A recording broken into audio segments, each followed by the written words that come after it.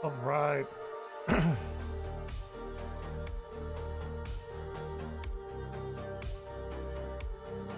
Lots of stuff to watch.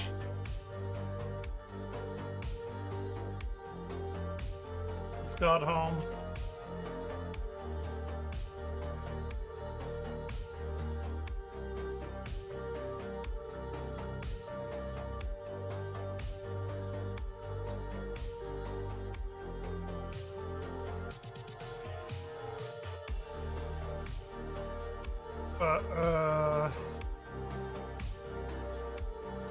Well, I guess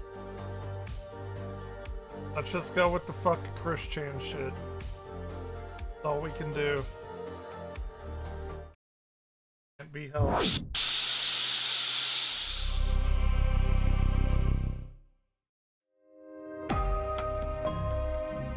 What made him this way? What is the attraction? What keeps us fascinated? This is the story of Christian. Just not watch it.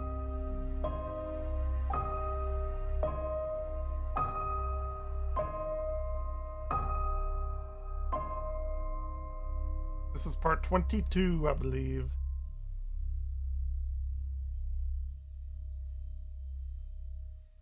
On December 10th, 2009, as requested by Vivian G., Christian uploaded a video in which he addresses supposed fan comments and questions from letters and postcards.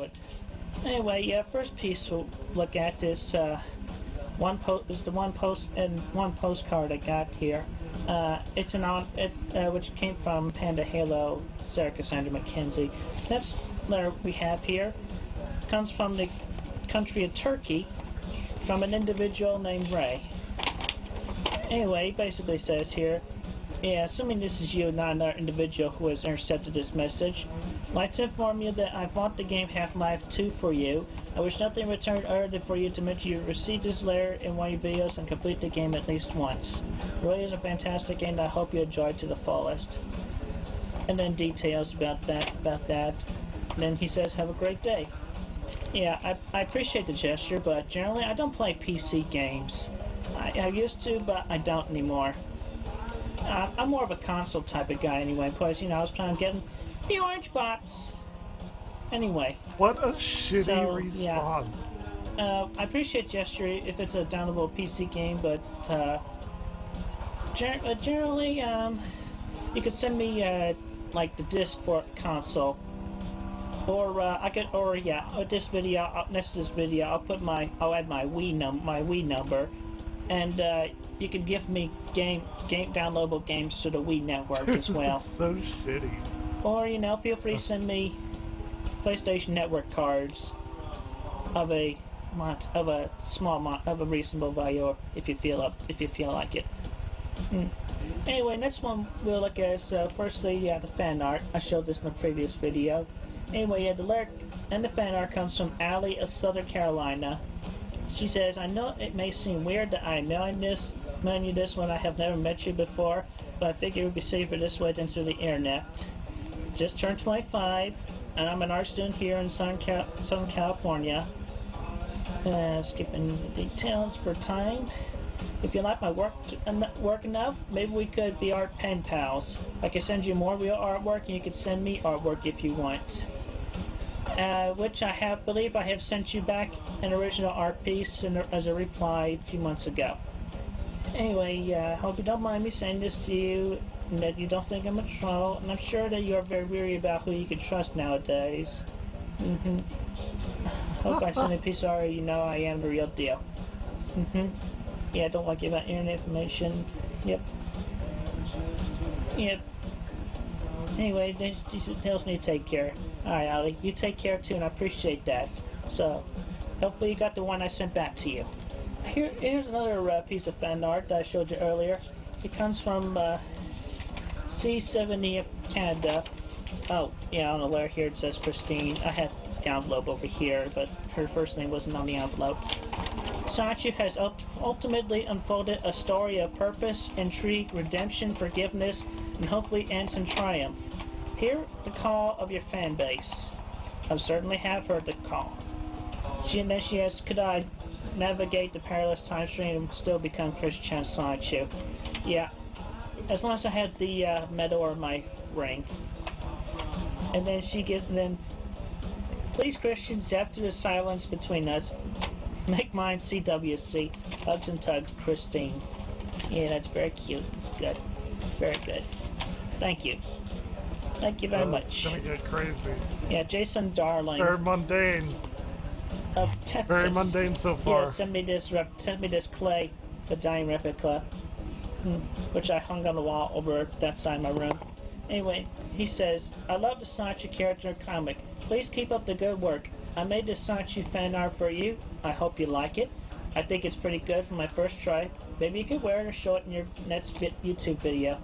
Don't let those trolls hold you down. I made them a dime for you to keep your spirit up. Your friend, Jason. Very good.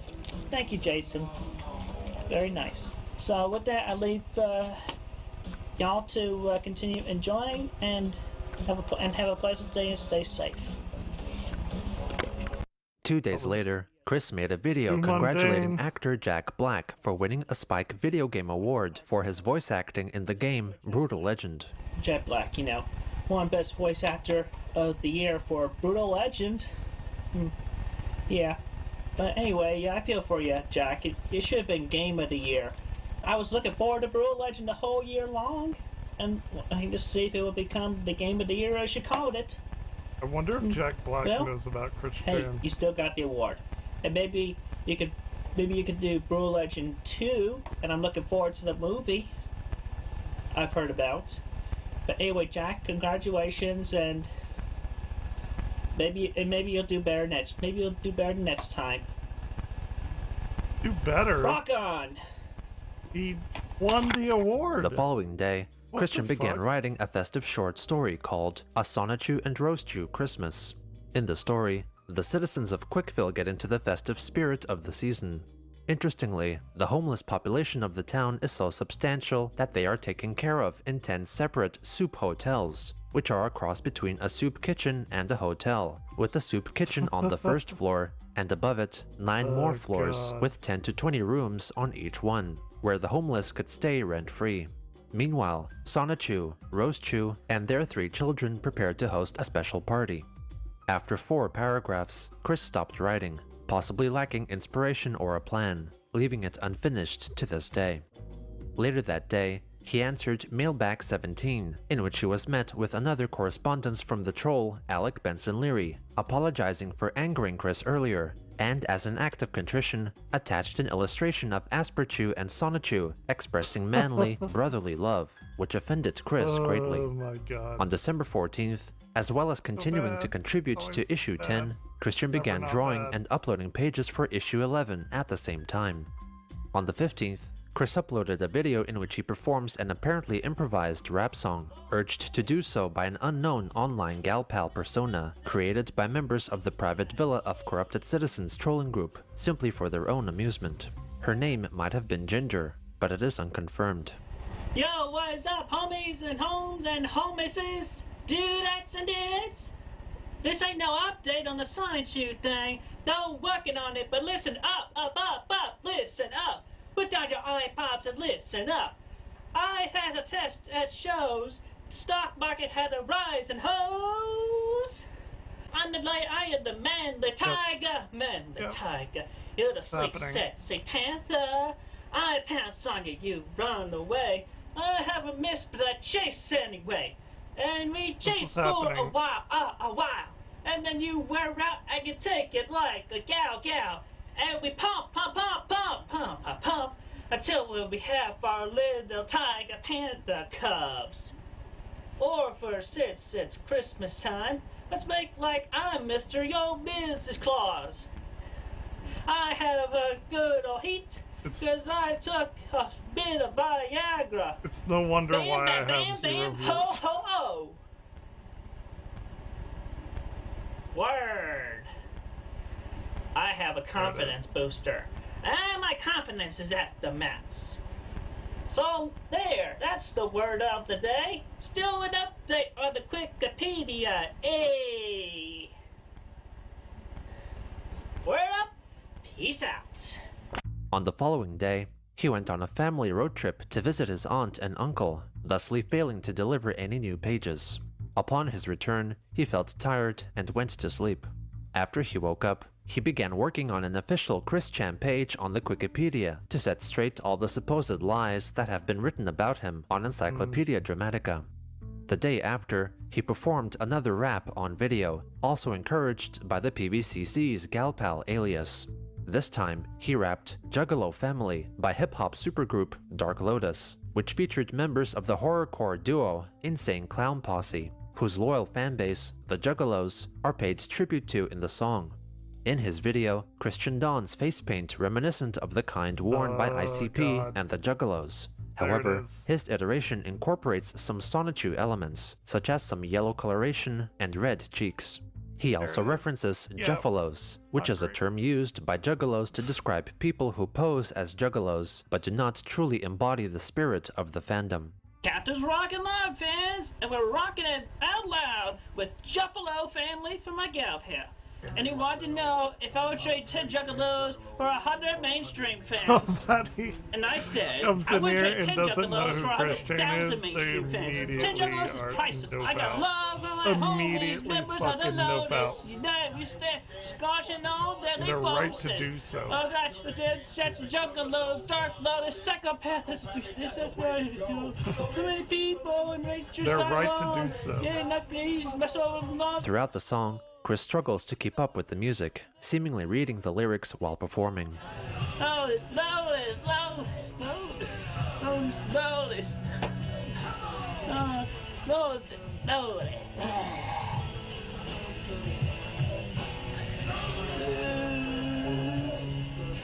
Lotus, lotus.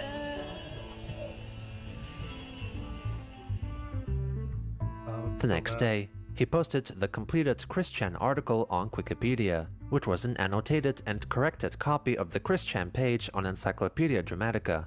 Curiously, instead of copying and pasting the text from ED, he manually typed it out again, which allegedly took him 5 hours to do, producing a number of spelling mistakes not present in the original article. As well as striking through and deleting statements he felt were unjust. He set some words and phrases in bold to emphasize their truthfulness, such as sentences addressing his homophobia. At around that time, a troll posted a small collection of photos of Christian onto an interactive billboard in New York's Times Square. One of the pictures was a still image of Chris holding up his cup of semen. Another was a photoshopped photo of God. Christian attending a gay bar, and one more was a photo of him and Megan Schroeder. These actions were attributed to Clyde Cash. Out of it. These and other news were addressed in a video uploaded on December 20th. Captain's Law started December 20th, 2009. Oh, my little kitty here's getting a little fussy. It's okay, kid. It's okay. Calm down. It's okay. Matt clearly does not want to be there. Alright. Yeah, he's just my sweet little kitty. That's correct. Yeah. Okay, well, I'll let you down, kitty. I apologize for past couple of nights of me not being able to upload any pages because yesterday I had a 2-second blackout, which pretty much took my computer out and whatnot. I'm trying to restart it. It messed it up. It wouldn't work for me, so I had to go through a whole restoring the system restore thing, and it just took me a whole great amount of time for me to fix that and restart most everything. But yeah, but as soon as by the time this video is uploaded, I'll be able to answer a few more letters in the mailbag, and I will. Kitty, kitty, come here, kitty, kitty. Dude, god damn. It's not an Everglare stream. Stay on task. Recent pieces come to my attention. Yeah, currently do not believe anything you see on the billboards. Because apparently Clyde Cash has been trying to shank my reputation there with his thing. And yeah, anyway, but you could tell obviously that that picture he currently has there is photoshopped. Any picture he has of me is photoshopped. It's fake. You can tell it's fake. Anyway, with that, I'll leave y'all to that, and I'll answer some more mailbag letters tonight. Merry Christmas. Hello, fans. This here is a day in the life of Sonichu, using my Lego minifigs. Sonichu and Roaster, obviously, along with other characters that'll be introduced in the future, in the further in this development of this video. On Christmas Eve, Christian uploaded a video called A Sonichu Day, in which he acts out an average day of Sonichu, Roastu, and their 3 children through Lego pieces. According to Chris, like Sonichu wakes up at 5 30-something at a.m., this point, while Roastu gets up even earlier to begin preparing breakfast for the family. Very sure the children are up. Christine, Robbie, Sarah, y'all awake? I think I was learning quantum mechanics at this point. Mommy, yeah. In Hey, college. Daddy, how you doing? Hi, son. I'm doing good. What you up to? Oh, I had a fun Halloween. Here's the fun Halloween. I'm playing catch with Sarah, and then I lost the ball. He went to go get the ball, but then some danger happened, and I got lost. You know, but she saved me. Yay! Okay, that's good. The parents then discuss who would complete the wide array of chores that are needed to be done around the home, before Sonichu suddenly gets a call and travels to Inner Quickville to assist several people in need, including a girl whose cat was stuck in a tree, people trapped in a house on fire, and a mailman who had a tire on Very his delivery important. van go out. Very Okay. important that we know So, this. oh my God, it's For 6 the o'clock. overall Okay, well, let's have dinner. Yay! Fitting dinner. Eating dinner, yum, yum, yum, yum, yum. Okay, TV time, we're watching TV. Yay! Except for the tone.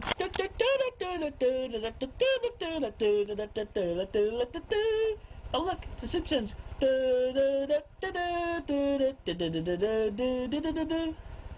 Oh, I get copyright. oh, you know claims. what? Final show for the evening. Family Guy. It seems today, and all you see is okay, It's so children, you've bad. watched enough television with parental guidance and supervision and discretion, all that, so I'm gonna go to bed. Okay, good night, Mommy and Daddy. Good night, children. Okay, so what do you want to do now, sweetheart? I don't know, how about, snuggle up in the bed?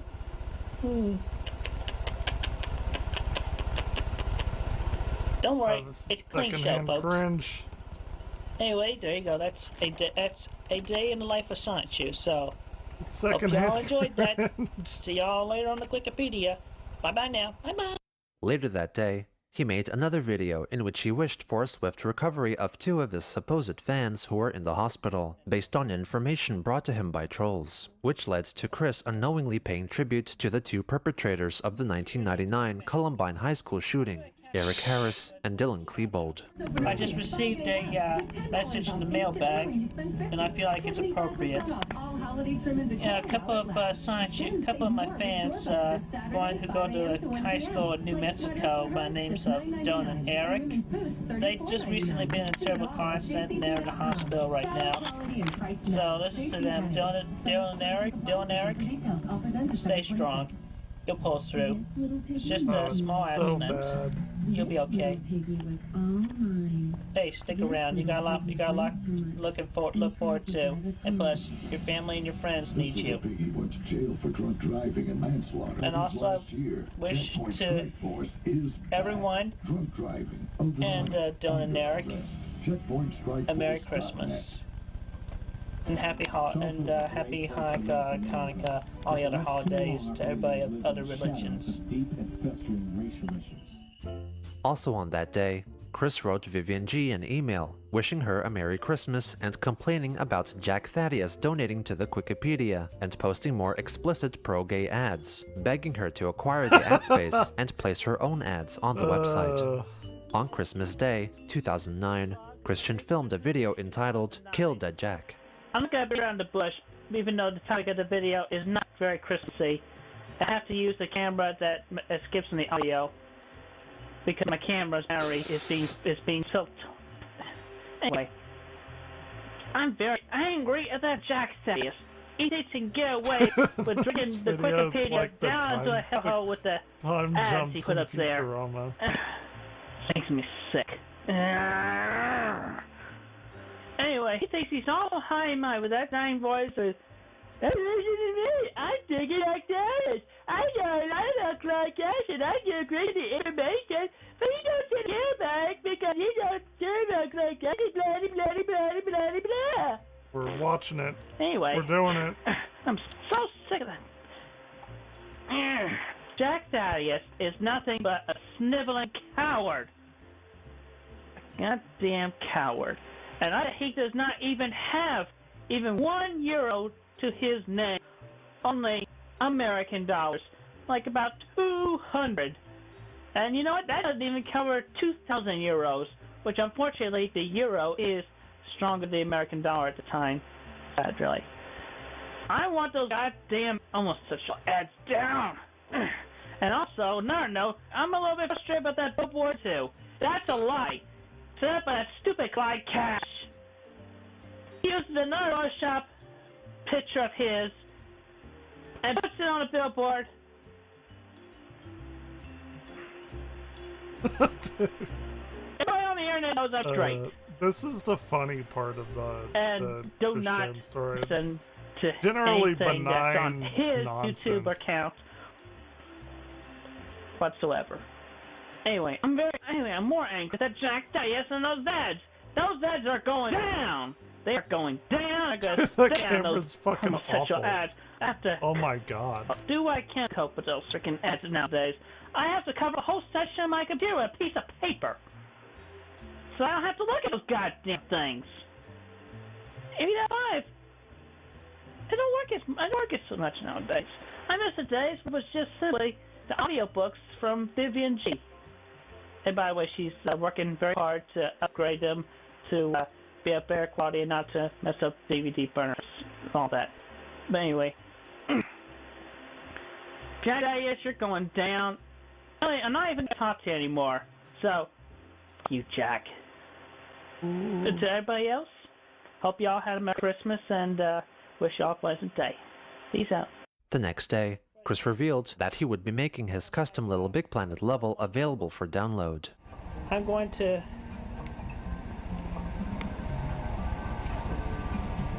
make it copyable as a big step within the merchandising rights, because I learned something from Brutal Legend. Yes, no fucking from the idea. merch booths that Jack Black has definitely worked Oh man. You gotta have Crazy to go merchandise back and because it's watch like these. a wedding ring for the product, and then the fans will continue to support you as long as you have the merchandise. It's like a wedding ring. I don't remember exactly as it was said, but you can learn how he said it in Brutal Legend. I'm sure somebody uploaded a video on YouTube somewhere. Anyway, with that, I'm gonna take my right stick, flip it to the right, and make the level copyable. And with that, I want everybody who downloads the level to promise me not to alter it, but only to back it up on their hard drive and play it at their own leisure offline, as well as online if you don't feel like copying it. And to go back to the current topic, kill the Jack Thaddeus. And down with those damn ads on the Wikipedia as well. I'll leave y'all with that for now, and y'all have a pleasant day. On the 27th, Christian made a video addressing Clyde Cash and Jack Thaddeus. You both think you're so righteous because you're trying to overthrow somebody who hates homosexuals. You know what? I'm okay with associating with homosexuals, but not beyond friendship. I'll be willing to be friends with homosexuals. I even have a gal pal who's a lesbian, and she's a good friend as well. But Knowing saying, now nothing where further this individual with the wound male up homosexuals. is ridiculous. And as long from as they these keep early it days. behind their closed doors, I don't give a damn. And both of you, Jack and Clyde, both of y'all want me to like homosexuals more, a little bit, but both of you, you're not putting the aspect of anybody within that life who's living that lifestyle. You're not putting any of those people in bright light. If anything, you're making the light of homosexuality so much goddamn worse. This is after Christmas. I think that was probably evil seeds that just need to be in put into hell. thermodynamics at this point. So not only would Being both like you, 7 Clyde or 8 Cash, years younger than and him. Jack Thaddeus be doing me a favor, but you'd be doing your whole goddamn homosexuality community a favor by committing suicide, killing yourselves, Jesus, and they rotting in get hell. Banned right now on And YouTube. Vivian, I'm sorry about saying that about your cousin, but that's just the way I feel. That's I got nothing against you, crazy. Vivian. Anyway, that's the way I feel. Both of you two can just go rot in hell, for all I care. And for the whole world who cares. And for the whole world cares. Okay, well, to most everyone, stay straight and not being swayed in the other direction. That's me. Alright. Have a good day, most of you. And Jack and Clyde, yeah. Suicide, death, run hell. Holy shit. At around that time, Cogsdev set up a live feed of the social media site Twitter on the Wikipedia, which featured posts or tweets from supposed trolls. It was discovered by Christian about a day or two after its inception, who then moved it away and complained to Cogsdev about it. He also created his own Twitter account, Quick Sonichu, and incorporated it into the feed. He then asked for his fans to ignore all tweets from trolls and imposters in a blog post. Chris then overlaid the ad space that was offending him with an image of an advertisement for Coca-Cola. Cogsdev informed him that Jack Thaddeus had paid for the ad space up until the end of 2010, and that Chris had no permission from neither Jack nor Coca-Cola to replace the ads. Soon after, the sysop informed him that his account had allegedly been hacked, so his password was reset and sent to him via email. However, his ability to edit the front page was removed. During this trouble, Chris continued to answer mailbags. One of these included a letter from Evan Christopher George, who requested him to kill off the character Simon LaRoche-Chu in the comics, for it was said to be a bastardization of his creation, Simon-Chu. Christian rejected the demand, saying that taking Wild Sonichu's sweetheart away in that manner was monstrous. In addition, he received further messages from the person playing the part of transgender porn actress Bailey J., who attached nude photos of her, which explicitly showcased the genitalia of her birth gender. Chris mistakenly called her a hermaphrodite and was revolted by the revelation. In a later correspondence, he emphatically apologized to her, giving many excuses for his reaction. In Mailbag 28, Alec Benson Leary wrote another letter defending Asperchu, to which Christian responded angrily and declared insultingly that it was simply a parody, which contradicted his previous comments about Sonichu deserving to remain unaltered, and that it had the legal right to exist as it was a parody itself. On New Year's Eve, Christian uploaded a video directed at Cogsdev. Remember, I am the captain of this boat. Without me, this website would not be in existence or anything within it. And my statements are and my requests are simple and clear. Undo the protection you have done on the front page. The only ones that should not be allowed to edit it at all are anybody other than you and me. I should not be blocked from editing it. And also, I will agree to not edit with the ads, but you have got to take out the one that is right next to the welcome image in that very box. Along the side is enough. Oh my God. That's enough along the side. Not within this box. So, again, if you want me to remove my little quote there, as well as within the bottom of my image, then you will allow me access to edit the front page once again and remove that advertisement from the welcome box, as well as not allow any advertisements to be put within that box whatsoever. I'll leave you with that, and have a safe day. Happy 2010 to most everybody. 2010, I was Down in with Clyde school, Cash and Jack Thaddeus. and this was all going on. Suicide! Death! Run hell. Both of you. Later that day, Chris got a call from Jack Thaddeus, who mostly wanted to talk about the Wikipedia ad space. So, are you content with our agreement that the ad stays where it is? I was hoping we could come to a compromise. You can have the ad of its same size, but just underneath the introduction box. It is underneath the introduction box. It says, "Welcome to the Wikipedia, the online encyclopedia." That's the introduction, and then there's the ad. No, but it's within the big white box, right next to the introduction image. Oh, right below that is a bunch of clutter crap. I don't want my ad being put down there just so it can be lost amongst that. I mean, geez, Chris, you know, the sysop can only hold your hand for so much. You got to put in some work, too. I mean, she's there to help you, but she's not your nanny that will take care of everything. Because this just looks like a cluttered mess. Oh, and what's a C into Jack Thaddeus, who is still being an annoying son of a... Did that say bitch? Oh. Okay, yeah. Yeah, it's real nice. It's real nice being, you know, insulting your benefactor. Chris? Chris? Chris? Hello? Chris? Chris, what are you doing? Should we call him back? I don't know what happened. Emery? He was still on. What? He was still connected. No, he wasn't.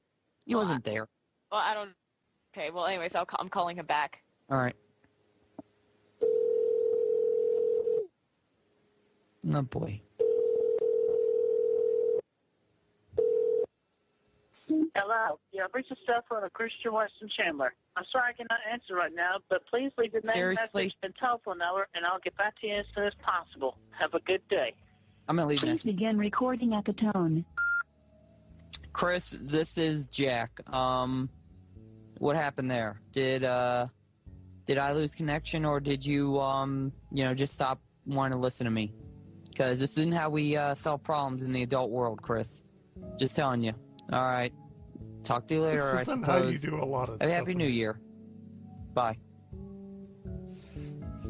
God damn it, Bobby. God damn it, Blue Spike. On January 1st, 2010, Christian inserted his own custom ads into all of his mailbag pages, which included advertisements for Coca-Cola and for the 2009 blockbuster Avatar, and implied that the motion picture promoted an anti-gay stance. Later that day, he allegedly received trademark claims from the Coca-Cola company, forcing the Wikipedia to get locked, though it was likely a troll-composed correspondence. The next day, he accepted responsibility for this Imagine outcome. if Coke Okay, well, currently the knew who Wikipedia Christian is down was. on account of a mistake I made At least at with this the point. Coca-Cola ads. I thought free advertisement was okay, but it turns out I was wrong.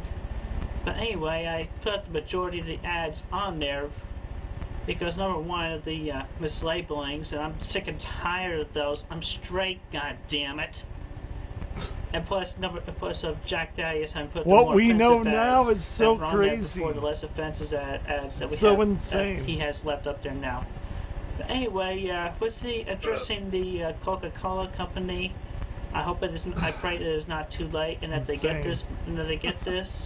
I apologize for misusing the label, and if you will grant me the chance, I will be happy to remove those. I would be happy to remove all traces of those images from the website post haste. And also to the SysOp, I apologize for this. I apologize for putting up this trouble. I feel terrible about this. So, yeah, don't sell yet. Coca-Cola company, do not. He then made a short follow-up video to complete his thought. Go figure the fickle Barry cable on my camera. Anyway, Coca-Cola company, I apologize, and you don't have to address the Wikipedia webmaster. Take your complaints to me. I'm the one responsible for making that happen. It was my mistake, and I accept full responsibility of it. Anyway, with that, I hope we get the Wikipedia back up as soon as possible, so I can undo the mistake of the placement of the Coke ads, and I deeply apologize. The dispute was resolved on January 3rd, and the site was reopened. Throughout the first week of January, he continued to provide new pages for both Sonichu issues 10 and 11, and carried on answering mailbags posted by the SysOp. On the 7th, the Jack Thaddeus advertisements were replaced with ones promoting Asperchew, provided by Alec Benson Leary himself. Leary also founded his own wiki site devoted to his original character, Asperpedia. Possibly around that time, Chris received an Asperchew medallion made by Benson Leary, given to him But as a then I'm peace the offering. one watching this. On the 9th, Chris made a video in which he attacks Alec Benson Leary. On the one hand, I am pleased to announce that I have finally got through through the homosexuals' thick skulls that I am straight and I do not care for their kind. On the other hand, it backfired on me because because Alex something paid off Jack Thaddeus for the ad space, and now is wrongfully advertising his fan fiction, and I emphasize fact fiction, and parodic Asperchew. His character not only is a parody and vulgar fan fiction of my Sonichu character, but he plays off of my past Buddha belly and my masculine bosoms.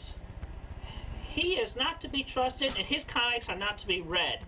And therefore, I am making the statement that I have absolutely no link or connections with him whatsoever, Mr. Alex something and his Asperchew. Oh, and therefore, no! with all that, it is everything that he draws is not in canon of my Science Shoe comics or the Wikipedia whatsoever. So completely abandon him, I say so. I have spoken there. And also with his placement of my character in his comics, I am at this moment, on this date, verifying that he is in the wrong. He is in the wrong, especially with doing it with his homosexual take, and I do not care for that. So at this moment, I will leave you with that. Down with Alec and his freaking Asperchew. Little son of a bitch think he'd try to bite me off. The 2010. He got another thing coming. Die, you son of a bitch. Alec, die. But as for everybody else, and as for most everybody else, I say peace, stay safe, and have a good day. And continue to enjoy like 24 or something? 2 pages a day. So he was like 30 Bye now. when all this shit was going On down. January 12th, Christian complained to the sysop about his lack of editing permissions on his main page, and demanded that all Asperchew ads be removed. Cogstev retorted that under the terms of their contract, Thaddeus and Alec came to the agreement that Benson Leary could post a maximum of 6 simultaneous ads throughout the website, and could only discuss the issue in 2011. The following day, he made another video threat directed at the creator of Asperchew. First off, a couple of small announcements. I'm possibly in talks with AD Vision about a project, possibly, but also, hi Ginger. Alright, so with that aside, let's get down to the His meat here. immaculate trolling. Again, down with that goddamn Alec. I mean, he paid off that goddamn Jack Daniels just so he could take over the stupid ad space. I mean, I would have preferred Jack Daniels back at this point. God damn it! You're ticking me off here. I'm gonna come after you. I'm gonna ruin you, Larry. Uh-oh. So angry.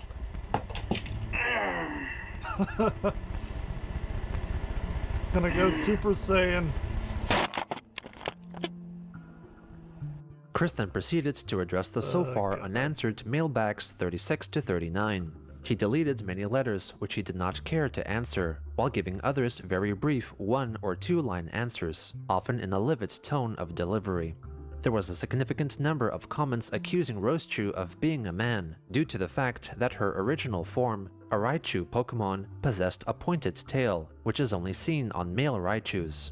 However, this distinction was only officially introduced by Nintendo 4 years after Sonichu Issue 0 was completed. Nevertheless, Chris went back and altered Nintendo that page retcon. to make it appear that the Raichu had a rounded, female tail.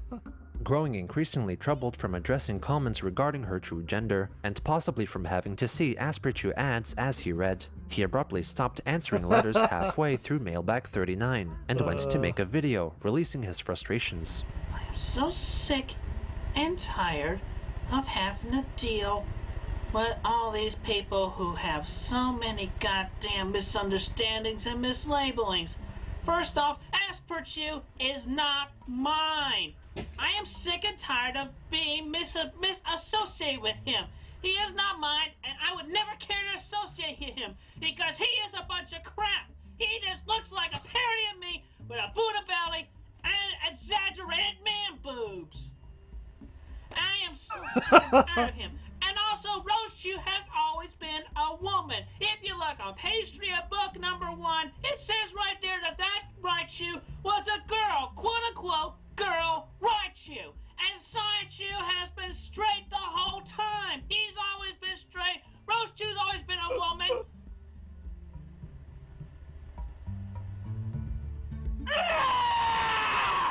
There it is. There it is.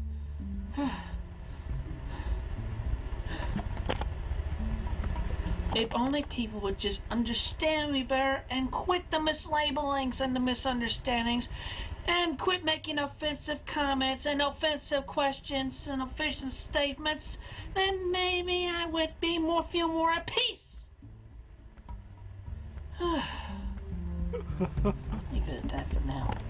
Liquid Chris made a surprise reappearance in the Ooh, comment Liquid section Chris! of the video, telling Christian to stop screaming like a little girl and informing an admirer that he enjoyed Asperchew as a fun offshoot of his Sonichu and would gladly help to get it published. 2 days later, Chris commented Liquid on Chris. the ethics of cursing Yes. people. A lot of us have cursed people. Everybody has cursed somebody in their lives. Or say a curse word or whatever. But I'm still a good individual human being. It's just that like them, with their we're mental getting problems there. and my mental 84%. problems, when we go into defense mode in response to something that really offends us, we can be mean. And that's just our defense. Like, you know, it's just like the instinct of a man. Something offends us, we want to punch that sucker right in the face. Every individual man, with or without a mental handicap, can agree with me on that.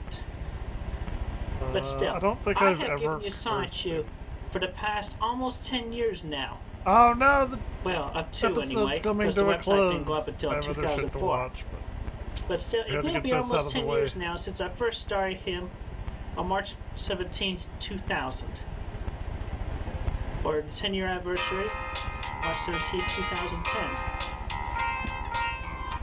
Anyway, yeah, regardless of the incoming call here, I say, trust the individual who you've been trusting this whole time. Don't trust this new guy. He's just trying to take my fame. Please think about that, my loyal fans. Stay safe and have a good day.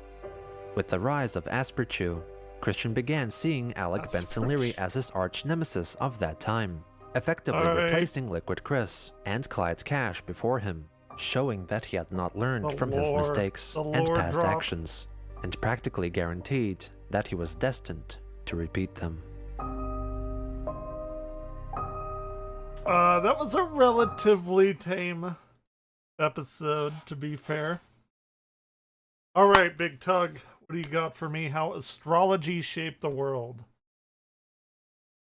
This is fairly relevant to me since I go off on crash outs about astrology and how it's just complete nonsense. But let's see. Head to extratug.com There right he now is. where you can see me absolutely completely naked. Well, that's not true. Chris, zoom out, let him know I'm not completely naked. But it's exclusive video content on extratug.com if you want to check that out. It does get a little raunchy at least.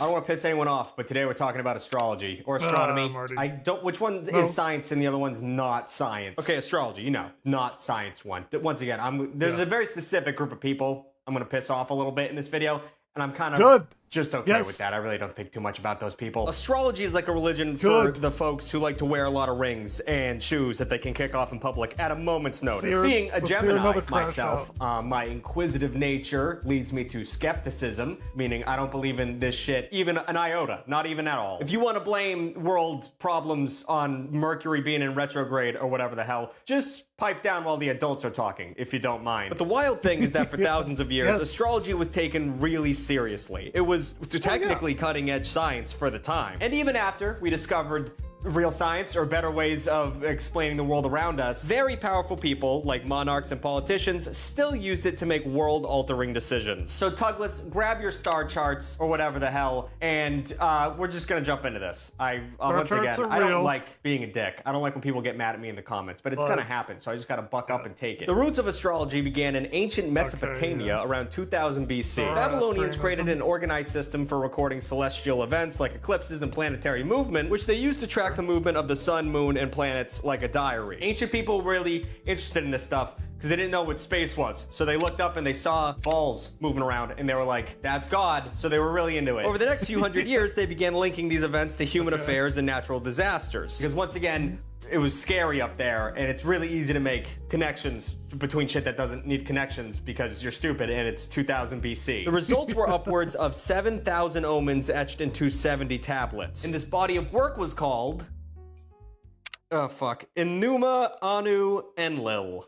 nailed it. And it had great information, such as if the moon at its appearance wears a crown, the king will reach the highest rank. Which is confusing to me because I don't know what that means about the moon. And also, the king is the highest rank. So that is a point I would also like to make. At this point, the earliest form of astrology was primarily concerned with the king and the fate of the empire. Once again, they didn't have like TikTok, so they had to kind of focus up. So even from its earliest shit, astrology was geared towards the most powerful people in society. But the freakier mythological side of astrology comes to us none other than the Greeks, who were constantly rolling around naked. So you gotta know they're having fun with it. And this happened after Alexander the Great conquered Babylon in 331 BC. He got the nickname the Great because he never lost a battle. And that makes sense because he was a Cancer, after all. Those guys never lose battles, I would assume. Apparently they are natural leaders with strong drive and ambition. I don't know what, I guess the Gemini is the opposite of that. Greek scholars inherited centuries of Babylonian astronomical records, and mixed with them was mathematics, philosophy, and a dash of whimsy. They mapped personalized godlike traits onto the planets and assigned specific myths to the zodiac constellations. Greeks in this era commonly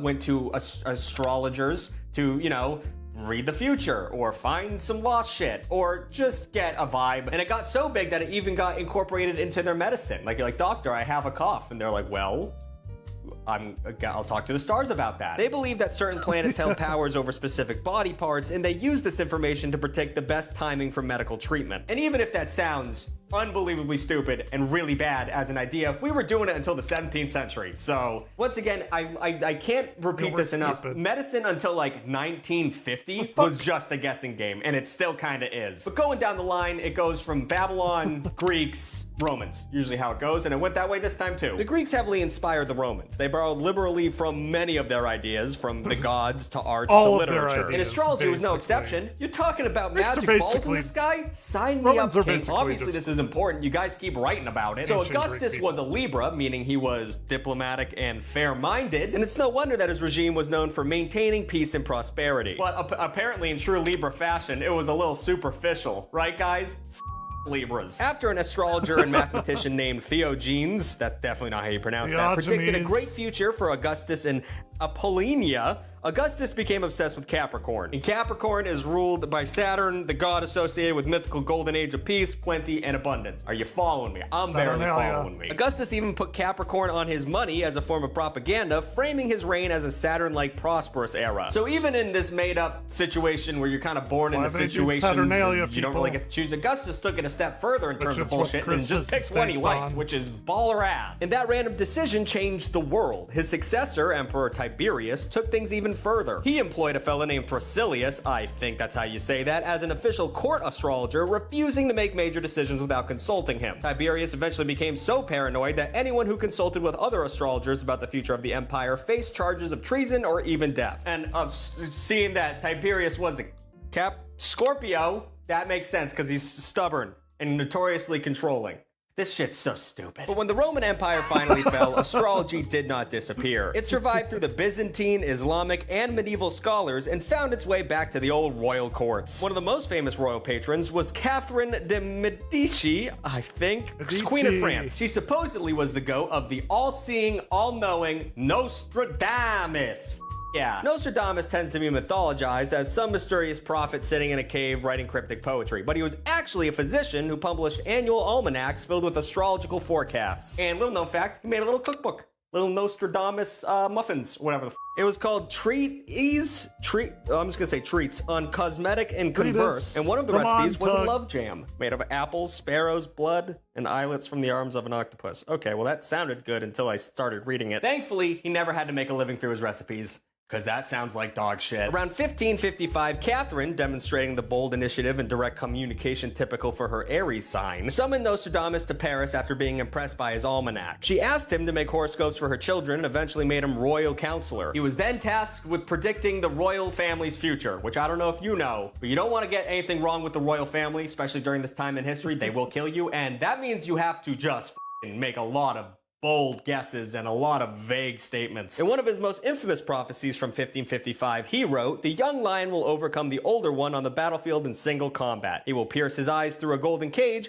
2 wounds become 1, and he dies a cruel death." And that's not very vague. But in 1559, Catherine's husband, King Henry II, died in a jousting match against the Count of Montgomery. Montgomery's little jouster went right into the king's eye, just right through his helmet, blasted him. The royal doctors and surgeons tried everything they could, but after 10 days of howling and agony, the shattered pieces of lance in his head and brain finally killed him. Now, Nostradamus' prediction was vague as hell. That's pretty close. I don't know, that's scary. Now, even after the Enlightenment championed reason and science, and astronomy became a different field of study than astrology, horoscopes never really disappeared from French culture. And of course, we want to talk shit about the French, but they weren't the only ones dabbling in this horse apples shit. It's horse shit. But France might have been one of the few that used it to govern and maybe even save a country. Charles de Gaulle, G-A-U-L-L-E, might not be a household name in America, and his typical Sagittarius blend of blunt honesty drove Winston Churchill to say he is selfish, arrogant, and believes he's the center of the world. But to the French, he's like if you took George Washington, right, and his up teeth, and Abraham Lincoln and his up face, and you combine them. That's how important he is to the French. His most helpful Sagittarius trait was optimism, which surely helped during Germany's occupation of France in World War II when he led the Free French Forces, or when he stopped France from having a civil war post-World War II. Shit was not good then, so he was chill about that. He did a good job. But it turns out that for a quarter of a century, he called upon the astrological advice from former French Army Major Maurice Vasset. According to Vasset, or Vasset, I don't know, their relationship began shortly after the liberation of France in 1944. Vasset said he regularly prepared astrological charts for de Gaulle and privately discussed them with him. And while de Gaulle, and someone tell me how to pronounce this, didn't fully believe in it, he did kind of use it a little bit when he was making big decisions. And this is my whole point here. Even if you believe it or not, it does affect your daily life. Astrology has affected your daily life. I'm saying that the president of France used astrology to guide his decisions in the 1960s. That's a little late. But the one time he didn't listen to astrology would be his last time as president. In 1968, France erupted into massive student protests and nationwide strikes. Vasset warned de Gaulle not to call a referendum the next year because the stars predicted he would lose, and he ignored the advice, and he lost. So, I don't know how much that has to do with stars. He was probably just saying, listen, dude, don't do this, because people don't really like you, and he was like, F it, I'm gonna do it anyway. So he probably blamed the stars for that, but regardless, he should have listened to the stars. The French tradition didn't end with that dude, I can't pronounce his name, though. Oh, good, another one.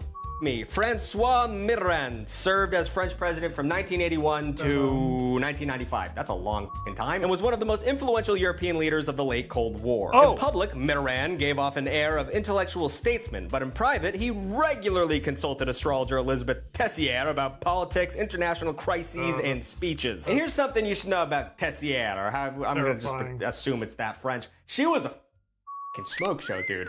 Boom. You know what I'm saying? I'm just saying this is not a run-of-the-mill astrologer. She had a lot going on. Mitterrand was running with an astrologer who was a former model and softcore erotic actress and who even hosted astrology programs on TV. But according to Tessier, their relationship was strictly astrological. That is, I've been that up this whole video.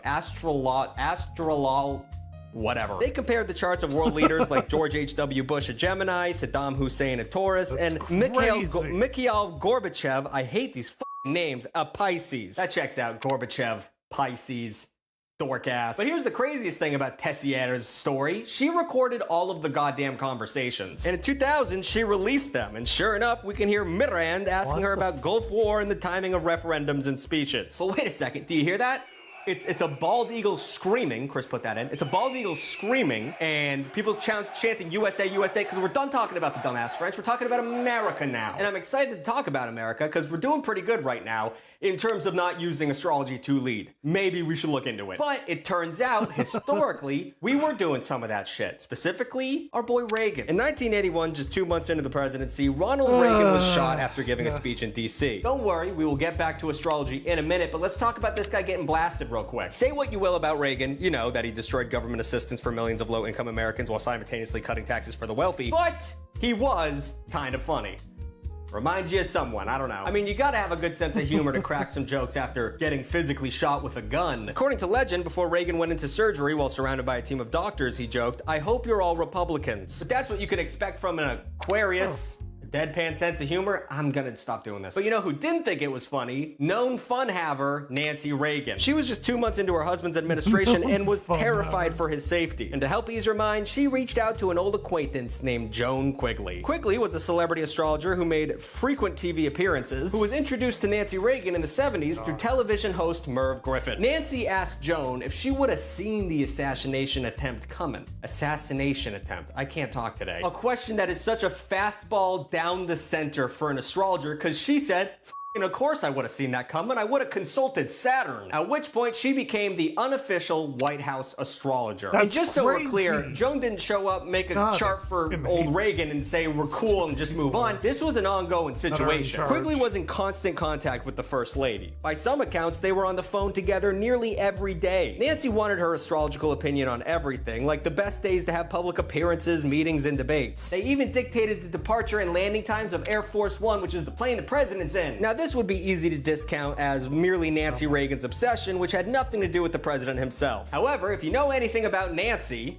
there's some other things about Nancy that we might know, but if you know anything about her, she was heavily involved in the White House and her throat. So this was a lot more than someone with a passing interest in a horoscope. This was someone who was scheduling summits with the leaders of the Soviet Union during the Cold War based on astrology. And it came to a head after Ronald Reagan's chief of staff, Donald Reagan. There's no way that's real. Ronald Reagan's chief of staff was named Ronald Reagan? That cannot be correct. Well, okay, I guess it was correct. But Don was pretty salty about his time in the White House, and in his memoir, he spilled the beans about the astrology business. He wrote, and I quote, "Virtually every major move and decision the Reagans made during my time as White House chief of staff was cleared in advance with this woman in San Francisco who drew up horoscopes." So he definitely had a vibe to him saying, this is the fucking dorkiest shit I've ever seen. Now, this was a pretty big bombshell for Americans. Even though we count astrology as a guilty pleasure just as much as the next country, we weren't prepared to take a serious politician to take it so seriously. Especially the Reagan situation, which was all about, you know, like tying Christian values into America. That astrology is not Christian. Finding out that Nancy was calling on an astrologer was shocking, and it became a media sensation. And that's when she decided to set the record straight with her own memoir. While she didn't deny her relationship with Quigley, she seriously downplayed it. I'm guessing this pissed off Quigley because then Quigley wrote a memoir. This is how famous people publicly talk shit in the 80s and 90s, by the way. Quigley's book, What Does Joan Say?, claimed that she advised the Reagans on everything from scheduling to speeches, meeting with Mikhail Gorbachev, and even Ronald Reagan's cancer surgery. Of course, in this war of memoirs, you have to take a he said, she said approach to the whole thing, but maybe the most telling part of all this drama is that nobody is denying the celestial connection between Nancy and Joan. And while we'll never know just how much Quigley's advice was considered, the conservative-leaning Hoover Institution Library and Archives has fully cataloged and made available the papers of Joan Quigley. And also Hitler was really into it, but I don't,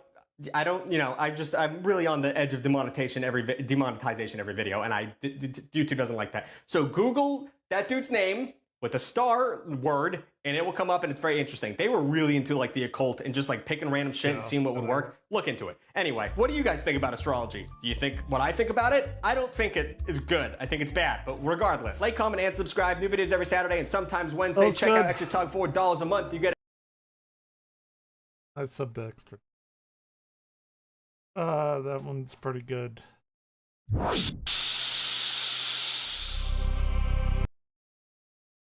Okay. Let's see why everything keeps getting worse. Look, I don't know about you guys, but I feel like just about everything is getting worse pretty much all the time now, right? Like, I hate to sound depressing, but I was told we were going to be working on helper bots and jetpacks, and instead we've got self-checkout lanes, dishwashers that need a Wi-Fi connection, and everything is a subscription of some kind. In short, inshitification is everywhere. But why does it happen? Greed? For lack of a better word. That's the obvious answer, right? But that's not a real diagnosis, in the same way that a teenage boy in the ER after a car surfing jousting match can't have his injuries described as the result of dumbassery, even though that's technically true. Just vaguely blaming greed is incomplete, and it's also unhelpful in determining solutions. Hopefully, by the end of this video, I will have convinced you that it's a bigger problem than mere avarice. Like, yeah, companies aren't responding to customers anymore, but that's because they're responding to an economic machine that America has spent a century building. Yeah, it's Yay. 100 years in the making, and we're gonna dive into it, so I need you to lock in with me here, okay? I believe in us. All right, let's do this. So first, what is enshittification? I mean, the concept is a couple decades old, but the term is relatively new, being coined by Cory Doctorow in 2022. And he describes how the internet, especially, has allowed companies to enmesh themselves in our lives, becoming nearly indispensable, and then slowly turning to feces.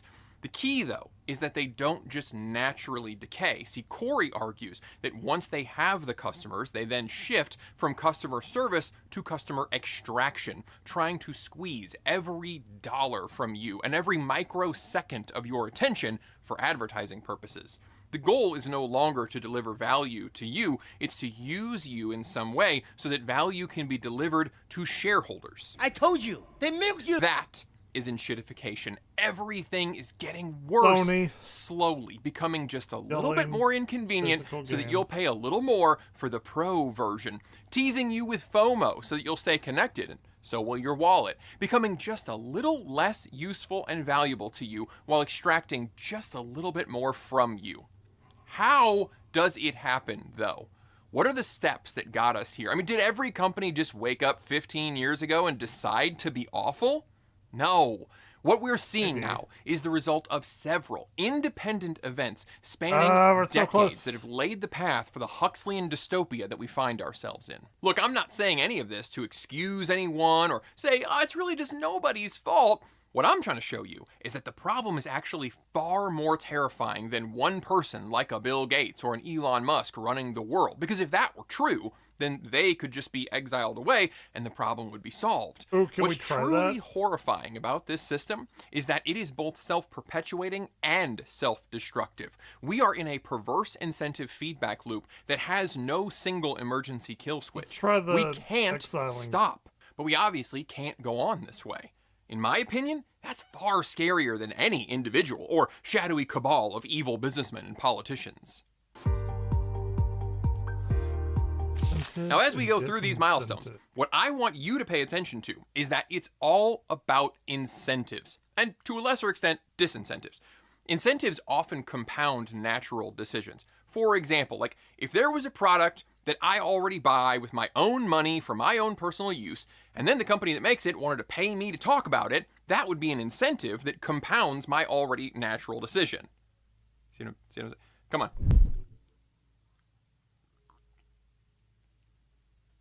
Okay, let's get down to cheap Chinese steel staples. Incentives are extremely important to understand if you want to know how things get messed up. If we really, really oversimplify it, almost 100% of our decisions are driven by incentives or disincentives. Like if you exercise, you're likely doing it because it makes you feel good, or so that you don't feel bad later. Maybe a combination of both. Feeling good, that's the incentive. Feeling bad, the disincentive. Your weird decision to run when nobody is chasing you, that's the result. Now, our government tries to use both in order to nudge us in whatever direction that they think is best. Best for who, though? That's a whole other video. Let's stay on task. Taxes are the #1 tool in the government's kit for influencing our behaviors. We tax behaviors we want less of, like smoking, and we give deductions and credits for what we want more of, like kids and solar panels. The issue with thinking that we can direct people's decisions rather than just influence them results in much of the tax code actually offering perverse incentives. This is where a well-intended idea causes people to chase the incentive, the money, but not exactly in the way that the creator intended. This is sometimes known as the Cobra effect. Maybe you've heard of the bounty for cobras in Ankh-Morpork or perhaps British-controlled India. In response, people started cobra farms so that they could turn in dead cobras for cash. But when it was discovered and the bounty stopped, they all got released and the problem was actually worse than it started. Funny thing, that might not have actually happened. Evidence is kind of spurious. Apocryphal. It means that story's not true. However, in Hanoi, Vietnam, under French rule, it did happen, just with rats instead. People will often shortcut a behavior to get to the reward, even if there's a risk that our shortcut will be found out and punished later. Every parent knows this. A friend of mine gave his kid candy for using the bathroom on his own for potty training, and then the kid caught on that nobody was checking to confirm anything actually got flushed. They just heard the toilet and then believed him, gave him a candy. So he just started flushing empty toilets and asking for candy. I'm not even mad. That's amazing. Now, we're talking about enshittification, but here's the thing. That is never anybody's plan A, or B, or even C. Enshittification is what happens when you can't perform the same behavior for the reward, but you're so reliant on that reward, you have to start cheating. Like, nobody my age is wrecking their body with energy drinks and Zins because they love it. They just feel like they have to. Now, that friend of mine did catch on to the toilet trick and then started requiring to see the poop before he would give the kid a reward, because parenting is super glamorous, and his kid actually injured himself trying to force it out for candy. It was literal enshittification. That's just lazy writing. Let's look at one more example that hits a little closer to home and combines a natural decision with an incentive that slightly perverts it. Imagine if it suddenly became trendy to have golden Grecian pillars on your house, that everybody was just suddenly convinced that this made the house more valuable, and houses with golden pillars were suddenly selling for 10 to 15% more. Now, if you wanted to get a loan against your house, or just sell it, which you were going to do anyway, it would be pretty smart to add some pillars before the appraiser came by, right? It would also be smart to install those pillars as cheaply as possible, because they're only there to increase the value of the house on paper. You don't genuinely want these things, and they don't actually provide structural value. Everybody is just in agreement that gold pillars sell better. Well, you actually don't have to imagine this. Granite countertops are quite terrible to own, but Ty Pennington and Chip and Joanna Gaines convinced us all that they added value to a home, and then that general agreement made it real. Corporations have been operating under the same principle for some time now. The most recent example is AI. Once upon a time, I actually owned a pair of Allbirds shoes. They're quite comfortable, really, but you can't buy them anymore. They went out of business. Or they almost did. A few months ago, the bird rose like a phoenix, announcing that they were now an AI company doing gold pillar AI stuff. Nobody's entirely sure. Stock leapt up like 300% though. People are people, and we can all get caught up in doing the done thing. The person is smart. People are dumb, panicky, dangerous animals, and you know it. Now, as I'm about to go through all these historical milestones, I want you to keep in mind that we are building toward stock prices being more important than anything. Everyone is both incentivized to grow them and disincentivized to let them stay stagnant or fall. Plan A and B and C is to innovate or offer great products and services, normal business stuff, which normally results in that growth. Enshittification is when those actions stop working, but you have to show the same growth. And now you gotta force it out, and now you got corporate prolapse. Nope, like that. Now our first stop is in 1913. Yeah, it's gonna be over 100 years of milestones. I'm not going to bore you with every little detail, but you really ought to look into some of these. I'm going to briefly hit the high points, and there are going to be a lot of terms on screen for your convenience. Or maybe there's another way to hold everybody's attention?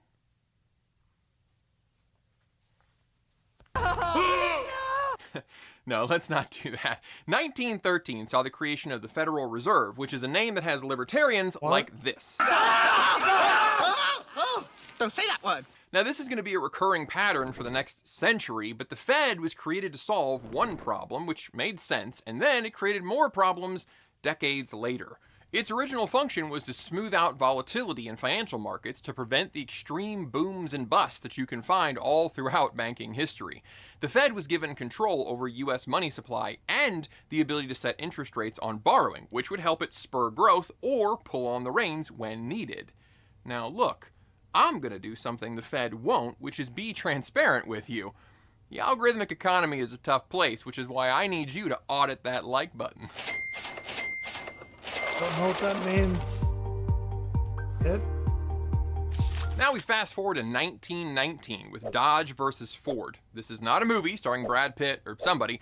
This Michigan Supreme Court case would turn out to be a milestone decision about what a business is for and what investment returns mean. Okay. See, Henry Ford was doing very well and had given his investors dividend bonuses a few times, which is only right since they helped him get going. But in the mid-19-teens, he decided to forego a dividend and instead put all the profits back into the company. See, Ford reasoned that if he built new plants, hired more people, and paid them really well, he would have lower turnover, a harder working, more loyal workforce, and, if the pattern caught on, well-paid workers would mean available customers. Ford was still looking out for his business in a way. He just figured the returns would be much better tomorrow if he invested in people today. In response to this, two of his investors, brothers Horace and John Dodge, sued Ford. Can you tell us why you did it? Hello, I like money. Yeah, they wanted those sweet, sweet divvies right now. This case is extremely important because the court wanted money. said, look, a business is a business, not a charity. Its primary purpose is to do business and make money, not promote the general welfare. God. Ford's issue One was looks that he pretty flat simple. out told his shareholders that this would probably be good for business in the long run, but he primarily just wanted to help people. Quote, my ambition is to employ still more men, to spread the benefits of this industrial system to the greatest possible number, to help them build up their lives and their homes. Wow, Marx was right. These guys suck. That bourgeois bastard Ford is also quoted as saying, a business that makes nothing but money is a poor business. Get a load of this guy. Clearly, you can see how capitalism is always evil and the government always helps people, right? Now, you might be thinking, okay, problem solved. This is why enshittification happens. Companies have to kowtow to those greedy shareholders, end of story. Not quite. This case was a stepping stone, to be sure, but it's often a bit overstated. It did not say that shareholders always have to be making the mostest money no matter what. But in legal terms, it did affirm shareholder primacy, that shareholder interests had to at least be considered This is higher. exactly As what with the Fed, Sony is this going will through cause right problems, now but not for several decades. with killing physical Our next games. stop is in 1944 at the Bretton Woods Agreement. This is the generally agreed point at which the US dollar becomes the world's reserve currency, supplanting the pound sterling. Like the Federal Reserve, the Bretton Woods system was designed to prevent the kinds of economic instability throughout the world that led to things like the Great Depression and World War II. The International Monetary Fund and World Bank were created here, and the US dollar was pegged to gold, and a bunch of other currencies were then pegged to the dollar. Which is an apropos term given how so many of us are getting screwed by the value of the dollar shrinking before our very eyes. Now, being the reserve currency of the world means everybody does business in your currency. International trade is largely settled in dollars. The same concept applies to the energy trade. Maybe you've heard of the petrodollar. That just means that oil is talked about and traded in dollars per barrel, not rubles or yen or pesos. However, if you want everybody doing business with your money, they will need that money. This is something that I never really understood about Donald Trump's complaints about our terrible import-export deals. Like, yes, we import more than we export, and that's been on purpose since the 40s to give everybody dollars so that they're trapped. It does have downsides, namely manufacturing having been shipped to those countries, but the upside is increased liquidity and velocity of US dollars. And the world pretty much bends to what the American economy wants. I'm not saying it's worked out great, but it is a package deal. You gotta have both, and there are marks, or were, in the pro column. Increased liquidity means easier to get. Easier to get means cheaper. It's much easier to get a home loan or a business loan in dollars, and you're gonna pay lower interest because dollars are freaking everywhere. In theory, this should be great for helping people get homes some of and those? cars and helping businesses expand and employ more people. By the late 60s, however, inflation was becoming a real concern because the U.S. was printing way too much money to satisfy those imports, those reserve transactions, and all of those easy loans. My God, history rhymes so hard it deserves its own freaking record deal, right? Now we jump ahead to 1971, and we solved the weakening dollar to gold problem by, well, removing the gold part of the equation. This could be said to be the original enshittification because, like, what was everybody going to do? Just quit using the dollars they had built their economies on for the last 3 decades? Too late, suckers. Nixon out. For our purposes today, what you need to take from this shift is that the confidence behind dollars is no longer in a physical thing like gold. The confidence is now in a multi-part system of markets. Those markets are all based on assets. Assets are now what hold up the dollar. And As time went on, It's imaginary. loans were based on those assets until the loans themselves were treated like another asset. You could almost say that the international currency is now debt. This can be a tough concept to imaginary grasp because numbers. most of us think in terms of individual, tangible things like houses, automobiles, or gold bars. So, let's look at just one example. Have you ever heard the term mortgage-backed security? If you want to own a home, you get a mortgage from the bank. The mortgage amount is based on the home. The home is the asset. It's the collateral. The bank is okay with the risk of loaning you money because mortgage is a own the fancy home, word and they can for just sell rent. it to recoup their money if you don't pay for your mortgage. Simple so far. One item is used to make one loan. Now, suppose a bank has 1,000 mortgages. They now have a stream of income, 1,000 monthly payments. That bundle of mortgages and monthly income is treated like its own asset, which is called a security. The bundle has its own worth because it generates income, and eventually it's going to be worth like 3 to 4 times the amount of the loans because of those interest payments. Financial institutions trade these bundles like stocks, and they even use them as the basis of other loans. So if you own a bundle of 1,000 mortgages that all add up to like $200 million, and owing in 30 years more they're going to be people worth with maybe other $800 million forms after all of the debt. payments, you can use that Trading as its own debt. type of collateral for yet another loan. So The insane. SEC, the Securities Exchange Commission, swears this isn't double dipping, but it sure as heck looks like it, right? Now, after the shift away from gold, a bunch of these new markets emerged. Mortgage-backed securities, then later all kinds of loan-backed securities, including auto loans. Derivative markets and futures, repo markets, treasury securities, ETFs, money markets, each one of these is connected to the others to make a flexible Bigger than I thought it load-bearing was. system. Now, it does have merit, but the risk is that there isn't a tangible anchor anymore, like a fort full of gold. So money just gets made up every time a loan is issued. And loans are encouraged, because enough of them together makes a brand new asset to add to the whole system. In the long run, by which I mean like right now, 2026, there can be consequences. Sounds Again, like what you we're need to building take on a from this house of section cards. Is that the most important thing for the health of the economy and everyone in it became the value of assets. Home prices, stock prices, bundles of securities. These things all need to hold or increase in value. Otherwise, the loans that are stacked on top of them and the confidence in the dollar system as a whole will crash. Now, after the move to financial markets and the invention of all sorts of new complex financial instruments, more and more businesses began to use them as a part of their business model. The official term for this is financialization. See, most of us imagine companies making and selling products or services, but since the move from gold, more and more companies make money via financial products themselves.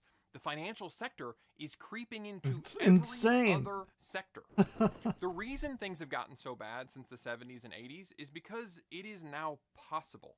Before, there was a somewhat finite pot of money based on that gold. But now money just gets invented by every private loan and by the government. Money! There is no hard ceiling on the amount of money in circulation, and so the possibilities are endless, and almost everyone is using easy loans to just invest more and more. Valuations aren't based on anything tangible, so businesses start adding golden pillars. You can actually be a trillionaire now just because all of it's on paper and has all the meaning of points and whose line is it anyway. This actually was not unforeseen, even at the time. In the 70s, economist Hyman Minsky described that stable growth leads to too much optimism and excess borrowing, which is then invested and makes assets worth even more, which leads to more optimism, or mania really, and more borrowing until reality clicks in and the boom turns into a bust. In our quest to understand enshittification, this is huge. It must be over 100 Kuriks! But there is just one more piece to put into place. Okay, so we've established that after 1971, the stock market's assets over are becoming 50,000. the foundation Don't of give the a economy, fuck. not commodities like gold. I mentioned stocks a lot, but they still don't have the power and broad acceptance at this point that we see today. Several things happened to create the current version of the stock market. its speed And run who time. owns most of In the stocks? 1974, ERISA, the Employee Retirement Income Security Act, established minimum guidelines and disclosures for employee-sponsored retirement accounts and pensions. Up to this point, there had been some high-profile pension failures, and ERISA was setting the foundation to get employees into individual retirement accounts, IRAs.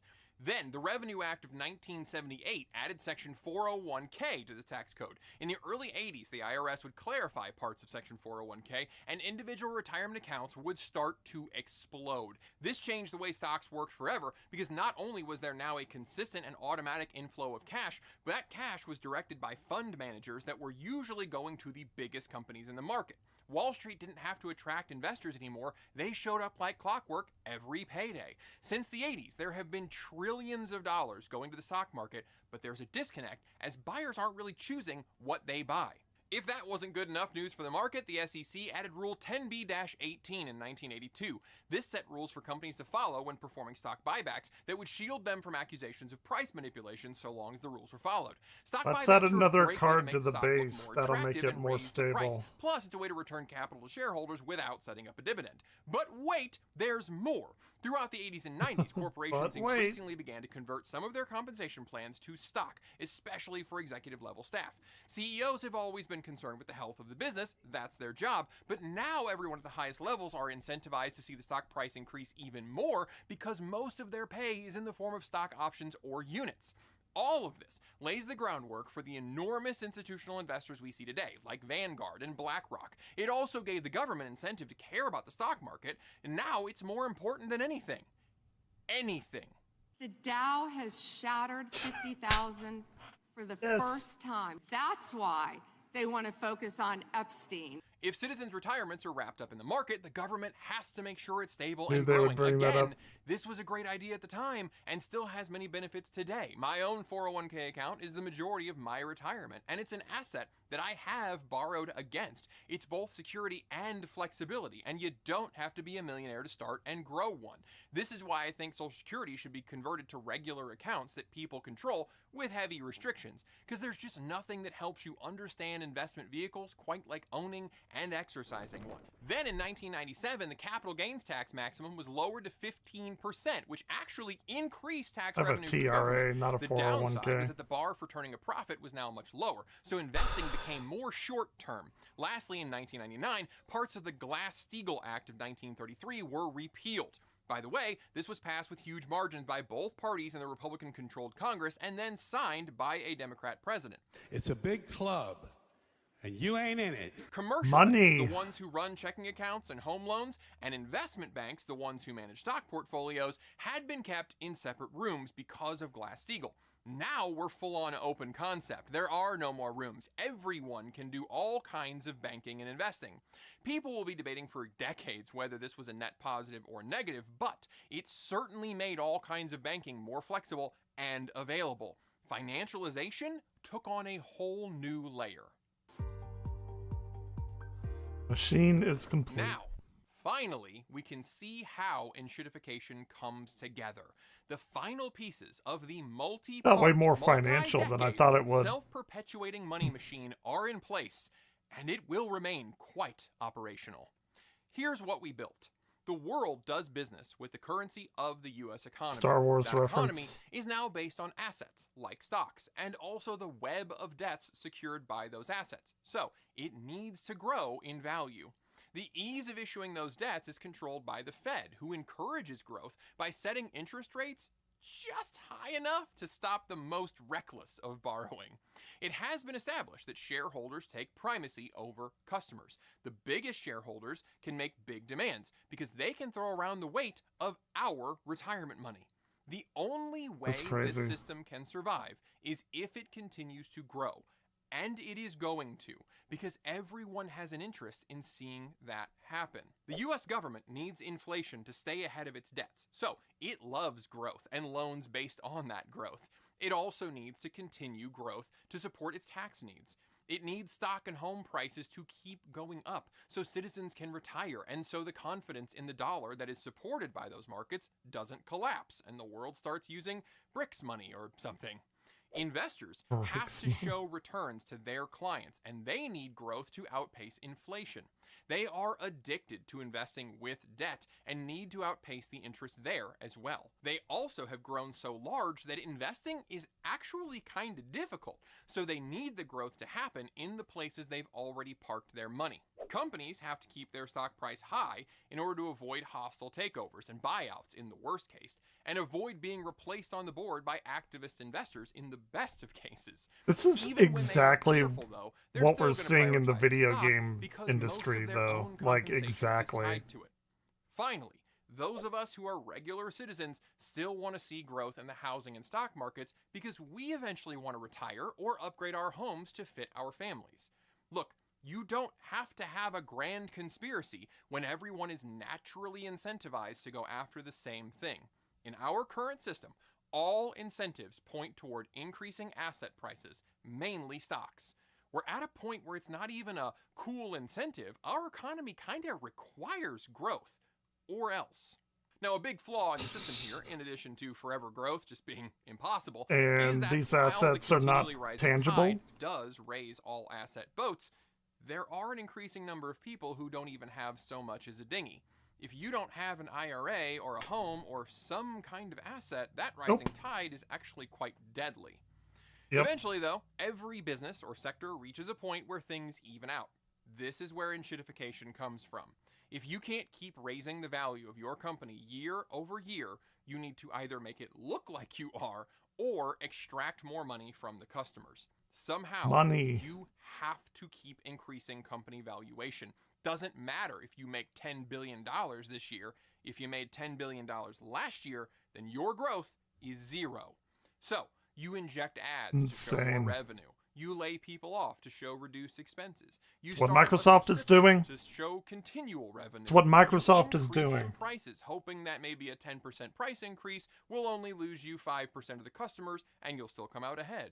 You engage It's what in Sony is shrinkflation, doing. where you slowly decrease the size of your product while keeping the price roughly the same, so that you can show increased margins. You use cheap materials to save cost, and so your product needs to be replaced every few years. In the case of Apple, you intentionally slow down old devices so that users will have to upgrade them. We got you advertise fucked your for new that, too. DEI initiatives or solar panels on your corporate office, hoping that your ESG investing score with BlackRock will go up and other investors will buy your stock and push the price up. In short, you put golden pillars on the company, hoping against hope to see a price increase. If you don't do these things, you end up like Instant Pot that declared bankruptcy in 2023 because they couldn't keep growing forever. The Instant Pot was actually too high in quality, so sales began to dip once the market was That's saturated. crazy. Or you become like gaming company Ubisoft, who are infamous for the ways that they try to extract money from their audience through scummy practices like loot boxes and subscription games. The thing is, they started doing that in part because they were under threat of hostile takeover and had to get the stock price up or die. Look, as I said, enshittification isn't anybody's plan A or B or C. What we're seeing is a strong sign that there are fewer and fewer levers to pull, and that is extremely worrying. Everyone needs and expects growth, but there are few technological advances Infinite left growth. that will increase Can't do it. or create brand new, never-before-seen markets. Impossible. Economist Robert Gordon argued that all the real innovation is actually gone. They all happened in the early and mid-20th century. Internal combustion engine, interstate and highway systems, modern communications. What's left to invent and achieve? There is perhaps no more innovation to be had in many industries, and there are certainly no more customers to find in others. Like, who doesn't have a Facebook or Netflix account at this point? Who doesn't own a smartphone? There just aren't a ton. That's why they want you to pump out those babies, too. There's no amazing new More video games people. or kitchen devices that make you race out and buy. So enshittification is what you do when you can't keep growing, but a private equity firm or your own investors are going to destroy your company if you can't make it look like you're growing. And remember, a lot of this is driven by greed, but also the need to stay ahead of inflation, which the Fed has admitted will remain. Their goal is to have a little inflation at all times. So zero growth makes investors mad, sure, but on average, it also puts you 3% behind last year. Standing still actually makes you lose money. Now, because inflation is a stated goal, institutional investors, private equity, and corporations are just going to follow suit. They run on debt because they can count on the federal government continuing to inflate the dollar and make those debts less of a problem. Plus, they have the tax incentive to do so. They get to write off their debts as business expenses. You get to do that? I don't get to do that. Nope. When things look bad, our government no. will always prioritize asset markets, and especially the stock market, because they are what is keeping the dollar anywhere near stable. So many incentives point to raising stock prices, and there are so many disincentives for flat or falling prices. So it shouldn't be any wonder why companies will resort to lying, cheating, stealing, and inshitifying to see that number go up. Now look, I'm sorry if I've depressed you, but it's really important to understand the scope and true nature of this problem. And it's also important to be clear that there is no simple answer or silver bullet regulation that's going to solve this. There's no little group of evil rich people that we could tar and feather to fix things. Can we try? That doesn't mean all hope is lost, though. On the macro side, yeah, massive tax reform and simplification needs to happen. And ultimately, the federal government needs to not operate in deficit. Don't hold your breath on those, though, but you might be wondering, what can you do? Well, we've seen the long and somewhat accidental process that got us to the place where all of our products and services are slowly getting worse just to get this quarter's stock price up. But understanding it doesn't make it any better, though, right? My advice is to just drop some of it. Not all of it, not at first. You don't have to go live in the woods or something. I'm not advocating full-on minimalism. Just pick one or two things that are delivering you terrible value and tell those companies their crap is in the box to the left. Now, it's probably going to suck for a while. You'll want food delivered or to watch a new show or get a new appliance. But after the withdrawals, I'm done with you'll Sony. find the sense of freedom and control quite gratifying. Yeah. Because the truth is, we I will don't not need own like 90% of what's in our daily lives. And dropping even a Sony one console of these again, crap companies or to any feel like kind of finally console, leaving a toxic relationship. Xbox or Sony. Your only regret will be not doing it sooner. Will it change the world? Probably not. Will it change your life? Most certainly. Hey, I recommend you go look up some of those terms from throughout the video and have a look at what's really got our money so screwed up. Happy learning. I appreciate you watching. That was actually a really good video. I knew a lot of that, but he went into the specifics, and that was very enlightening.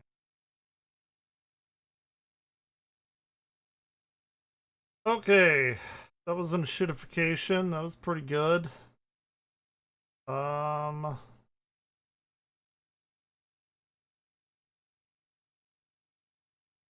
This is Danny Masterson from sitcom star to life in prison. I only know a little bit. Have you ever watched that 70s show? Well, if you did, Yeah, then I you'll like probably that already 70s know show. exactly where this video is going.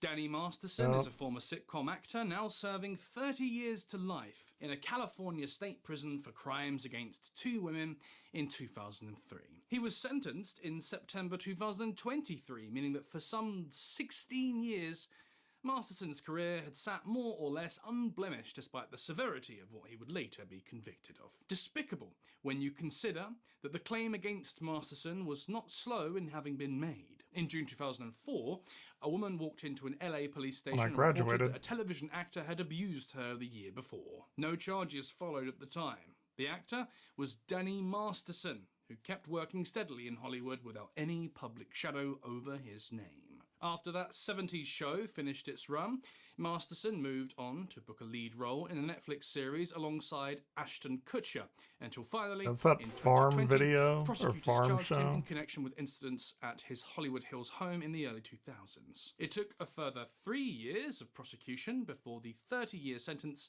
was handed down for Masterson's crimes. This leaves many questions. How does a case sit dormant for 16 years and then land a life sentence in a California Because court? How does our- one woman's early police report disappear into the Our system? justice And what system changed is between shit. 2004 and 2020 that made prosecution finally possible? The trial record and the victim statements describe something wider than one actor and one set of assaults.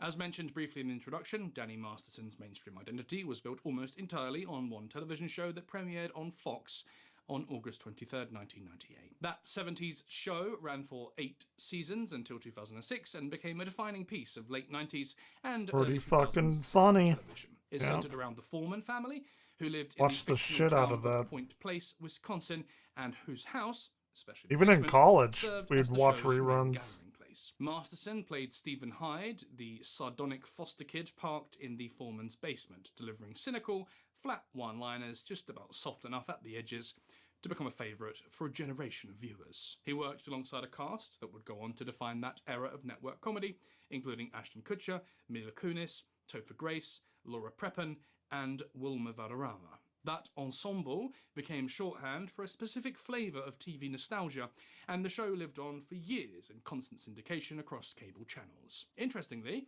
for a huge segment of the watching audience, Masterson was never a tabloid figure or a red carpet regular pursued by paparazzi. He was just the guy in the basement, the reliable comic presence who showed up on their screen most weeknights in reruns. Still, his name was tied to a series that was Pretty much. racing towards acclaim. For much of its run, the 70s show was one of Fox's flagship comedies. It regularly attracted audiences of around 10 million viewers per episode in the United States and remained a fixture of the network's primetime schedule for 8 seasons. Many of its young cast members leapt 7 into of them major were Hollywood really good. careers. Kutcher became a romantic comedy leading man. Kunis transitioned into film and voice acting, while Grace left the series early to pursue cinema and later starred as Venom in Spider-Man 3. The show's success also generated a merchandising industry, home video releases, and eventually years of lucrative syndication, keeping its cast of familiar faces long after production ended. For Masterson, Hyde became so closely associated with his public image that audiences often struggled to separate the actor from the character.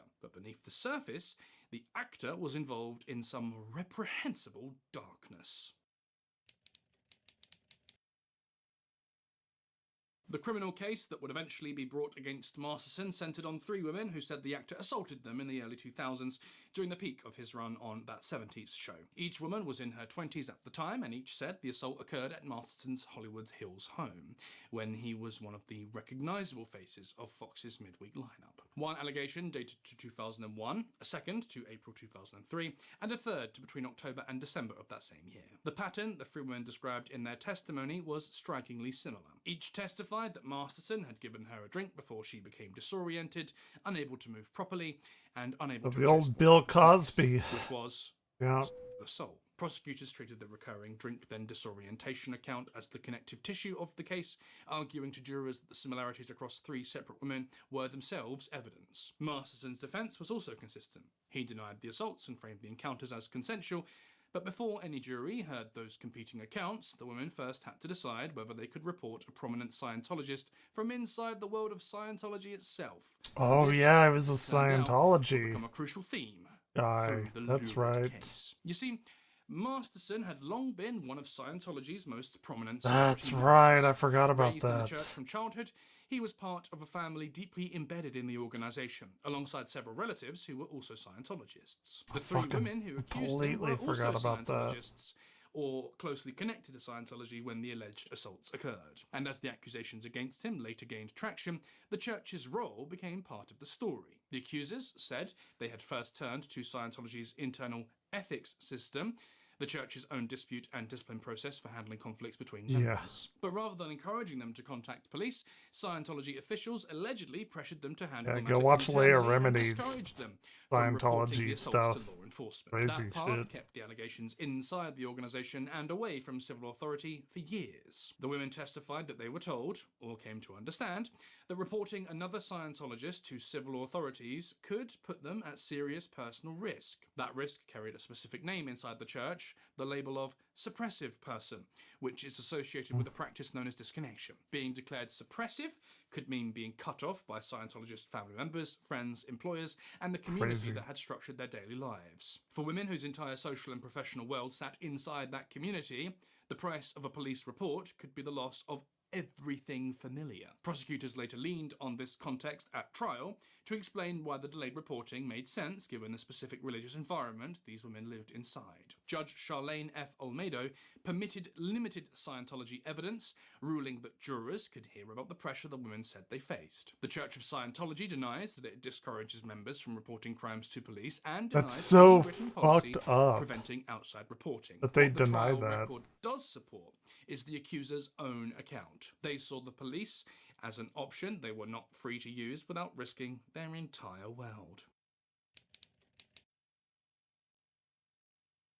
Now, despite this social pressure, one of the women, known in later documents as Jane Doe 1, did break ranks. In June 2004, she walked into the Los Angeles Police Department and filed a report naming Danny Masterson. She did so despite knowing or believing that she risked severe consequences within Scientology. Detectives opened an investigation and yet no charges followed. The Los Angeles County District Attorney later declined to prosecute, citing insufficient evidence. Tires Much suck. about the exact course of that first investigation remains unclear because the underlying LAPD file has never been made public in a form that allows outsiders to reconstruct every step. We may not have known the report existed at all were it not for later court filings and reporting that confirmed both the 2004 complaint and the outcome that followed it, which was nothing. But advocacy journalist Tony Ortega, who has covered Scientology and controversies for decades, reported that Scientologist witnesses helped undermine the 2004 investigation from within. According to Ortega's reporting, several church members either disputed aspects of the complaint's account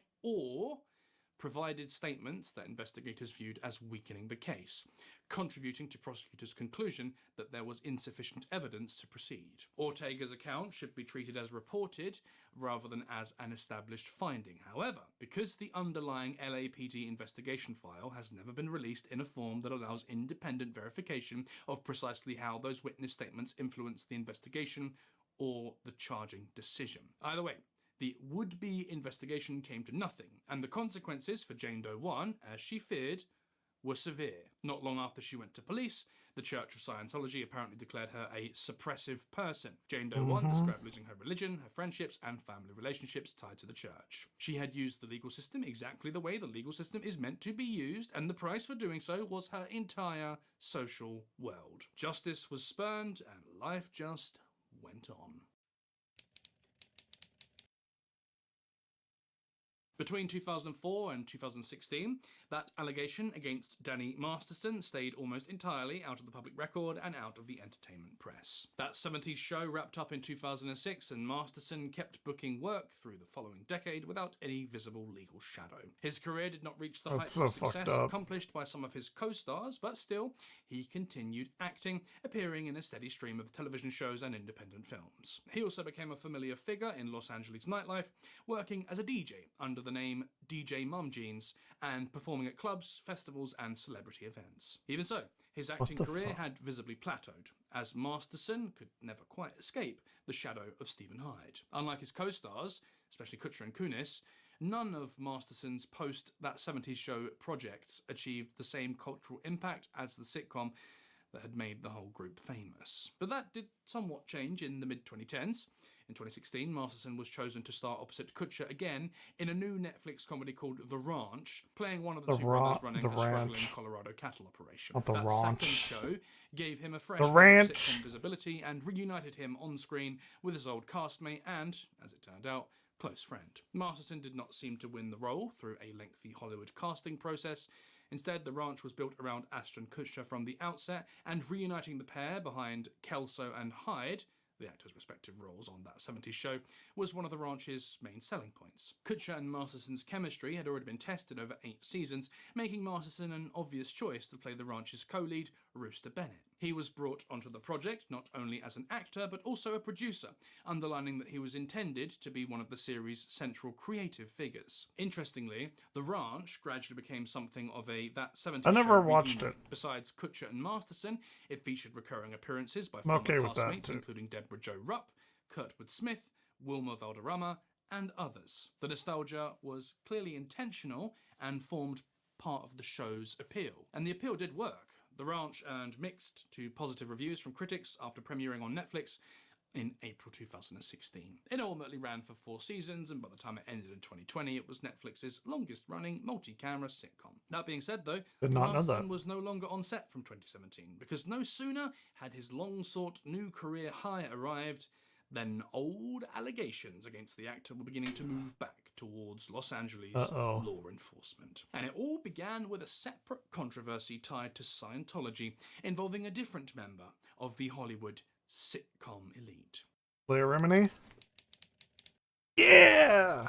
Let's go. In late 2016, former Scientologist Leah Remini launched a series on A&E, Weird way of saying it. church and its former members. Great Remini's series. program gave former Scientologists Great a prominent series. and sustained mainstream television platform through which to describe their experiences Highly recommend outside it. the church. The series, Leah Remini, Scientology and the Aftermath, featured former Scientologists describing allegations of intimidation, family separation through the Crazy practice of series. disconnection, financial exploitation, harassment of critics, and the church's handling of accusations of abuse. The program won critical acclaim and several Emmy Awards, reaching audiences far beyond those who had previously followed Scientology's controversies. Although the church vigorously rejected the allegations and accused Remini and other participants of spreading falsehoods, the series dealt a significant blow to Scientology's public image and made association with the organization increasingly uncomfortable in Hollywood. The timing proved especially consequential. In October 2017, the Harvey Weinstein revelations ignited the Me Too movement,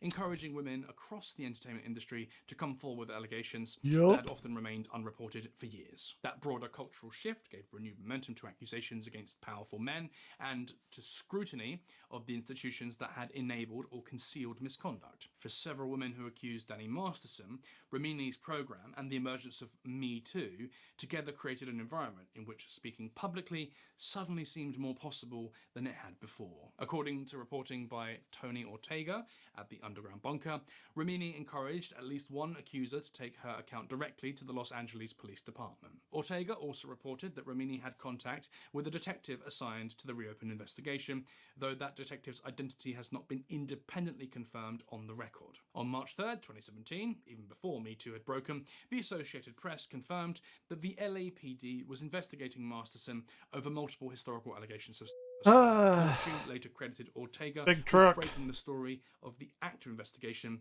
before mainstream outlets moved on it. The women now had a visible support network outside Scientology, encouraging them to return to law enforcement.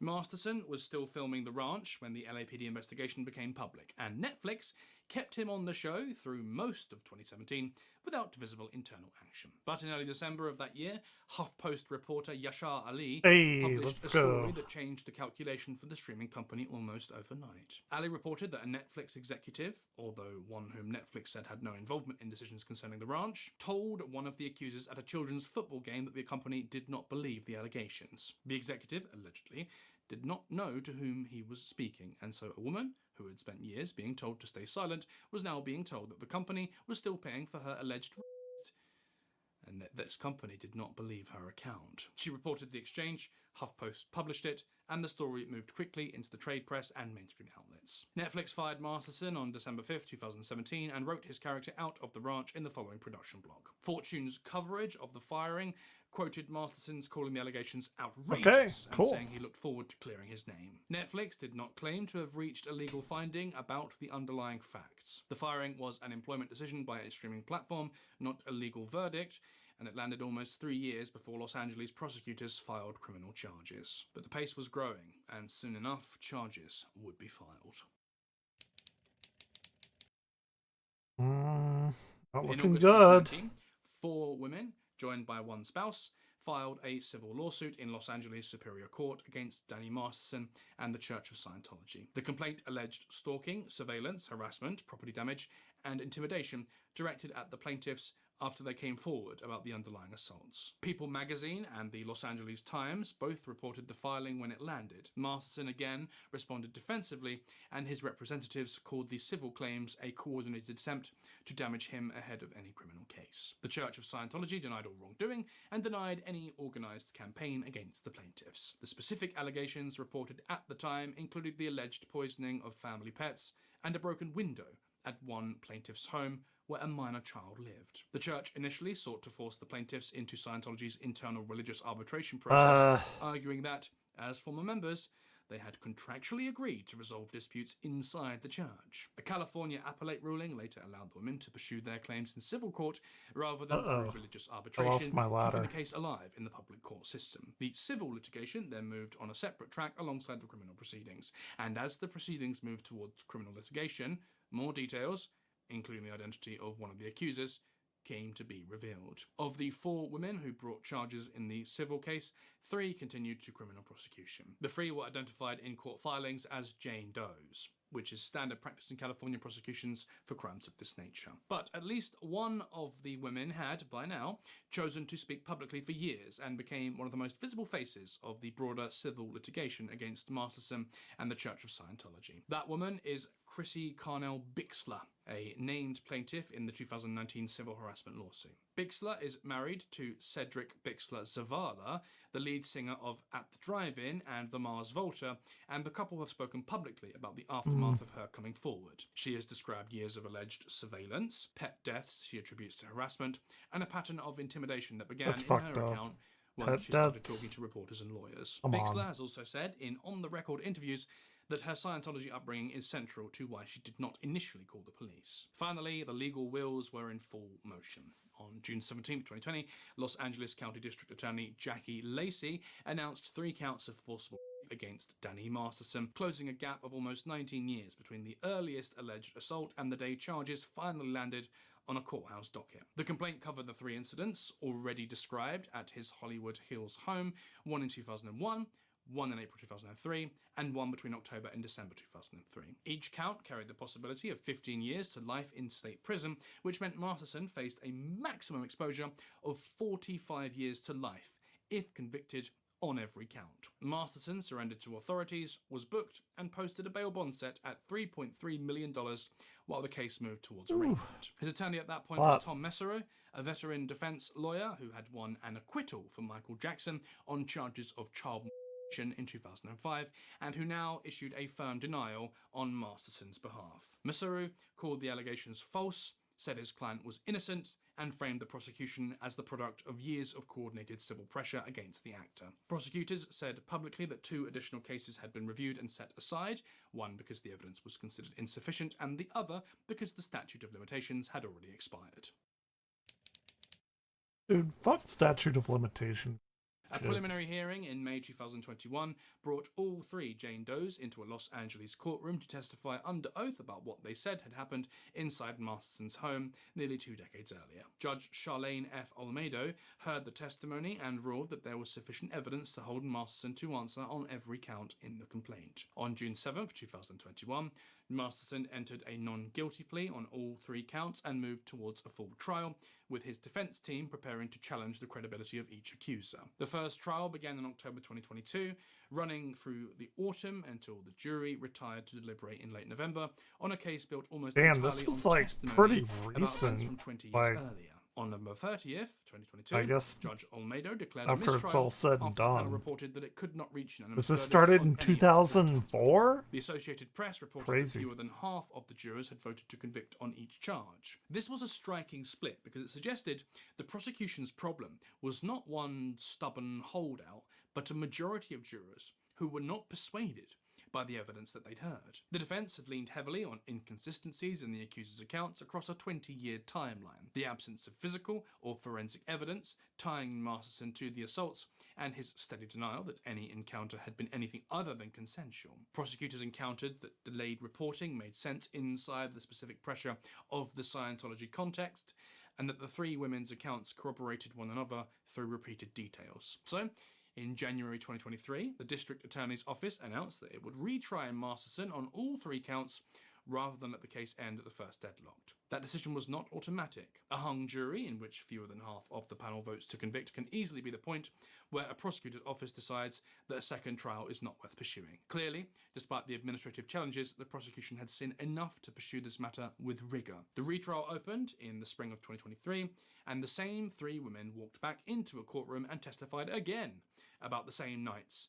in the same house. Prosecutors sharpened their delayed reporting narrative and pressed harder on the pattern that connected the 3 accounts across separate years. The defense continued the same lines of attack described above. What changed in the first and second trial is harder to isolate from the public reporting than what stayed the same, because the women, the core facts, and the presiding judge all carried over from the first proceeding to the second. On May 31st, 2023, after roughly a week of deliberation, the jury returned its That is verdict. very difficult The panel to get. found him guilty on the 2 counts involving assaults in 2003, but remained deadlocked on the 2001 count involving the 3rd accuser. And prosecutors later announced that they would not try that count for a 3rd time. Masterson was taken into custody in the courtroom that same day 2 out and of 3. transported into the county jail system to await sentencing. 2 women's accounts had now been legally credited by a criminal jury, applying the beyond a reasonable doubt standard, while a 3rd woman's account had been left formally unresolved. The drink then disorientation pattern described earlier remained central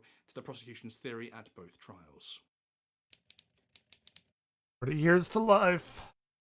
On September We'll 7th, do it. 2023, Judge Charlene F. Olmedo brought Danny Masterson back into her courtroom in downtown Los Angeles for sentencing on the 2 2003 counts. She imposed 2 consecutive terms of 15 years to life, adding up to 30 years to life in California State Prison. The Associated Press reported that Masterson will be eligible for parole after roughly 25 and a half years, though a parole board can decide to hold him for the rest of his life. 30 years to life is not the same as life without the possibility of parole, and the sentence carries a defined minimum before any parole hearing can happen. The 2 women, whose testimony... So he'll be out around stood up 2050? in that courtroom and read victim impact statements directly at Masterson. If he does One of get them told out? him plainly, "I don't have to carry your shame." The other described the years of fear and isolation that had followed the assault and the long silence she had lived inside before this hearing existed. Their words were on the record now, tied to a successful criminal conviction against a once-admired actor. Masterson himself declined to speak when given the opportunity to address the court. He sat at the defense table and stayed outwardly still as Olmedo read out the consecutive terms. A few feet behind him, his wife, actress Bijou Phillips, sobbed audibly in the courtroom gallery. At long last, the case had come nearly full circle. In June 2004, one of these women had walked into a police station and named Danny Masterson as her abuser, and no charge had followed. 19 years and 3 months later, she watched a Los Angeles Superior Court judge send him to state prison for at least a quarter of a century on that same account, and the account of one other woman. Masterson's attorneys announced immediately that he would appeal both convictions. Fallout in the Inner Circle. Oh yeah, Letters that Ashton Kutcher and Mila Kunis had written to Judge that was Olmedo not good asking for them. leniency became public through court filings. That Kutcher was had not described good for Masterson them. as a role model and a positive influence, and Kunis had written about his character in similar terms. Both letters had been submitted before the sentencing hearing and after Masterson had been found guilty of his crimes. On September 9th, 2023, Kutcher and Kunis I released a remember joint video that. statement apologising for the letters and saying that they had not intended to undermine the victims or the verdict. The fallout for Kutcher moved faster than the apology managed to contain it. On September 15th, 2023, he resigned as board chair of Thorn, the anti-child exploitation non-profit he had co-founded years earlier, after internal pressure over the leniency letter reached the Yeah, he organization's fucked up with that Thorn letter released a hard. statement accepting his resignation, and Kutcher stepped back from the public face of the charity work that had defined some of his posts. I haven't career. seen 3 days him in later, a on long September time. 18th, 2023, Bijou Phillips filed for divorce from Masterson in the Santa Barbara Superior Court. The petition came 11 days after the sentencing. I know and Mila cited Kunis is still irreconcilable doing differences, stuff. and Phillips sought full legal and physical custody of the couple's child. Her lawyer said that her priority remained her daughter and described the period as unimaginably hard on the marriage and the family. That filing ended a relationship that had stretched across almost the entire public timeline of the case. Phillips and Masterson began dating in 2004, the same year as the first police report, although the public record does not establish what she knew about that report at the time. They became engaged in 2009 and married in Ireland in October 2011. They were both Scientologists, and they had a daughter in 2014. Phillips remained beside Masterson through 2 trials, the guilty verdicts, and the sentencing hearing. In a letter to Judge Olmedo before sentencing, she described him as a devoted husband and father who wrote about the support he had given her through serious health problems, including a kidney transplant in 2017. That was the marriage visible from her side of the courtroom. Now, There is a somewhat unrelated anecdote which is worth mentioning. Bijou Phillips also arrived in the case with a famous and unusually troubled family history of her own. She is the daughter of John Phillips, co-founder and principal songwriter of The Mamas and the Papas, and the South African actress and model Genevieve Waite. Bijou began modelling as a teenager, later released an album and acted in films including Almost Famous and Bully, as well as television series including Raising Hope. Her relationship with her father was complicated by his long-standing drug addiction and, after his death in 2001, by an allegation from her half-sister Mackenzie Phillips. In 2009, Mackenzie alleged that John had raped her and that an abusive, incestuous relationship had then continued for years. Bijou said Mackenzie had first told her about the relationship when Bijou was 13 and living with their father. She described the revelation as confusing and frightening, but, significantly enough, later said publicly that she did not believe her sister's account. Other members of the family split sharply over the allegation, and John Phillips was no longer alive to answer it, having died in 2001. That history does not explain Bijou Phillips' choices in the Masterson case, and it should not be turned into armchair psychology. But it makes her public position unusually complicated. Long before she stood behind her husband convicted of rape, she had already lived through a family rupture built around a separate allegation of abuse against a famous man she loved and defended. After divorce filing, I think it's so fucking Masterson stupid agreed that they have Phillips to should bleep full that out legal and for physical you. custody of their daughter while requesting visitation rights. By late 2025, court records reported in the press showed that a judge had restored both Phillips and Masterson to the legal status of single. The marriage had formally ended, even as Phillips continued to acknowledge the role Masterson had played as a father and as her caregiver. It would still be wrong to pretend that the public record tells us precisely what changed inside the marriage, or to claim that the divorce filing amounted to a statement about the verdict. What the record does show is simpler. Phillips supported Masterson through sentencing and then, 11 days later, began the legal process of separating her life and her daughter's from his.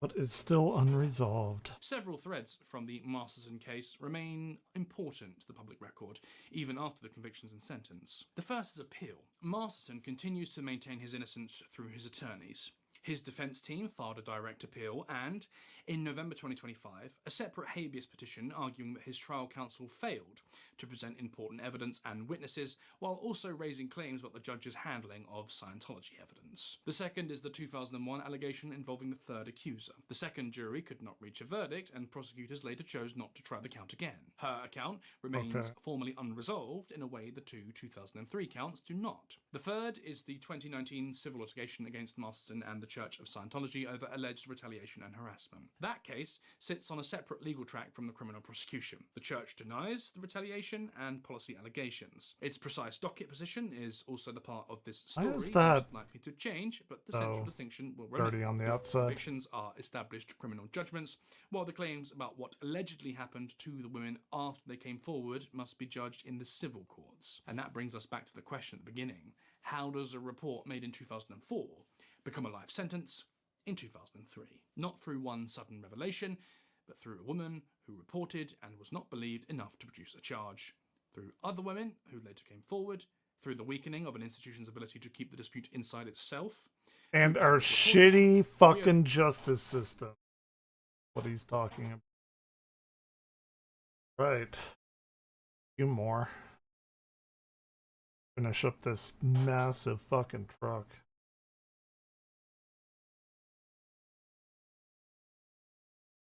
The Lost Art of Creepy Commercials. Never heard of this guy Toad Bup, but I like watching commercials. So buy a product. It's really an exercise. Commercials and advertisements are truly a unique art form. You're telling me I have to create an entertaining... Creepiest commercials I know are like the PlayStation 3 commercials. It's really an exercise in your film production. Y'all remember that, you know. And commercials the baby. are everywhere and have been everywhere, especially if you grew up with cable or satellite. And every single one of them wants your attention. Sometimes they just need to do something to stand out among the rest. Do something entertaining or eye-catching to imprint on the viewer. Burger King needs to stick in your Burger mind King, forever. They could accomplish this through celebrity cameos, catchy songs, humor. Commercials will do anything and everything to be memorable, especially if we look back before the 2010s. But another way that ads stay memorable, whether intentionally or The not, Skittles is when they got commercials a were little pretty scary. fucked up too. Scary commercials used to be all the rage online, particularly when reaction content was at its peak. Little Baby's ice cream, scary PSAs, countless video game ads. Everyone and their eyeballs were watching these on YouTube back in the day. These types of ads And I'm that doing people it like to now, react to, kind of. though, just kind of haven't existed for the last few decades. Nobody's making any creepy commercials anymore. I mean, could you imagine getting a YouTube ad with a screamer in it? Nobody wants to traumatize the children anymore. Well, don't you worry, because I'm here to do it myself. I want to take a look at a handful of commercials that were considered scary for one reason or another. Some of them scared me as a kid, some of them scared others, and a few of them I just found while researching and I thought they were funky. And just a heads up, if any of these do have jump scares in them, I'll let you know before I actually play the jump scare. I mean, the last thing I'd want to do is scare all of you.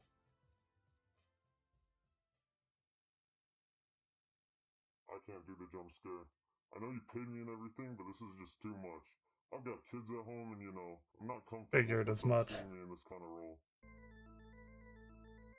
Kayfee car commercial. I don't know this. Before anything, you need to take a look at this commercial. A car begins to drive down a very nice road. It seems peaceful at first, until...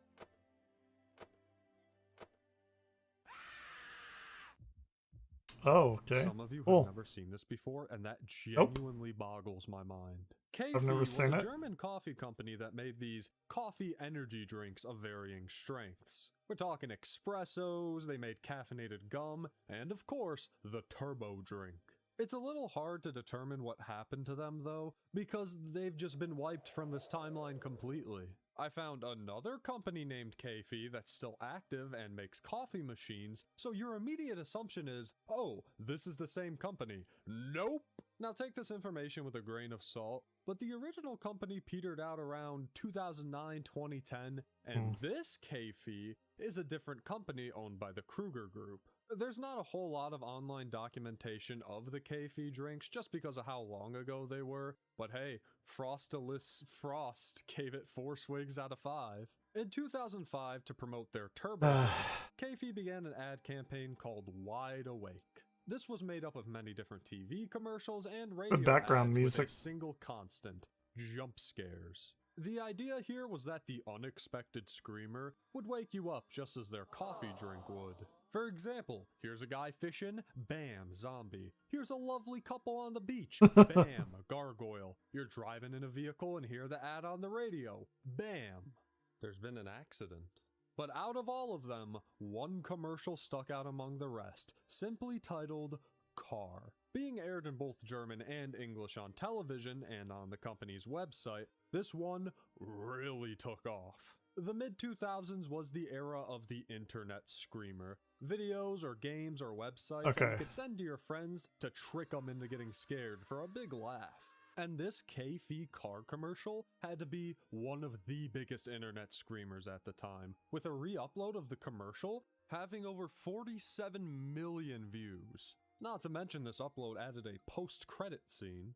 Thousands of people were reacting on YouTube. It was Lucky if I apparently get featured on 47 America's views. Funniest Home Videos. It grew to become iconic. On a personal note, I actually had seen this commercial a few times as a kid, but apparently the first time I saw it was because of my mother. So before I was even a toddler, my mom got sent this commercial in an email being told to look for the ghost, which that was a popular thing to say alongside the commercial at the time, so that Ever people play would be those hyper-analyzing like it. mouse And for some maze reason, games my mom decided to to grab get me you and my with siblings that to join pop her. up or We got jump pop scared, scare, and jump I scare, cried.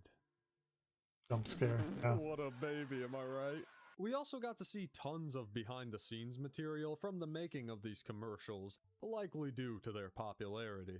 The crew, the filming, and even the actors Brad and Adam Johnson dressed up as the dynamic duo. Don't they just look happy? Later in 2005, a variant of the car commercial was created for their latte macchiato, a drink much lighter on the caffeine. And to demonstrate the change in caffeine, they changed this little part at the end. And while that's all there really is to the Stay Awake commercials, that wasn't Actually the pretty only time funny. Keifi did some scary advertising. In 2007, the same ad agency whipped up these adverts for the same drink. The art here is super impressive, but do we really need a terrifying Franbo nightmare creature to advertise coffee? No, we need creatures, plural. Keifi continued on with its unique methods of advertising up until their demise at the end of the decade. The car commercial continued to be reacted to online and even got a reference in The Amazing World of Gumball. There's no ghost in this video. It's just a car driving down a road. It's remembered fondly these days, but a majority of people hated this commercial.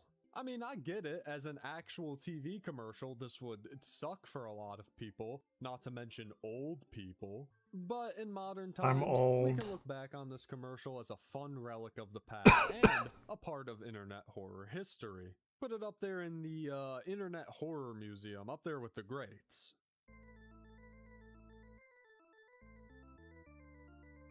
And some pretty dope music. While on the subject of the most iconic scary adverts, there's this fella. Little Baby's Ice Cream was a smaller company based out of Philadelphia that made a lot of specialty ice creams. Salty Strawberry, Pizza, Monochrome Delight, they were one of those ice cream companies. But to this day, their biggest impact online was their advertising. And sure, they made this creepy mouth eyeball Like that. and this horny penis ice cream ad, but we're talking about these. Love Lickers and This Is a Special Time are ads that both feature this very disturbing ice cream man. The former involved the ice cream man in an infinite loop of him eating himself, as the narrator talks about lovin' to lick. But the latter is definitely the more known ad, featuring a cryptic voiceover that talks about just how great life is, all the while the ice cream man slowly eats himself without blinking a singular time. We don't actually learn who this guy is, but by using context clues, we might be able to figure out his identity. So starting off, he is a come on! white and a little bit melty on his head. He's staring right at the camera, so clearly he has fourth wall awareness. He's got what appears to be a damaged head stuck in a void. And wait, listen to what the voiceover here says. You'll wink and nod and hug and high-five each other. Oh, shit. Hands. And wait a second, go back to that picture of the ice cream. What color was it? Monochrome. Oh my god. W.D. Gaster? These were created by Doug Williams, a director who works with some pretty great practical effects. You might have seen his past work before, including other commercials that are just as, if not more creepy. That one I feel like I've seen. The horse girl thing. Weird. Don't like thinking about it. So much more. The general consensus is that I'm a creepy weirdo. Fun fact, the ice cream here isn't even actually ice cream, but rather marshmallow fluff. There was definitely charm to these ads, and it probably gave the company a boost in popularity, but sadly not enough, as they went defunct back in 2019. They seemed like a solid, well-liked company, and I hope everyone involved is doing well. I mean, I'm sure they are. Toby Fox probably paid good money for the rights to this guy.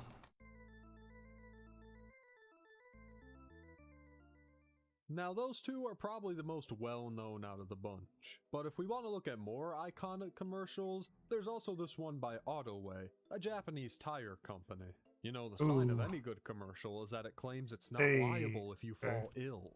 This was made to advertise their winter tires, starting off with two people on a lovely winter cruise. I had to get tires today. It sucked.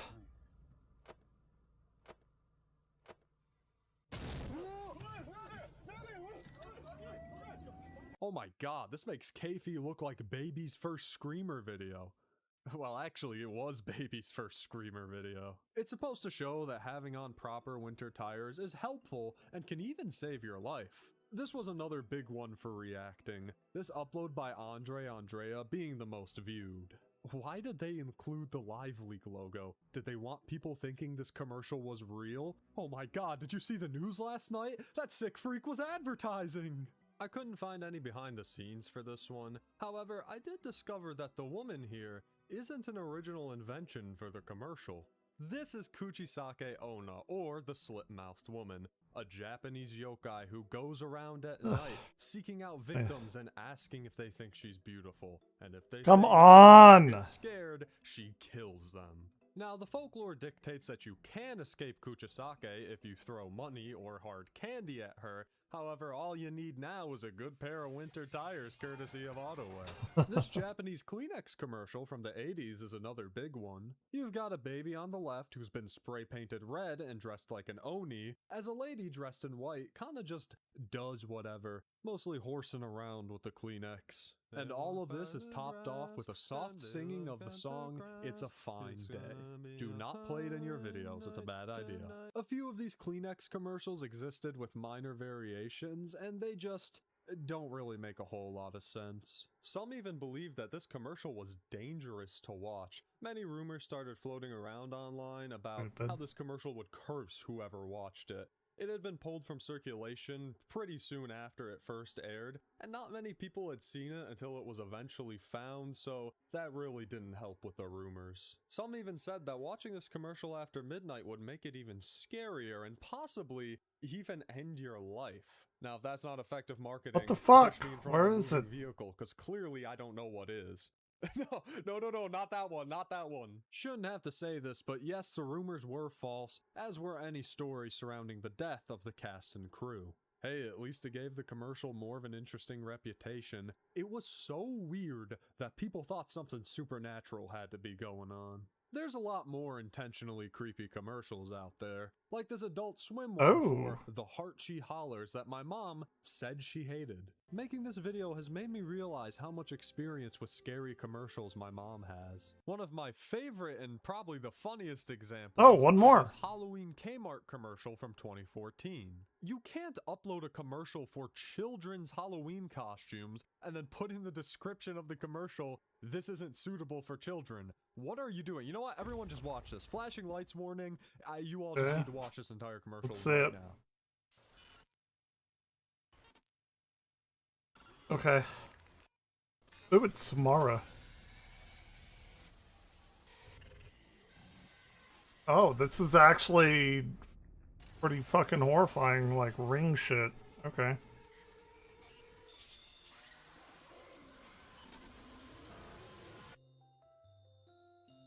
There were a couple unsettling Snickers ones, more Adult Swim bumpers, trolley commercials made by the creators of Don't Hug Me, I'm Scared. But what about the ones that are unintentionally scary? The gushers. Just extremely weird, but they never intended to scare the viewers. The PlayStation baby commercials. One of my favorite examples of this was the Calbee dog commercial. Calbee is a Japanese chip company. I occasionally get their hot and spicy or shrimp chips, and they're quite tasty, I'll vouch. I don't know if I recall this happening when I eat their chips, but I'll get back to you next time. In 2007, for their newest player, Konsame Punch, they unveiled the Calbee dog, a large, humanoid, bipedal dog that just really loves to move around, maybe a little too much. This was more of an uncanny valley. Funhouse. But I've seen comments on the Calbee ads saying they were straight up terrified. I mean, just this is gonna be fun. To his unmoving head, it's just not natural. I've even seen a few claims that the costume was made of real dog hair and dog skin, but it's just another rumor like the Kleenex ad. Now, this commercial from the 60s for the cereal Sugar Ice Crinkles is another one I see tossed around when you say scary commercial. Actually, I'm probably not going to do all of this. From this time period, but I've never really been scared of clowns, so this doesn't really do it for me.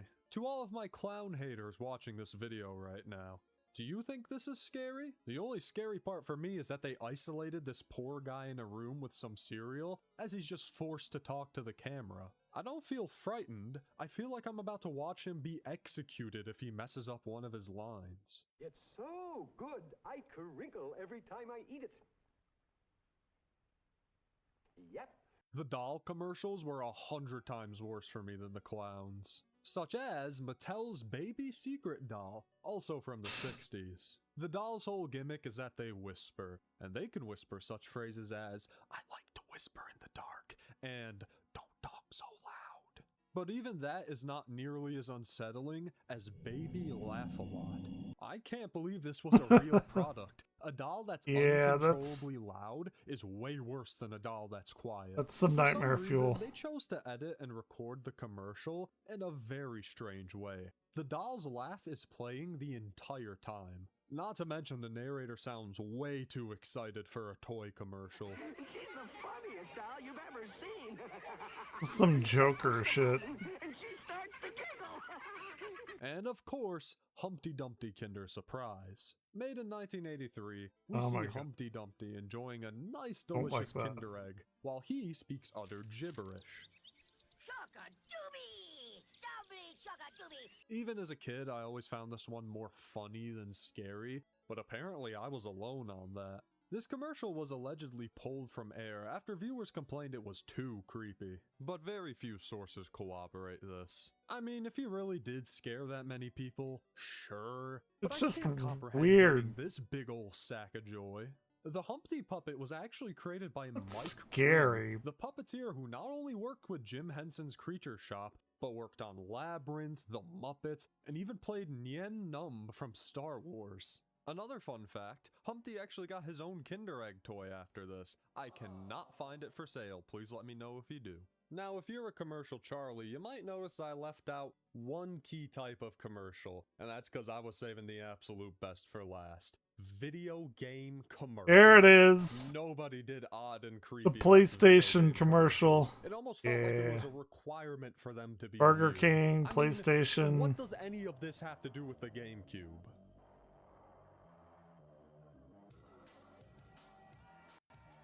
Personally, I wouldn't want to have sex with the same console they put Star Fox Adventures on. What? Give it to me! Star Fox Adventures is good. Yeah, it wasn't a real Star Fox game. Still a good game, Especially though. back when games didn't look so good, so they just had to rely on whatever ideas they could come up with, rather than showing gameplay to entice the viewers. And this led to these directors just doing... We watched a whatever the lot hell of they these wanted. recently. Come check out the many games of the Atari 2600. A convicted murderer is on the loose, and it's all your fault. I could do an entirely different video about video game commercials. Why? How is this neck so long? To the spooky ones. Ow! Sorry to everyone who wanted me to cover the Game Boy Micro commercial where a mouse goes and humps the console. I already lost one console today. I don't want to lose another. PlayStation has to be the reigning champ of scary advertising. Yes. At least pre-PlayStation 4. A majority of the initial PS3 marketing was just downright strange in the best way. Well, not the best way for business, brand recognizability, or money making, but the best way for me. This was the Play Beyond campaign. The first look most consumers had at the next PlayStation The weird console. baby shit. It was very white, sterile, unsettling, and purposefully so. I have to assume that they were just so confident after the PS2's success that they just figured they could market it however they wanted. Yeah, sure, throw the PS3 in the pool locker room and give it telekinetic powers. They'll be begging us to take their $5.99 USD. All of these nonsensical happenings you see in these commercials were supposed to represent key features of the PS3. These eggs moving around the room and hatching into crows, an artistic depiction of the DualShock's new motion capabilities. I did not know that. This Rubik's Cube exploding, it demonstrates the processing power and also scared the shit out of me. And then, there's the infamous crying baby ad. A baby and a PS3 sit in a blank white room, as the baby begins to laugh, but then he begins to cry. As the PS3 levitates, the commercial comes to an end.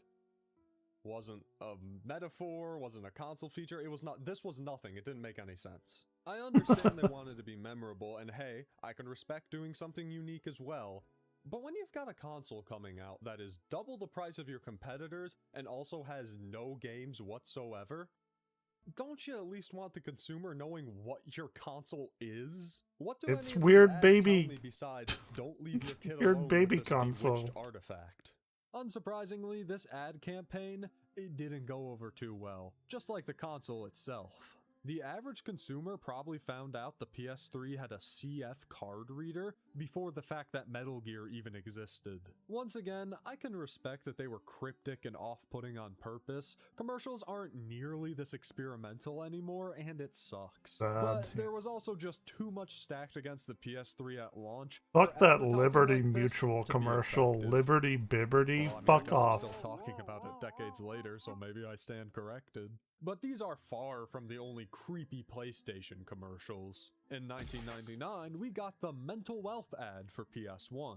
It was stylized as a recording of this Scottish woman explaining mental wealth. The idea that you should seek out your own success rather than finding your success through someone else's accomplishments. Never thought I'd enjoy a psychological concept introduced in a PlayStation ad where the girl's head was grown 3 times its normal size. This one was spearheaded by the director and artist Chris Cunningham, who's done a ton of other work for music videos and other art pieces. I tried to find some behind-the-scenes stuff on this, but besides an interview with Fiona McLean, the actress from the commercial, I found nothing. Nothing on her social medias about People the ad thought that's either, what I although looked like. This is a great tweet right here. And right behind Sony for most creepy commercials is Nintendo. Xbox has this one, but it's more funny than creepy. Nintendo's always been more of the wacky, zany game company. They weren't afraid of advertising their games in the most 90s were cartoonish and just entertaining way. insane They were always anyways. busting out the giant mascot costumes or animating in all sorts of different styles. Remember when they killed Donkey Kong Jr. for the e-reader? I remember. Nintendo never really made intentionally scary commercials, with the exception of whatever was going on during the Majora's Mask, yeah. There were multiple commercials. The game for is a pretty fucked up was game. just fucking ending. Play our game or everyone else is gonna die. Blood's on your hands. Buy the expansion pack. What a I feel like there's great, trend in video great game commercials where ad. people just die gruesome deaths. Killing a bunch of Pokemon in a car crusher. Donkey Kong had a giant Game Boy fall on his head. And don't even get me started on what happened to his son. And who could forget one of the nastiest to do it? The Yoshi's Island ad. I think I have to give a warning for this one if you're squeamish, because oh my god, they really did something with this one. Super Mario Land 2 Yoshi's Island has a lot of content. So, to represent that, we see Great a man game. choking Oh yeah, down he more food than any mortal being explodes should ever himself. consume. Yeah. The sound design, the visuals. I was there. This might be the best 2,000 worst years commercial ago. I've ever seen. And just as you think it can't get any worse.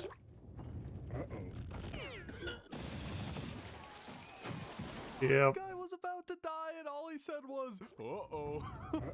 I've seen some claim that this was in response to the more cool and edgy commercial Sega would make, but this might have been an overcorrection.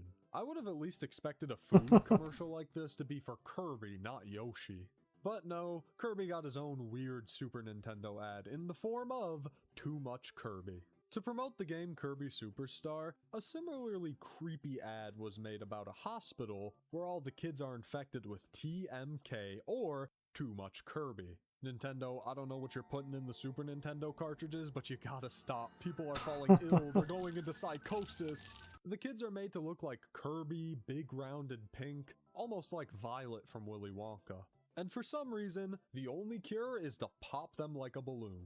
This would have scared the shit out of me as a kid. Anything with hospitals or strange diseases always freaked me out. And believe it or not, other people were freaked out by this commercial too. So many people, in fact, that an entire analog horror series has been made based on this commercial. Really? Starting back in 2022, the YouTuber Maple Riot started the TMK series named after the disease from the commercial, and they take that disease and just push it way further than you would expect. I recommend you go check it out. Interesting. It's really well made and has a surprisingly deep story. And hey, now we can wait for the Yoshi Island analog horror, where playing the game makes you so gluttonous you just gotta... And to bring us to a close, in the 80s after the Nintendo Entertainment System released, we got a slew of commercials to promote the console. This was right after the big video game crash of '83. Nintendo was fighting an uphill battle and trying to help save the industry. How can you advertise your system to not only make video games seem fun again, but make them seem trustworthy?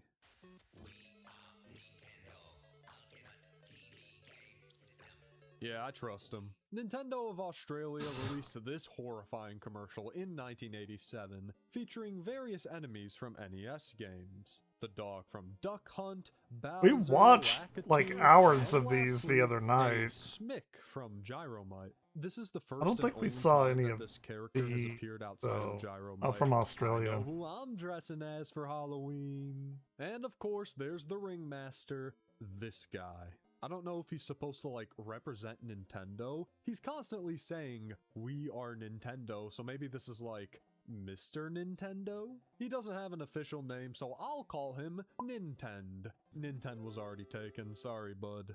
The commercial shows various NES games, overlapped with taunting from Nintend as the various villains claim, "You cannot beat us." Man, even with my robot partner?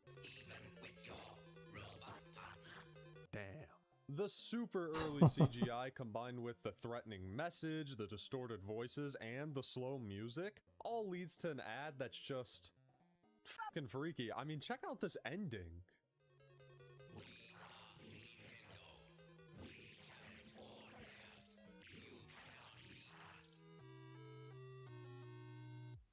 Imagine watching that as a 5-year-old before bedtime. I get it, Nintendo. I can't beat Smick. This "You Cannot Beat Us" commercial was actually in a set of 4 other ads, although the others aren't as iconic. One featured an Australian child mocking Nintendo's difficulty while playing Kung Fu until this man breaks and enters. Another features a kid defeating Bowser, and he just has a real good celebration about it. And lastly is a re-edit of the first commercial with a few minor changes. The distortion on some of the characters are a little bit lower for one.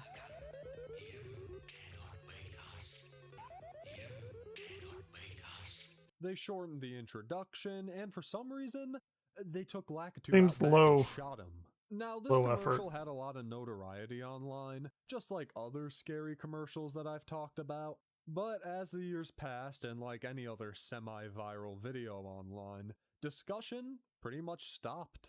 It was left as just another creepy ad from the past, and nothing more. Until this bastard showed up. It's all your fault. In 2023, a mod was released for the rhythm game Friday Night Funkin', might have heard of it, pretty indie, centering around Mario horror concepts titled Mario's Madness, created by Marco Antonio. After completing the main story of this I've mod, consumed a lot of bonus Mario song content. called I've never come across that. Unbeatable. This is a 10-minute ballad sung by Nintendo and his goons, or, I'm sorry, Mr. Steal Your Soul. Okay, that's actually clever, and it apparently comes from Doug Walker, so I'm gonna steal that for my name as well. Mr. Nintendo Soul, the Duck Hunt Dog, and Bowser all battle against you, while the other two just kinda hang around. It's a solid song. I absolutely love the visuals and how they replicated the old 3D models. And that's about as much as you get for a Mario's Madness review. If you want more, comment down below. Smick is cool, he's all that, please bring Mario back. I'm making you all work for this. And that brings an end to our creepy commercial journey. I skipped over PSAs pretty good. because honestly, I'd love to make an entirely other video on scary PSAs. Watching a bunch of old TV commercials just kinda made me really sad, because we're probably never gonna see this again. Don't get me wrong, interesting and even creepy The ads 90s do and still 2000s exist, are but gone. There's a magic to just doing whatever you want, especially when it was Come big back. companies doing this. Brands experimented, directors experimented, you could jump scare unsuspecting elderly people. It was a better time. Commercials just feel a little soulless these days. From what I've been able to read, this is due to things like focus testing, a larger variety of people watching ads, and corporations just being boring. I mean, why make an experimental commercial that could be seen as weird? Consume, or odd when buy you can make our something thing. safe and basic that's over-encompassing? I'm not gonna sit here and pretend like I don't understand it. I understand not every ad can be Yoshi murder, but it's just a shame that there are whole generations that don't get to grow up with strange or scary commercials. Oh, they're not gonna get to I grow up recommend with a just lot of going on a shit. deep dive of commercials and ads on YouTube. Not even just the spooky ones. Go watch a compilation online if you're really bored. Good commercials been might doing exist, that. but you'll really understand how fun a commercial can actually be. This guy's advertising advertisements. Keep alive the tradition of showing unsuspecting people the K-Feed commercial. In fact, go run around, show everyone you can. That's what I'm about to do anyways. Wish me luck. Oh, that's pretty good. Okay. Let me go back to my primary one. Let's put on some music. I don't know. What do I want to do?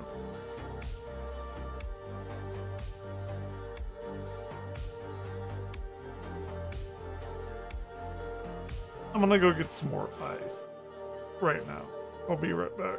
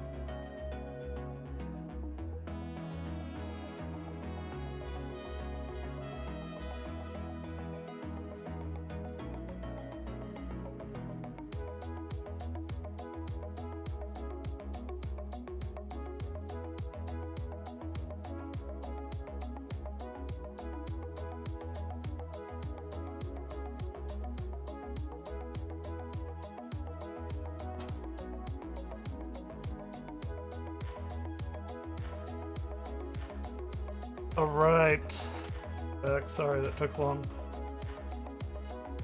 More than go get ice.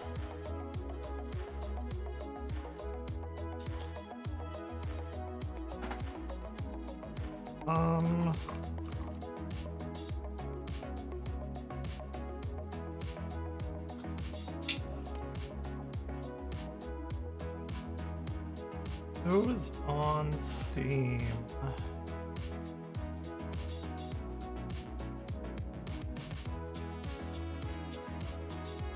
Okay. Coworker's not on right now. I would play some Helldivers. Do I have anything else to watch? I'm sure I do. I've watched quite the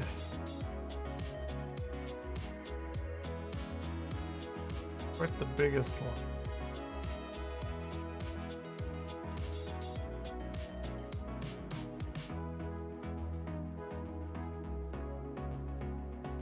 Oh, here's one that's fairly disturbing.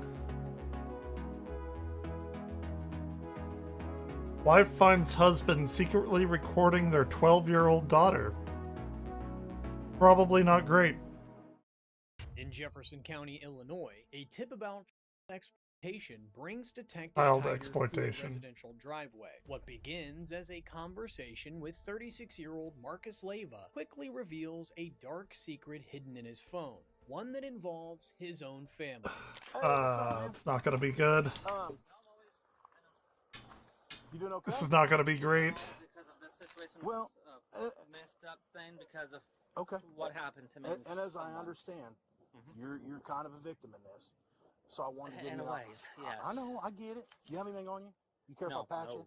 I'm just gonna patch you if you do. Because I'm completely. Just my wallet. I'll All right, brother. find out my pockets for you. All right, man. dude. I'm completely There you go. alone. Battery, battery right here. This is a heated All right, jacket. Bubba. All right, Bubba. You no problem. No problem. Bubba. So here's the deal.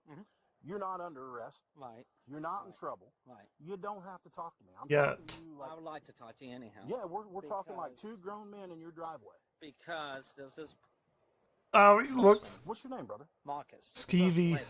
Okay. And there's this person. Hi. So I'm jumping right into the conversation Okay. because I You're want to fine. get this out. Hey, let's slow down. Let's Sorry. just slow, calm down. Everybody cool. Matter of talk fact, fast. you're good. Matter of fact, I'm gonna chill out for a second. You're just like my dad. Yeah. I drove pretty quick here. There's no reason for us to get excited or fired up. I like to just get it out. Take a deep breath. Yeah. Okay, your name's Marcus Leyva, right? How old are you, Marcus? 36. You live here? Yeah. You live here your whole life? Yeah, I grew up here. Whenever I was adopted by my parents, this is all I know. What do you do for a living, big dog? Now I work when I make paint. Oh, well, no kidding, At right? DDB. I was at Walgreens. I like the battle, but... So let's get this out in the open. I like to start out by laying everything on the table. Right, I'm a detective. I'm a forensic mobile analyst, and I don't know if you know what that is. Okay. No idea. I take cellular phones and tablets and all manner of electronics, and I forensically exploit them for their software. Right. I can find deleted images, deleted videos, deleted text messages, deleted calls. Right. Everything I that's get on you. your phone, I got you. you seem really smart. Everything that's on your phone, even if it's been deleted, for probably about 6 months, Complimenting. I can get it. Right. From what I understand, Complimenting the guy, yeah. some exploitive images and videos of your daughter on your phone. I can tell you exactly what it is because I have no reason to lie about it. let's- I've let's- even told her the same thing. Okay, so what kind of videos have you been taking? Well, the video did not go through, thank God. I'm actually Okay, but you glad took it the didn't. video. Unfortunately, because of What kind of video because was of it? a person. Just her laying down with the legs open. That was it. Naked? And it was not Hold on, white. slow down. Yes. Naked. It wasn't white. With her out? Okay, and you took the video of this? Don't like I that. did, but it didn't go through. Okay, And I'm so hold on. pleased. Yes. And you were going to send the video, right? Yeah. To a To man who? that was blackmailing me with stuff. Okay, well, we'll get into that. We'll get into that, and everything's fine. I want you to stay calm. No, Deep no, breaths, it's not okay? fine. Just relax, brother. We don't need to get fired up. I know. You're not under arrest. You don't have to talk to me. You know you're right. Even though you're not under arrest, I want you to be well. You're right. I know. Here's the deal. When I leave here, I know. you have a right to sign anything you say can will be used against you in the court of law. You have a right to attorney. If you cannot afford an attorney, won't be appointed to represent you free of charge if you wish. Anytime you exercise your rights, have your attorney present, not make any statements, don't have to talk to me. But Everything is I not think you fine. know that I'm probably, if I need to, I can get a search warrant for your phone. Right. I can I get all understand the videos and stuff, so it's probably just better we get it out in the open. Okay? That's why I don't have any reason to hide or lie to anyone. I'm not. Okay. I see the look. I'm Okay. not lying. All right. All right, bud. So here's the deal. Let's move back by my car because my portable's not going to work out here. Yeah, and if he they did. radio me, I want to Yes, be he able to did. use it so they don't send, the Marines, Just me Delta and Wayne, I Force. can squat Yeah, on yeah, come on, something, bro. I've been You standing all good? day. Yeah, squat on the front of my car, man. Over on this side, big dog. He's All right, he's so- a good so buddy you took the video. cop. How long ago did you take the video? Yeah, I know that. I mean, Okay. We got, so 5 days ago? This 5 guy days ago? So hold on. 5 does days not ago, look. Possibly. Mm. Within the last, what do you say, week? Yeah. And you had intentions of sending this video to a man named I don't know his real name. He goes by Timmy Tams Timmy on Facebook. Tams. And it's not his real alias. I don't know who this guy Well, we can get into that, and we're going to get into that. Yes. But first of all, I want to get everything out in the open before we start talking about Timmy Tams Right. and all this black market Timmy Tams, mess. definitely a real How many person. videos do you think you've taken of your daughter? That was it. How many pictures have you taken of your daughter? That was it. Okay. Marcus. That was it. Hold on, I got it. Shauna. Okay, Shauna, I got it. I- Marcus, look at me, Wow. look at me, look at me, look at me. Yes. Okay, so whenever I do the forensic analyzation on your phone, Mm-hmm. I'm going to be able to find stuff that's been you thought I was understand long that. deleted. I understand And then that. I'm also going to get a search warrant for your Facebook Messenger because that's the way you were sending it, I right? understand that. So it's better if we're going to be cooperative. Let's Right. be fully cooperative with each Understood. other, okay? Yes, sir. And like I Yes. said, so I know Yes. that this isn't the first time, okay? And I know this. All right, all right. And I know that, and I can tell by talking to you that maybe you have a little bit of propensity for this. And hey, this stuff happens. Sometimes we can't help what we like, can we? Yeah, yeah. We can't help what we like. Right. And I can tell from talking to you that you've done this before, and that's okay. But we got to be honest with each other. No, it's So how not many times okay. have you done this? Hun, could you give us a second? yeah, I'm sorry. Yeah. This is just between It's us. not okay. When I found out someone else was interested in my oldest daughter, Violet, his name was Zach Terry. Okay. Marcus asks a nearby woman, possibly family, for privacy. He brings up Zach, someone who had shown interest in his oldest daughter, claiming it pushed him to confront his own issues. This is where the blackmail story with Timmy Tams on Messenger comes in. He had a bunch of CP on his left. Sorry. Yeah. So you were trading videos back and No, forth. no. That's not what I'm getting at. It made me want to just stop because I did have an issue at one point, and I told myself I don't want this. Do you have your anymore phone? in my life. Yeah, I don't want this anymore in my Can life. I see? So of course I'll even show you the password and everything. Will you show me the And videos? It won't even show. Okay, what did you up, send the video on? Because it won't even show up because You deleted it. No. This guy. Let's that I was see. talking to, right? Okay. So what did you do to I take the video? straight up told him I was on Facebook and it did not go through. Okay. You on took the Facebook. video. What did you take the video on? Facebook Messenger. You took the video on Facebook Messenger. Facebook Messenger, and it didn't go through. It had a yellow light bulb on it, so I'm glad it didn't. You go were doing a through. live video. No, not live video. Just taking pictures. So show me the chat. Whenever I got involved with him, I want to get rid of Can I it. see? I want to get rid Yeah, of it. yeah, He okay. erased his Facebook. Of course he did. Okay, so he erased his Facebook. So, because I told, here's why. He didn't erase his Facebook. I don't want you out It's of my still life. there. I don't want you to talk to me ever It takes again 30 because days to you've hurt erase a my family. Facebook. You know what I'm saying? You know what I mean? You've hurt my family. I I understand. put my daughter was It'll because put it in you suspension leave me for alone. 30 I days don't and want then this it in my will life delete. anymore. And that was straight up honest. You know, man? Straight up honest. I feel you, dude. Because what happened was how this started was he got pictures of Jonna, sent it to me. It says, I know where your wife is, I know what she's doing. And it freaked me out. He goes, I will target your wife if you don't do what I say. And I'm like, it freaked me. You get what I mean? It freaked me So, out. all right, let's go back to this. I'm going to set this down. That's how this started. Okay, so how many, so I can tell. Listen, Now, when it comes to, you asked me about the CPR. hold on, listen to me just for a second. Yeah. I can tell from talking to you that you kind of have a propensity for these things. And I told you, I'm not judging I you. did, I'm not and judging I honestly want help with that. I'm not judging you. I would love to get you help, but you got to help me help you. And the way you help me help you is you disclose this. Right. This thing that's tearing you up inside, isn't it? Yes. You can't help that you like these things, right? Yeah, honestly, I don't know how it started, to be Okay. honest. Well, let's go all the way back. Slow down. You're talking too fast. Sorry. You're going way too I fast. talk fast. So within the last 14 days, again, on Facebook Messenger, Okay. you took a video of your daughter and you were going to send it to Timmy Tams. Yes. But you couldn't get it to send, right? No, and I didn't try after that. So, and the reason why you were going to take it to Timmy Tams, you guys, were you guys sharing files back and forth? Because I know this is how this works. I know that the guys that are typically into this, they kind of find each other. He got me into this. And I don't think this guy's going to be married too much longer.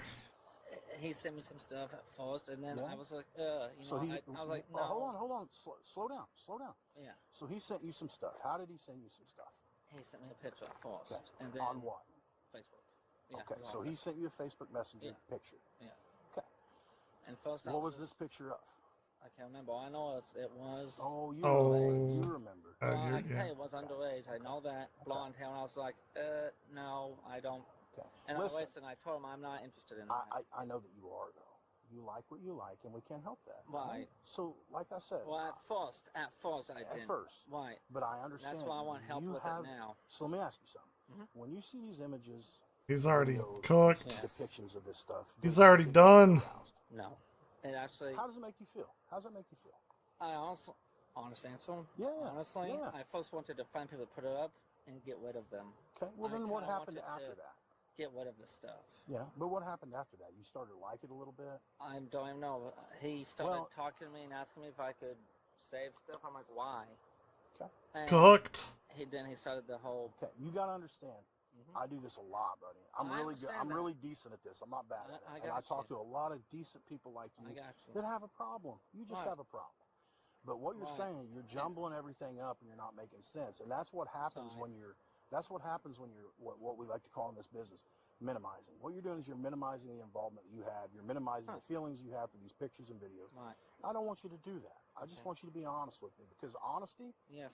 I think you're a good guy, but you got to be honest with me. You want help. Yes.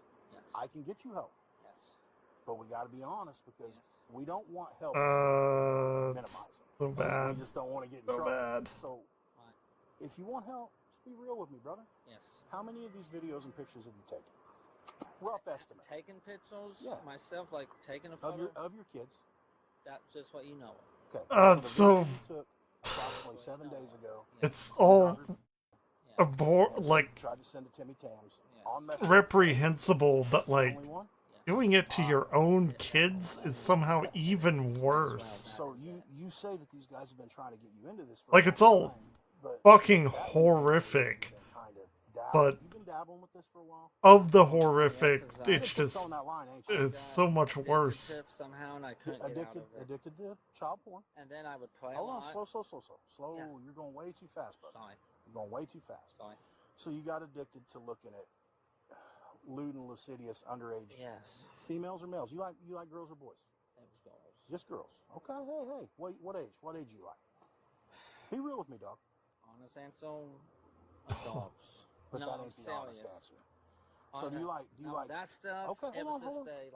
Okay, no. I don't know if it was you call it a kink. I don't know what you call it. You're bullshitting me, and I don't want you to bullshit. I'm not I want you to be real, because you wouldn't be taking pictures of your daughters and videos of your daughters. Nope, don't like hearing that. Stimulated by this type of material, and that's okay.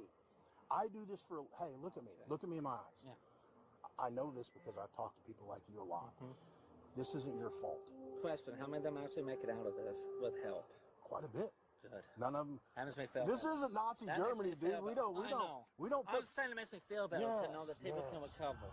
Tighter challenges Marcus on minimizing things, but you can hear the emotional weight in his voice. He's talking about an addiction that started years ago, and now it's tearing his family apart right in his own driveway. Like it already has. I think that ship has sailed. To take your phone and do a forensic audit and dump of your phone. Yeah, I just have to let my mother know if that's okay with you. Well, that's my way of contacting my mom. That's okay. So I'm gonna put this in here since I have consent. What is your what's your passcode, big dog? Yeah. Oh shit, you have one of those, don't you? Oh my god. That's it. If you want a pattern, I can make a pattern level. And can we change that? Can we change that to just a box? Because I'm never gonna remember that. I don't remember how to change stuff. I bet I do. So I'm gonna put this in the vehicle. All right, I bet I do. Slow down because you're still talking really fast and you're not making a lot of sense. Sorry, so I got you. You tell me the only Lucidius video of your kids that you took was about 7 days ago when you took a video of your daughter naked and her. And you took that with the intent to send that to a guy named Timmy Unfortunately, Tams. Timmy Tams, you were going to send it to him on Messenger, right? Yes. So you're using the video. He's already like dropped the blackmail thing already. It didn't send. Correct. And I'm Okay. happy it did. Correct. I didn't even try after that. Okay. Well, I get it. realized that it certainly All right. didn't So die. so now here we go, and this sucks because you like these photos, right, and videos. Yeah, I had to think of. You're my being account. honest with me. Well, yeah. You don't gotta hide that from me, dude. I'm not judging. I don't want to like them. I'll tell you that. So straight up. I don't you wanna say like you them. like these Probably videos and should pictures, judge. which means that you've viewed several of these videos and pictures before, correct? Well, it's been sent to me, yes. Okay. And it was by Understood. that man. And it was sent to you by Timmy Tams, and it was sent to you how? Messenger. Facebook Messenger. Yes. How many voted? And then- hold on, Yeah. whoa. How many of these videos and photos did Timmy Tams send to you on Messenger within the past 6 months? Give me a rough estimate. Maybe 5. 4 or 5? 4 or 5? Yeah. Were they all underage? Yes. Okay. How old do you think? 10 to 14, possibly. 10 to 14? Yeah. Did you talk to Timmy Tams? Did you have any dialogue with him? Like, I've never heard his voice, so I can't. You talked to him on identify- Messenger. I cannot identify his voice. He's only just texted me. That's how do you know that it's an FBI agent you're messing with, man? You're playing with fire, big dog. It isn't. But, I know. Oh, I know. because an FBI agent wouldn't ask you to send naked photos and videos of your daughter. But so Well- you say 5 videos or photos? Photos. Okay. Photos. Okay. But that's just an estimate. I'm not really. Sure. Could it be more? I don't know. Is it more? I don't This police officer is very, So no less than 5, probably. I don't know what you'd call it. And these girls are 10 to 15 years. 10 to 15. He's And what- very charismatic would be the word. standing there. Just stand down there, fully. Okay. And they take the photos themselves from what it looks like. Yeah, well, So, somebody's asked them. I'm not You didn't sure. ask them to. You're not. Hey, listen, man. You're not out here hiding in the bushes. This officer's rolling some pretty high charisma checks. I would honestly never touch a child in that way. And For sure. I will gladly hook up. I just have to ask me if I would. I would not. I appreciate that. I You're not. would not. You're not a monster. So I would never I've even do it to my own kids. I've talked to monsters. I've dealt with monsters. You're a poor. I feel like You're Yeah, we watched the EDP thing earlier, or a couple days ago. to stuff you shouldn't. That's look at. You monstrous. feel bad about it. You're about to cry right now, aren't you? No, I am holding back a lot, to be honest. I can tell. Even before all this. And I can tell that. It's been a while. And this is emotional. Okay. So you're not a monster. Did you guys discuss the photos? Did he just start sending them to you out of the He blue? just send them. And Who I is this said, I person liked on it, the I liked right? And what'd you tell him? And I said, no. Be honest. Now they're blurring their face out. Their face wasn't blurred out earlier. I said no. Or just a I said second ago. stop. All right. And then he tried Think to about. convince Hold on. me. Think about what we had just talked about Yeah. before when you said that you were aroused by it. So you can be I honest. don't remember saying that, to be honest. You what? So, I don't remember I said I was, so. You did. My He apologies. did. It's okay. He Oh, did. yes, But let's be probably was. honest. Sorry. Do you get aroused? Be honest with me, brother. Sometimes. Okay. When you get done viewing these photos, do you jerk it? Okay. Well, typically what happens, stop me when I'm wrong. Typically what happens is you like this stuff and it gets you aroused. So rather than doing things you shouldn't do, you look at the photos and and that usually keeps you from doing anything you shouldn't do, right? Okay, I know that because like I said, I've worked a lot of these cases. So has anybody other than Timmy Tams offered or sent you anything? No. Is but- Timmy Tams Zach Terry? No, because he's in prison. So what did Zach Terry send you? He never sent me anything. I found out he had stuff because he was interested in Violet, which is my oldest daughter. Yeah. And How's your oldest daughter? I felt 9. How'd you know he was interested in Violet? Just there was a vibe. There was something about him that was off. Why are you talking to these Looked at people? him And I'm like, because he went last weekend. I take Violet to the movies, and I told him no. Okay. Said no. He wanted to go So- by himself with just her and not. But now you're taking photos? Did you delete? No, did no, you no, Oh, no, delete no, no, the no. videos from your phone.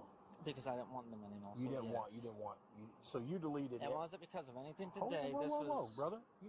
You going too fast. Sorry. I didn't ask you all that. I know. So I know did you delete the videos and pictures off of your phone? And how long ago did you do that? I did, and honestly, I don't How long remember ago did you how long do that? ago it was. Rough estimate. Because I know you just got caught within the last 7 Oh, days yeah, by your wife. right, So was right. it within the last 7 days? Which is that photo? Yes. But the other ones. You're getting a divorce. That's okay. I mean, take been take a your time. while. Deserved. Time I can't give because I'm not sure, but it's been a while. Now, on my galleries that I had, because I have like hidden galleries, yeah. I opened all that and I forgot that was on there, to be quite So it's honest. still on there, isn't it? And I told myself, because I just fell inside. Hold on. I want to So get rid of it. you have hidden galleries. So it is. They're open now. Slow. Yeah. You have hidden galleries on your phone. Yes. Is the data still there? I opened them up, so when you go in, you can recover the deleted stuff. Okay. Like Let's try to do that. Yeah. Let's try to do that. Okay. Things get even Let's more not. personal as Uh-oh. Marcus points out chats involving his wife Jonna and home security footage. Titer stays composed, digging deeper while Marcus tries to explain deleting files just before police arrive. No, the Starbucks she wants me to get. That's all right, dude. Tony, what's that? That is a man she was talking to who was interested in her. Who's and that? I took photos of it. Interested in who? My wife. Okay. We had an issue a few years ago of another guy. Me and Leo. Who's that? Not a love interest, but someone that she likes. Okay. So what's this? Oh, so they're already. Okay. Do they have? Yeah. Okay. Do they have pictures they shouldn't have on? No. Okay. This is not a. Now, have I recorded men who are having sex? Not a. Yeah, because you know. Did she know about? Did she know about it? I told her. Okay. But did you ever send those? Yeah, pictures? that's not a healthy He did relationship. Some photos of her once, though. Okay. I won't lie, I did. I feel bad about that. I should not have done that, I know, but I did send him some stuff of Donna. Of the girl? Of my wife. Your wife. So you sent Timmy Tams and stuff to your wife? I hate to say. Okay. Okay. Then. So everything that Wait, you what? had, you thought you deleted today, right? Just 'cause, yeah. He sent personal photos of his wife to other people because he caught her having sex with them? Can I ask you a very personal question? What? Yeah. This is going to be really hard to answer, but I really want you to be honest. And like I said, the Lord. I will be honest. After you took that video, did you have to take care of business because you're worried? No. You didn't. No. How long did it take you to have to do that after you took the video? To do what? Oh, I didn't. Work it. You didn't. No. Okay. Hell no. But you not for my took own the video kid, hell no. to send to him. And Because is it of what fair he to said say? to me. Hold on now. Is it fair to say that you didn't want to watch videos of your kids? So he would send you pictures of underage girls, and then you would send your pictures because you felt it was harmless, right? I can tell, dude. I seen your face. Because you gotta be honest with me. I am. No. How many times do you think you sent pictures of your kids? Just that. Just that. Yes. And then he sent 5 full frontal nudity. Of whatever. 10 to 15 years old, you think? Something like that, yeah. Something like that. And they were all nude, full frontal nudity. Were they doing anything with themselves? Were they playing with themselves? I can't remember all the exact details of the photos. Okay. So, But you did get aroused and masturbate after that, right? maybe once. Maybe once, okay. And that's honest. Okay. So how long have you been into this? Be real. I think I was probably a teenager, and for some reason. So if you got into this when you were a teenager, it's safe to say that you've looked at this, you've sent videos before, a lot of videos. Sent them? No, that's actually very recent. Okay, so how were you getting your fix? How were you getting your videos and pictures? I would just go online. You go online? Where at online? Because you can't just go to Google. No, I honestly can't remember how I'd come across them. I Kick Messenger? I would stumble. Did you ever have a Kick Messenger? Stumble. Discord? You don't just stumble across that. So you Okay. It's all over the internet, and I just stumble across. And you download it and look at it, right? You don't stumble. On this phone? No, a phone that I don't even have. What about computers and tablets? Do you have any of that? I do, but I've never used them for that stuff. My laptop's straight for work only for my job. Okay. Yeah, it is. Okay. It is. Okay. So here's what I'm going to do. Come with me real quick. You're not under arrest. No, I'm going to confer. I'm going to confer with my partners real quick. good. Be careful. We secure him in your truck for just a Yeah. second. I've already patted him down. Oh, I bet Let's he's go gonna this be way. under arrest. I've already patted him down. He doesn't have any weapons. He's not under arrest yet. Yet. There's the You operative word. I wanna Yet. talk to you real quick, Kat. So here's what I got. Wife calls. Wife finds videos. Oh, sorry. Well, he admits within the last 7 days he took a video of his daughter, and had every intent to send this to a guy named Timmy Tams. Okay, says that it didn't go through. Okay, well then he admitted today he deleted and wiped out all his phone. but he had it on there. I think I arrest him. Oh. I think I had probable cause at this point to arrest him. I arrest him. I do an Amy Center. I exploit his phone because he gave me consent. And then I get search warrants for everything. I have enough for a PC arrest. Here's where I stand. Oh, yeah. Here's where I stand with it. I'm going to arrest him. He's detained right now. Here's where I stand with it as well. The ongoing risk to the victim factor is worth detainment as well. That's where I stand with 100%. He's already opened up a can of worms. Yep. Well, and here's the Yep. I'm going to dump He his fucked phone. up real bad. I mean, good. That's a good thing. That's what Mom said to me. So when I dump it, I'm probably going to find it. After stepping away to talk with other deputies, Hyder makes a call. With multiple kids inside the home and clear admissions on record, they move to secure Marcus. This one ends up rippling out into more arrests. Uh-oh. I mean, 99.9% is going to be on his phone. You've got admission, and there's a victim here that I think we'd be doing a disservice not to protect. The risk outweighs. Oh, yeah. We're taking him. I'm arresting him. We're taking him. We have to take him. For sure. What I'm going to do is I'm going to cuff him up. If you want to cuff him, he's under arrest right now. I'm going to let him know what's going on. I'll have you book him on child pornography statute. And then I'm going to go back to the office and get started on the investigation to sure it up for the state's attorney for tomorrow. But he's got to go to jail, dude. He has to go to jail. Thank you. He's got Not- 3 little girls. not He's great. gotta go to jail. Oh, there's more children. Not great for him. There's 3 in total. They were leaving. They're We home. have to protect one. The mom's still here present too. Yes. Correct. Yeah. So I need to talk to her about private images that he took of her. He says she knew about him and he disseminated some of them to his friend. That's also How the fuck do I get up there? private sexual materials. Yeah, unauthorized. So I'm going to go ahead and go with the arrest for the child porn. We'll go from there. If one of you guys would be okay to transport him for me. You want to take him? I don't care. It doesn't matter. And if you can't, if you're busy, I can't. No. Okay. No, we don't care. That's why we're here. Okay. Thank you guys. I appreciate you. All right, partner. This is what we're gonna do. Right now, we're gonna have to take you and book you in. Okay, on possession. But you've been super honest with me and you've been super forthcoming. If you step out, so right now you're gonna go. Oh, this is how. You're gonna Okay. go before the state's attorney. They're gonna let you out. They're gonna let you go. Right. But you got 3 daughters in here, dog. We got to be careful. Face Okay. away. He's going to keep Two. talking. 2. Sorry. I'm going to have your face away. Face away. Oh, It's okay. Place your hands behind So your back for me. I don't I want also get paranoid by that. Can it be in the front? It's a thing. That's up to the captain right here, bud. He might.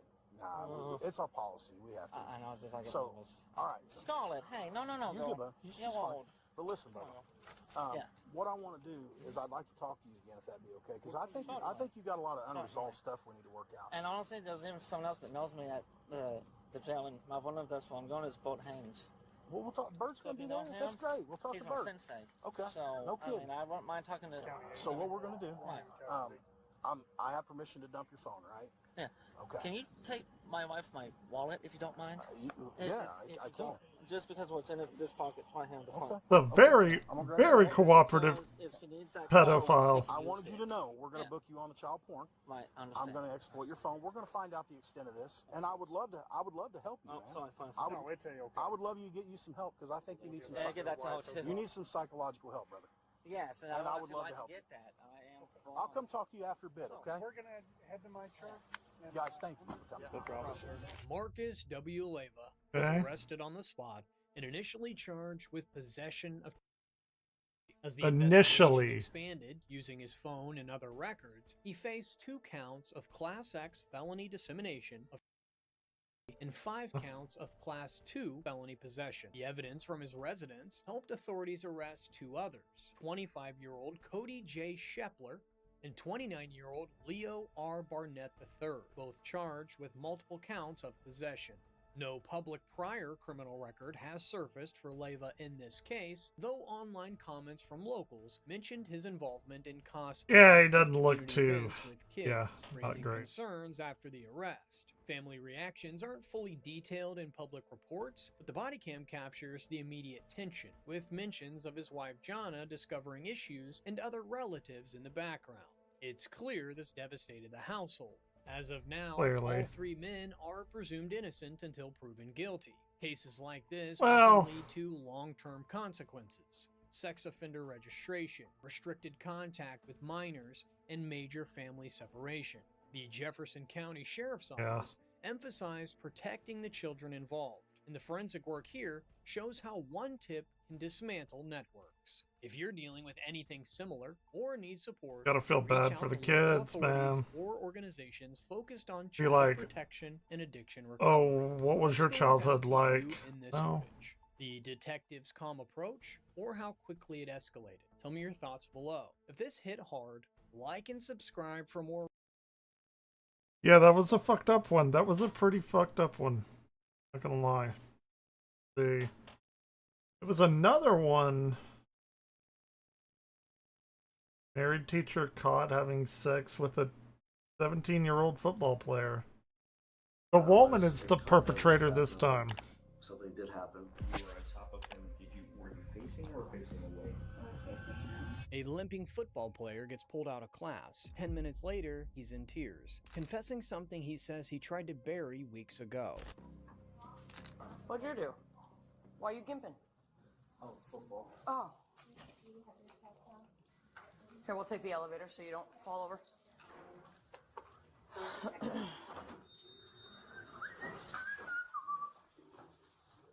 Stay right there. Just make sure you keep your hands on it.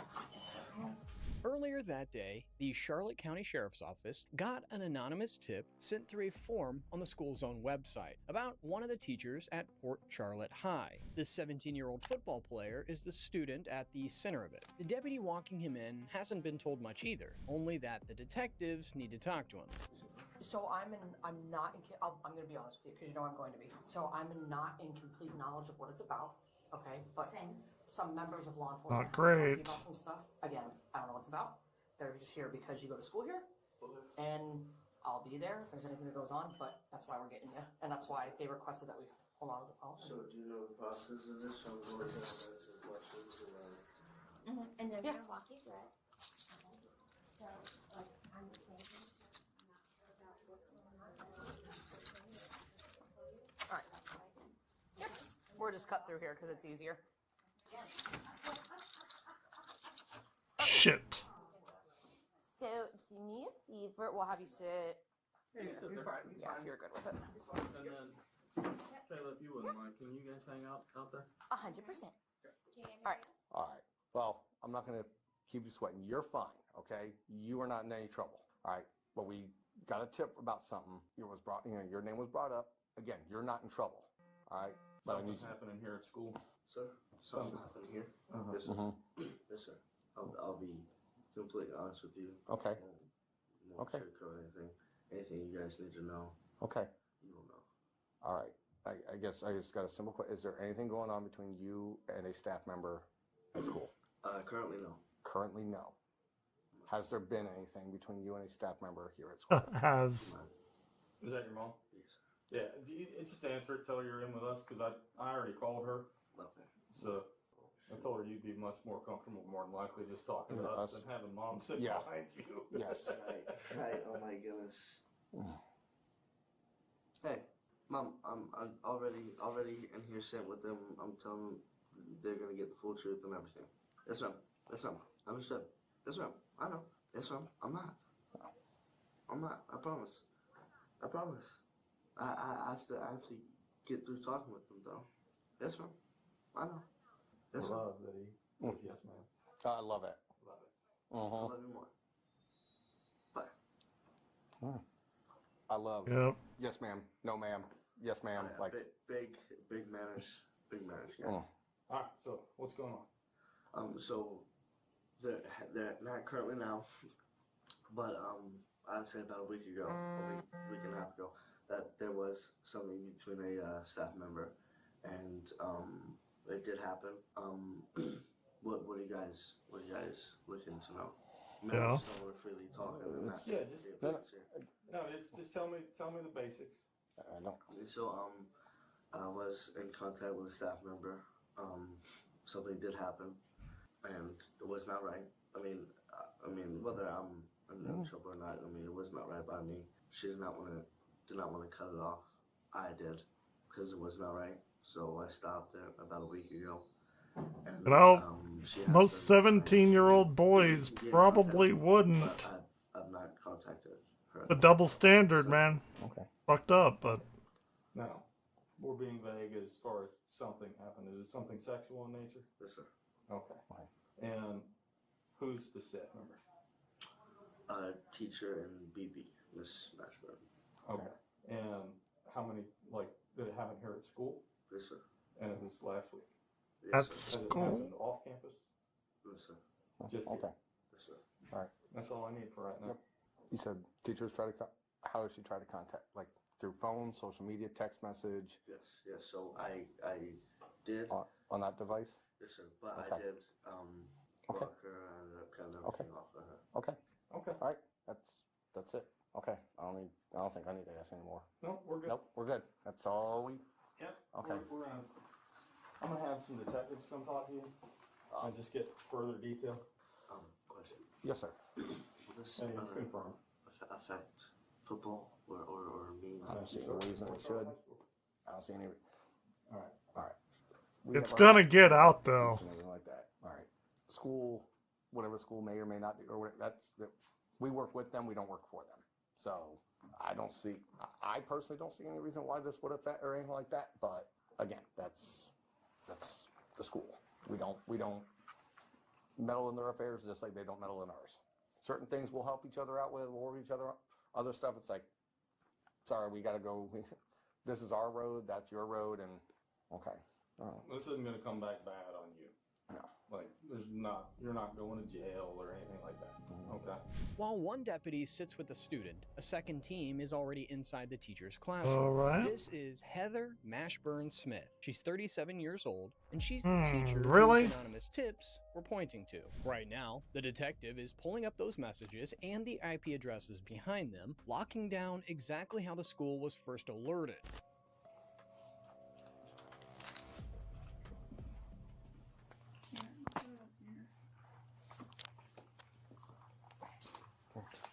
I know your fucking students, bro.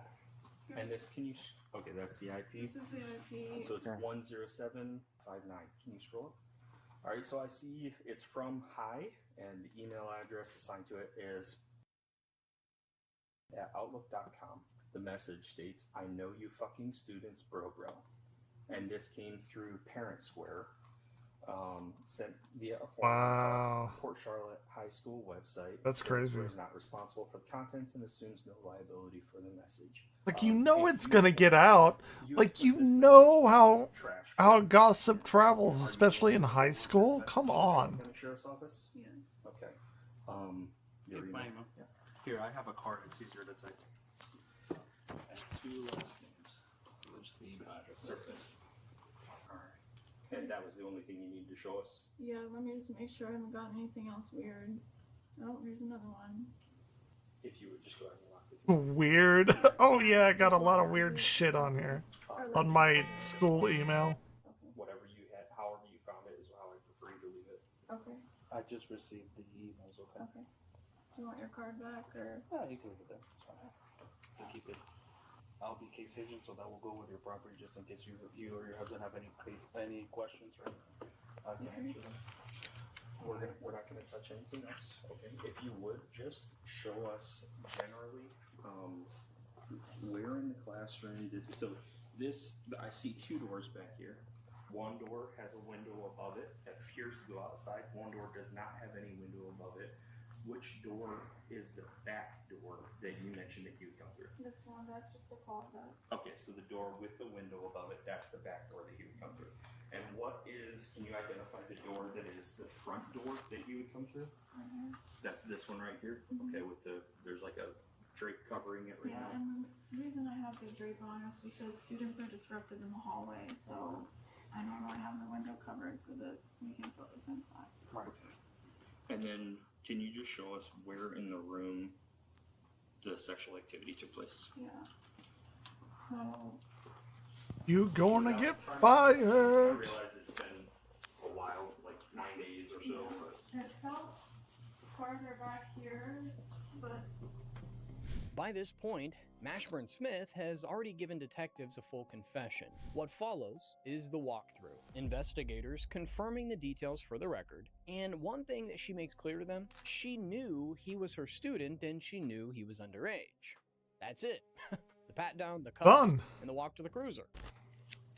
These desks might have just been moved farther this way, but I feel like it was these Trying desks. to fulfill a fantasy. And just for the record, Probably after not in high school anymore. Thinks that she still is. you had wiped these desks down. I would assume that's what. This one. That one. And like the floor area. It is a lot of female teachers Seems so different. that It seemed like it was like more here. are big high school people that do this.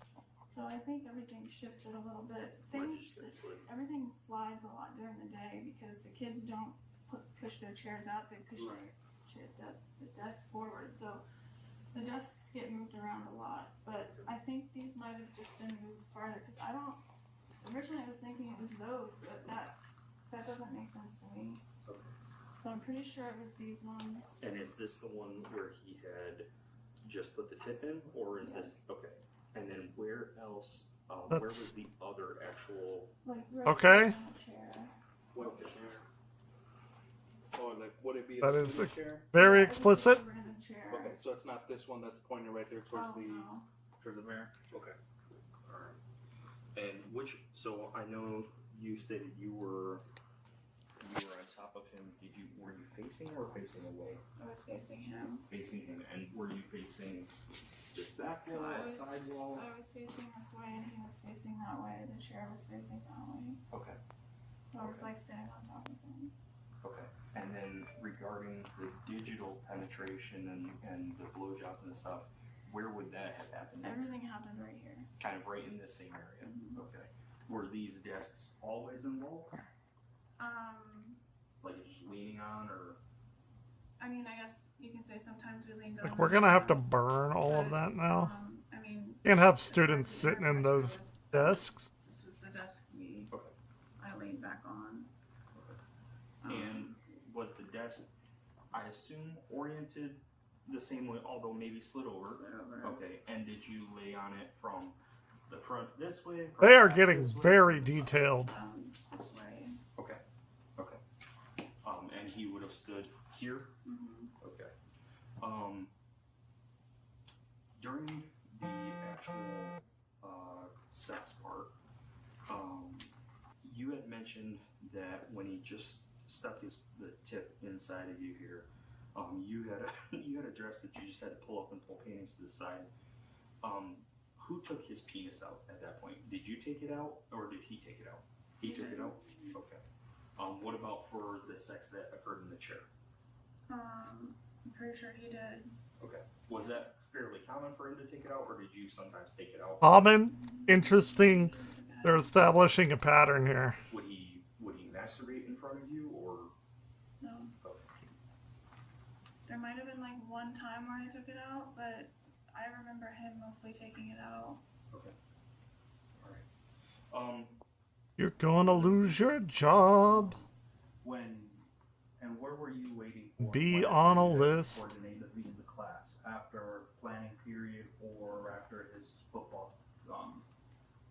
Just at my desk. Just at your desk. And then when he would come from football, there was like once or Oh. open the door so that he could just come in. But all the other times he had to knock and I had to let him in. So I would have to walk over to the door to let him in. And it's not like I let him in and we just like went right to it or anything. Like, no, you guys would hug and talk and kissing and all. yeah. Like I said, it was not premeditated sex.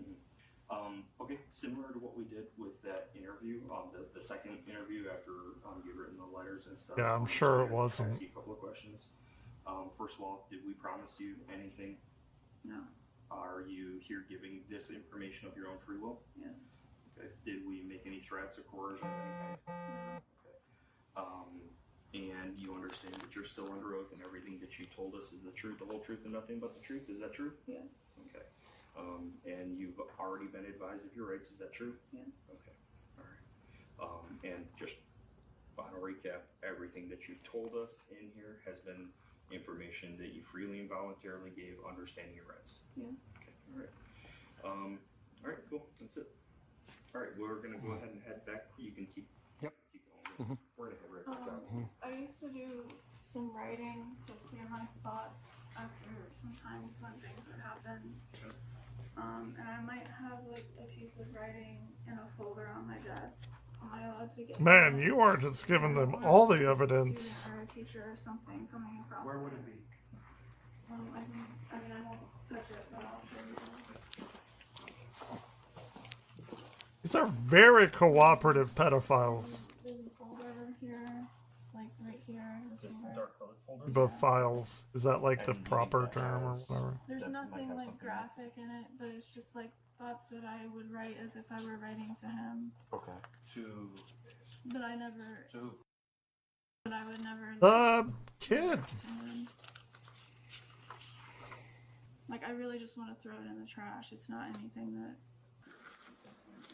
Do you have anything on you? No, I just have tissues and a business card. Okay.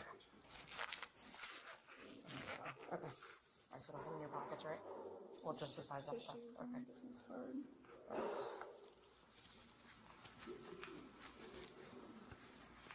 Okay, interlock your fingers and place them on your head for me. And then spread your feet. A little bit further if you can. Alright, I'm gonna start with your hair, okay? Do you have a bra on? Yeah. Okay.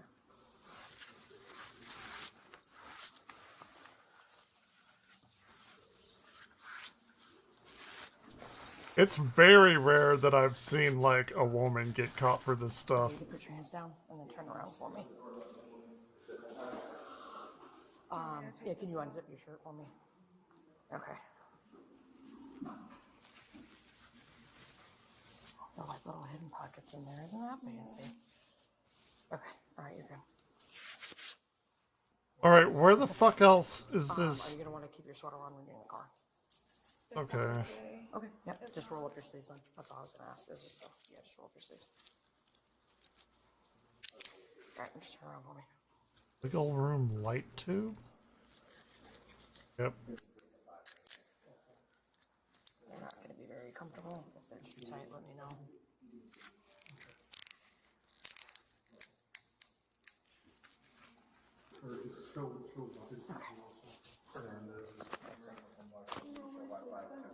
What's that? Can you roll my sleeves back down? Sure.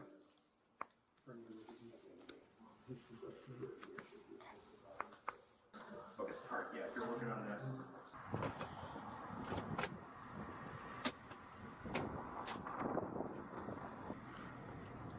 Just watch your head. Yep. Just making sure this isn't gonna like completely choke you out. Alright, is that okay? That's too tight? Okay. Heather Mashburn Smith gave detectives a full post-Miranda confession that same afternoon. She was booked into the Charlotte County Jail and charged under Florida Statute 794.05, Florida. which is There it unlawful is. activity with certain minors. On its own, that's a second-degree felony. Unlawful? But because she was the student's teacher and an Yeah, adult in a position of agreed. authority over him, the charge is bumped up to a first-degree felony, which carries a maximum of up to 30 years in prison in Florida. Charlotte County Public Schools placed her That's on a lot. administrative leave immediately. The Yeah, no superintendent shit. said her actions were a direct violation of the duty every educator owes to students and families, and that the district would pursue full accountability. The sheriff, he put it a little more bluntly. Teachers are supposed to be the adults students can trust, and that this one preyed on someone she was supposed to protect. For what it's worth, the person who comes out of this footage looking the strongest is that 17-year-old. He's the one who ended it because he knew it was wrong. He's the one who sat in Yep. that office and told the truth when it was the hardest thing to do. And investigators say they have no reason to believe that there were any other victims, thankfully. I'm your host, Bart, signing off. 3-year-old found dead after mom's boyfriend. Wait, what was the other one? I was in contact with a staff member. Here. Let's see. After mom's boyfriend tied her up. Okay, that's This should have never happened. I called DCF debatably 4 worse. years ago. and the medical examiners said there's bruising on her chest that looks like it's pure the knuckles. In February, Marion County deputies rushed to a home after receiving a frantic call about an injured child. Inside, 5 children under 10 were in the care of their mother's new boyfriend, Jerome Coombs. But as deputies secured the scene, they quickly uncovered a nightmare hidden behind closed doors. 5 children under 10. I think that guy's trying to leave. He's in the car and just got in it, but apparently he's the one who slammed her down on the bed and killed her. Which car is it? The black Killed her. And he's in the vehicle now? That's The the one mother just got ain't gonna say it, I'm gonna say it. That black motherfucker over there is the one that hurt that child. Okay. And he's Okay. he's in a black car right now? Oh yeah.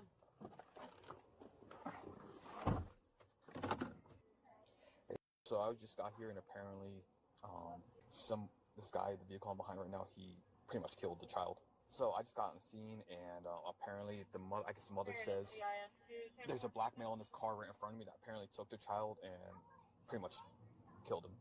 Yep. Ma'am? Ma'am? Yes. Is this the gentleman right here? Mm-hmm. Alright, sir, for right now, I'm just going to detain you, okay? Do you have anything weapons on you? Anything that's going to stick or poke me? Again, you're not arrested. He's just detained.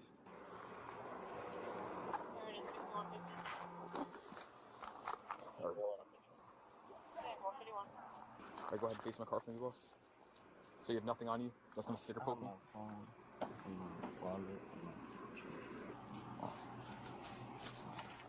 Nothing on your waist. What, were the kids just being kids and he got fed up with it, or what? These kids are skin and bones, and they are not supposed to be like that. Okay, man, if you just hang out over there for a quick. Go take a seat for me. I'll get a few, please.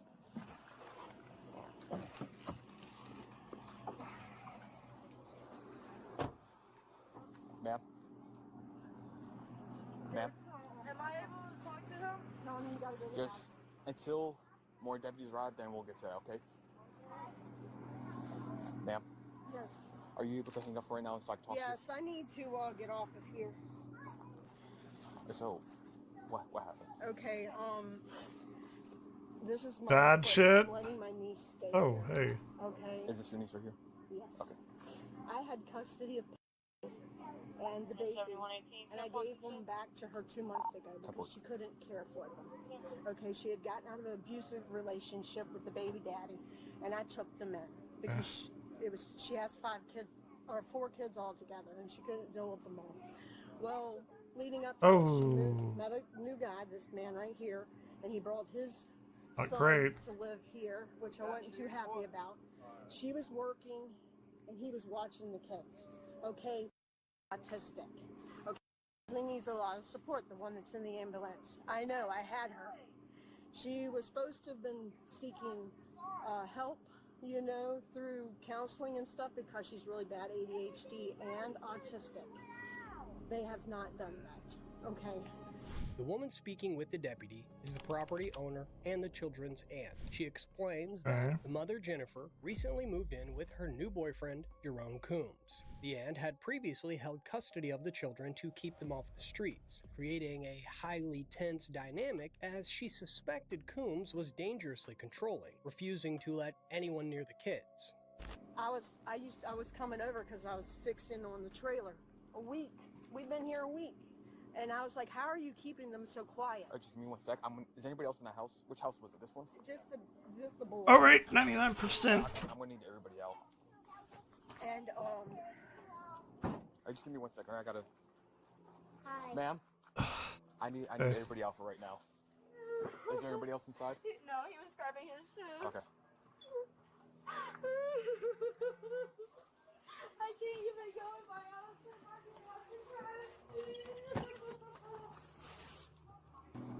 Ma'am, did medics already check them out?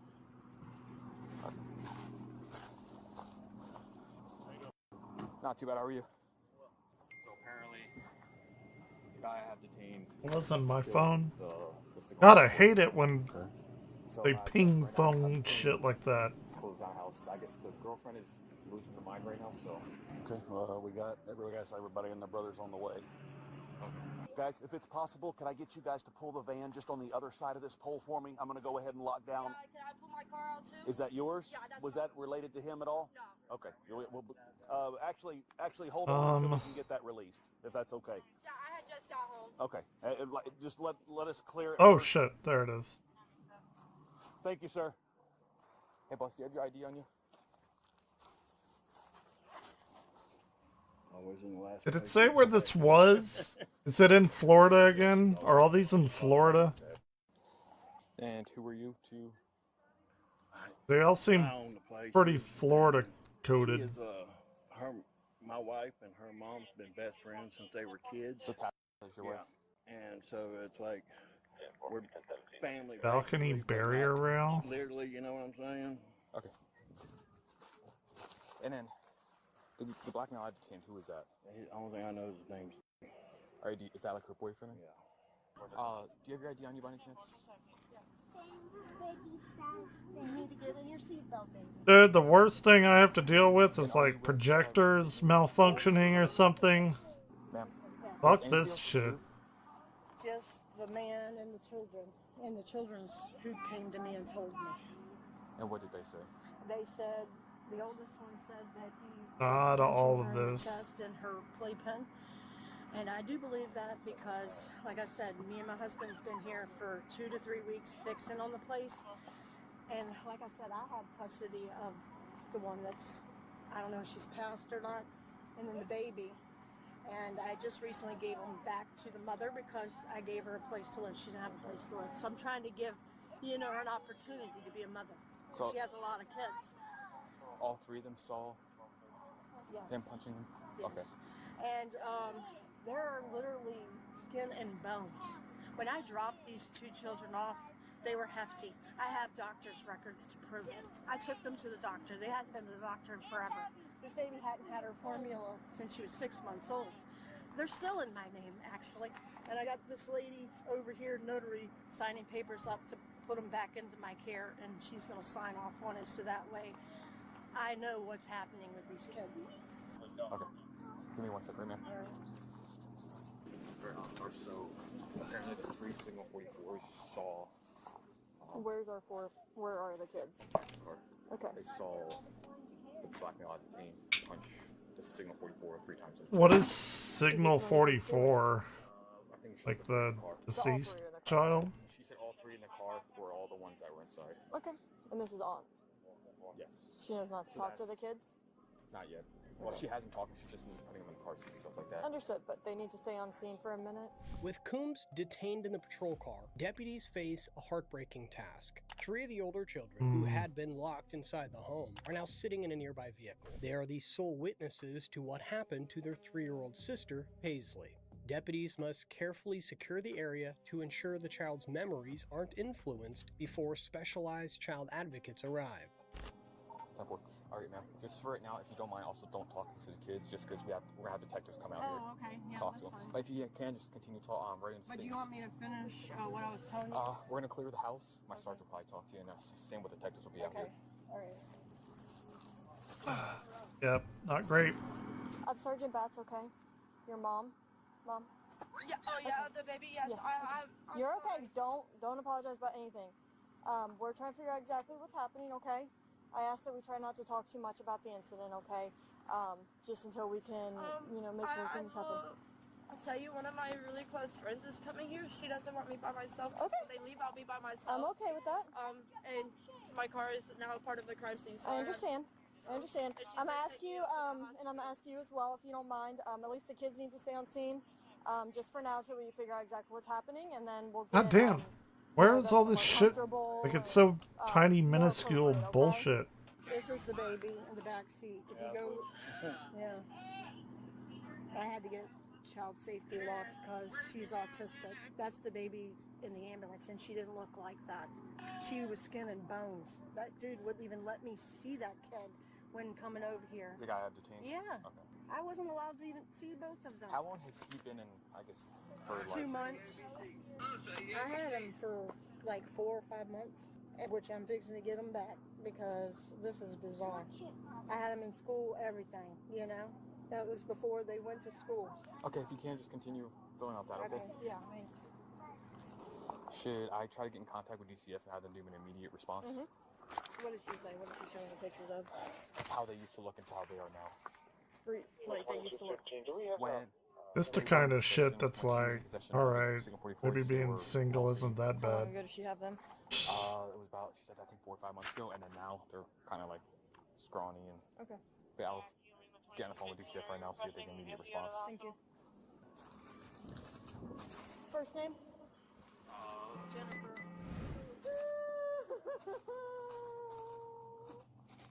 Miss Jennifer.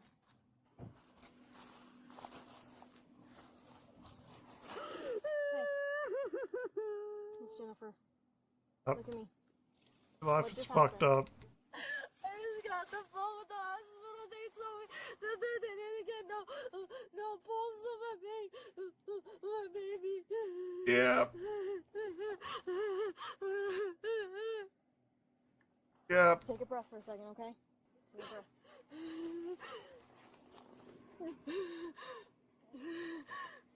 Just take a breath. I know. Well, I don't know, and I can't imagine. Breathe for a minute. She Okay? looks just like me. Yeah. It's my twin. I'm so sorry. Can I show you a picture? Yeah. I'd love that. Ooh, that's very bad. Can't even imagine. Oh, she's beautiful. She's beautiful.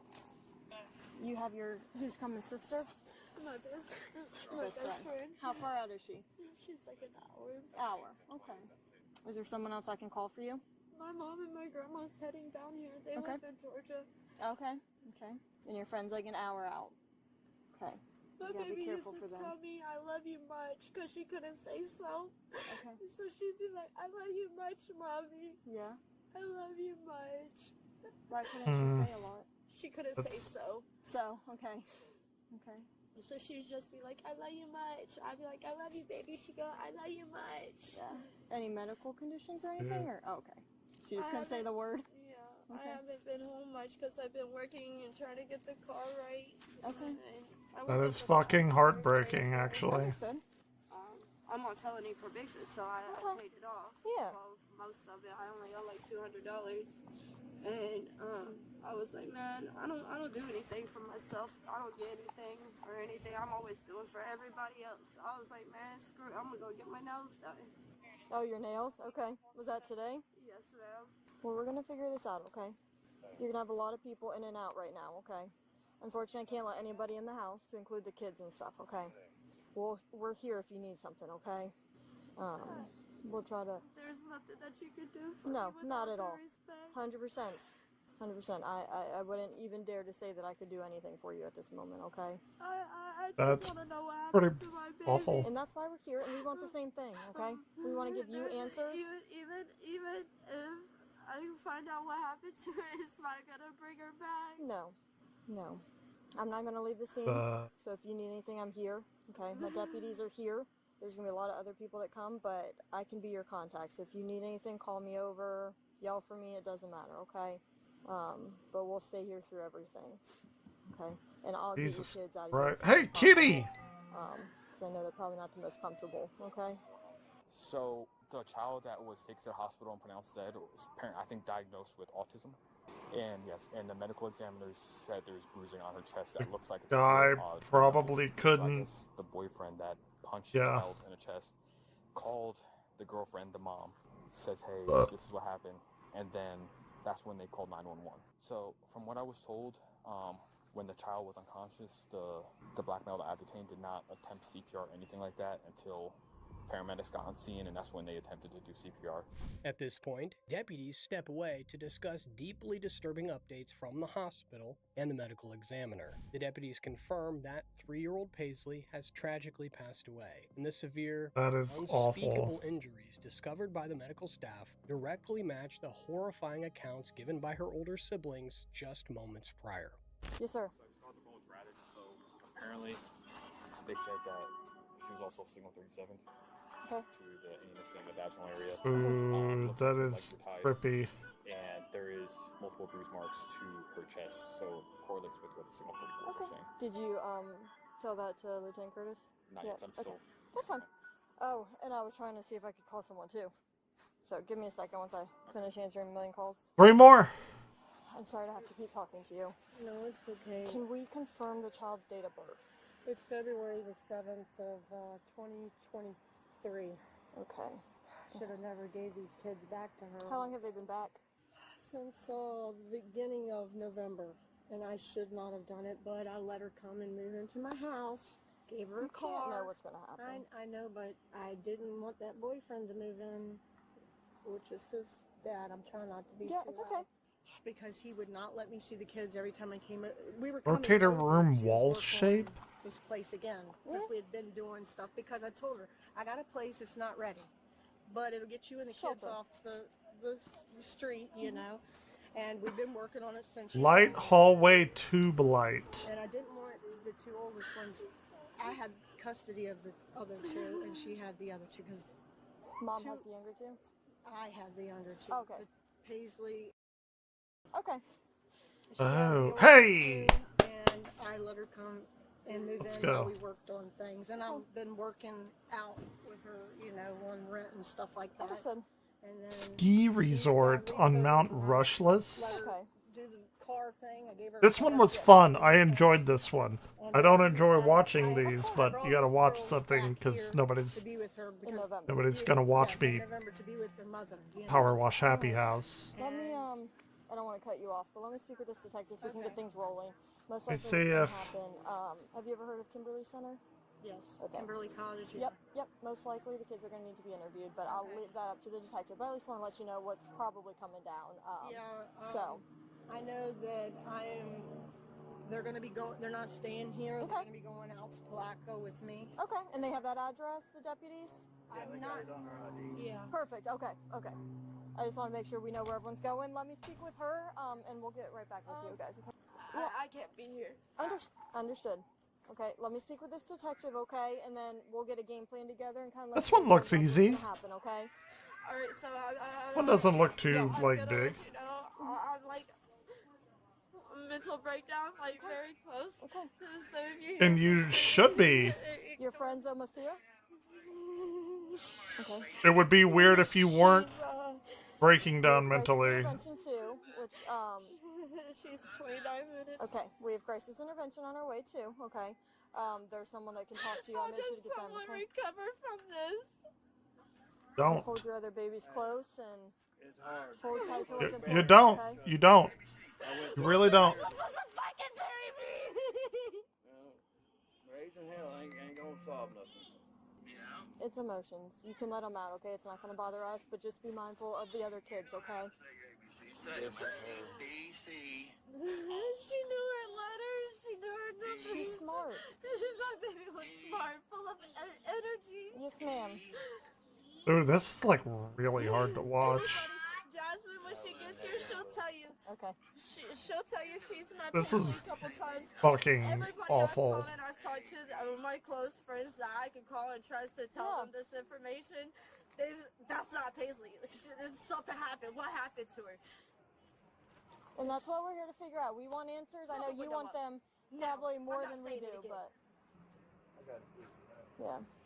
I understand emotions are high. They don't understand, okay? Kids don't understand, okay? We're going to get someone here for you to talk to because I can sit here and talk till I'm blue in the face. I don't understand what you're going through, okay? And I'm not going to pretend I do. I can tell you can vent, you can scream at me. It's not going to bother me, okay? If you have those emotions, let them out. The detectives are going to want to speak with you, okay? We're going to speak with the kids, and we'll get this all handled, okay? Detective Santana, do you mind if we talk for a little bit? Are you okay? No, she's not okay. I don't expect. She's absolutely not okay. My baby. Can I show you a picture of my baby?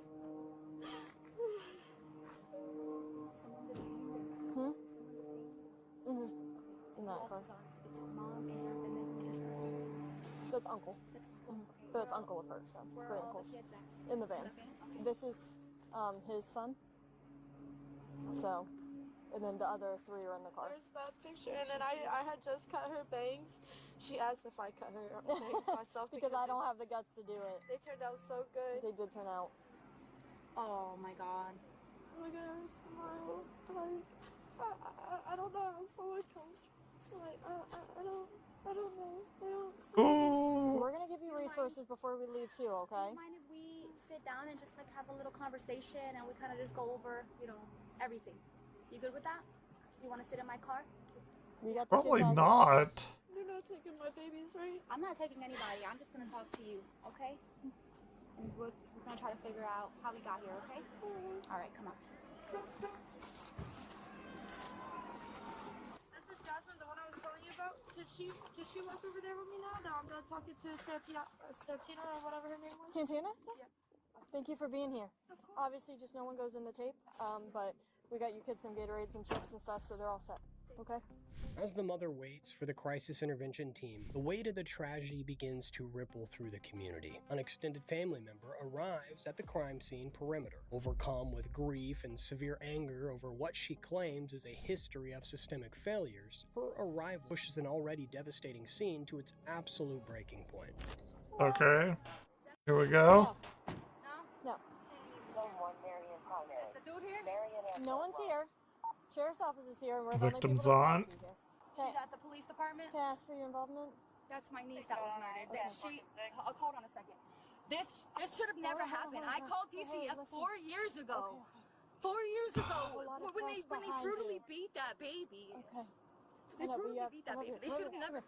I just don't want you on the 6 o'clock news, okay? What's your name, hon? I'm Oop. The dad is my brother. This should have never happened. I called DCF 4 years ago and I told them when they took those kids away. I don't know what DCF. It's like something Department of Child something. Like if they get those kids back, they're all gonna end up dead. Like they're gonna die. Okay. She's a terrible fucking mother. Like she's dead. I mean, I can't give you a lot of information. It's active, okay? Yeah. Now grab your phone. Grab your phone. Come back over here. But So I'm not at liberty to give you information. Okay? I know she's dead. She's dead, isn't she? I can't give you information. I can okay? tell by your face that she's dead. No, I'm just telling you I can't give you any information. I don't even know who she is. There's so many people that live here. Okay? yeah. I'm just going to Kind tell of. you that I can't give out information, okay? Is the There's a guy detective arrested? that's assigned. There's nobody at the house. I can't give you information, okay? And I know that's frustrating. And I especially, there's news here. We can't give out information. But she There's knows. detectives that are Yeah. assigned to this incident right now, okay? Oh, this I can give you is- information and give up. Yep. Because I can give them all the information and they could not get these kids back to this girl. 100%. 100%. DCF's here. Detectives are here. Oh, I would actually be like her. I'd be like the aunt. Everybody, yes. Okay. Those babies need to get taken away from her, ma'am. Okay. What's your Stephanie? I know I haven't spoken with him, but I saw a call for service, so I want to make sure. I have him at my house. He's with my husband. Okay. Do you have a phone number for him by chance? My number in about 20 minutes when I get back home. Okay, no I problem. could give you the number where he is now. You want that number? Yeah, just anything to be able to get a hold of him for. And that's his ex-wife. Okay. That's who he's with, though. What's her name? Okay. Or I don't know her That's name. fine, just so that we know who we're talking to. Okay. I will pass that along. So Detective is going to be working this entire thing. Obviously, it's Okay. new. We're here. They're running in a million different directions. We're running in a million different directions, but I will give this to her. I can't promise her she's going to call right this second God. because they are trying to do It's a too thousand high things. stress job, They man. definitely want that information. I promise really, you. really don't. I really hope those kids aren't with her because it'll just be another kid lost to her hands. Well, the kids are with us. I can tell you that, so they're safe. Okay. So, we're involved. DCF's involved. Everyone's going to make sure that these kids are safe. Okay. Thank you. Okay. Have a good day. Okay. No problem. And this is a dead end. I don't know if you've been here, so you'll have to. I got this off of Facebook. Oh, that's great. Okay. So it's a dead end, so you're going to have to turn around. I'll have these gentlemen move, and then someone will reach out, okay? No problem. Make sure they call me. I will. Trust me, we want that information, I promise you. Oh, I've got so much of it. Okay. Thank you. Yeah, of course. I don't think she escalated it. Alright, man. I think she acted like a rational aunt would. Alright, what about this piece of human garbage?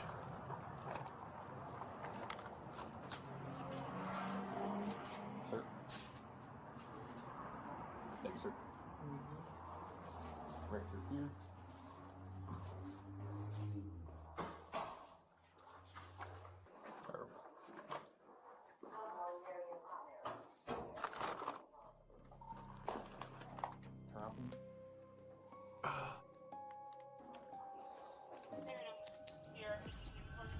The sheer heartbreak captured on this body cam footage is something that stays with you. Following this It horrific is. It is, actually. 32-year-old Jerome Coombs was arrested and removed from the home. But the pursuit of justice was only just beginning. Coombs has been charged with first-degree murder, alongside charges of capital battery for the unspeakable acts committed against 3-year-old Paisley. Because of the extreme severity of these crimes, the State Attorney's Office of the 5th Judicial Circuit has officially filed notices seeking the ultimate penalty, the death penalty. Coombs has pleaded not guilty and remains in custody on a no-bond status at the Marion County Detention Facility. But he's not the only one facing consequences. Paisley's mother, Jennifer, who was running errands and getting her nails done while Coombs was left as the primary caretaker, is also facing charges of aggravated manslaughter. The surviving children, who were found in severely neglected conditions, were immediately taken into the care of the Department of Children and Families. As we heard from the frustrated family members on the scene, these are lingering, painful questions about whether the system failed these children years before this fatal day. We're going to keep a close eye on this trial as the state seeks justice for Paisley.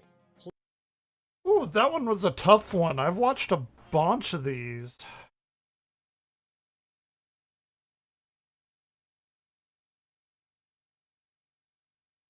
Teen kills 15-year-old while watching body cam videos.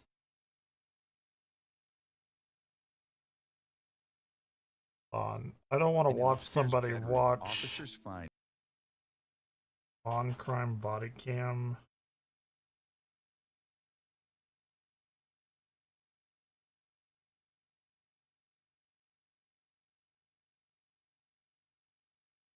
Doesn't link the actual video.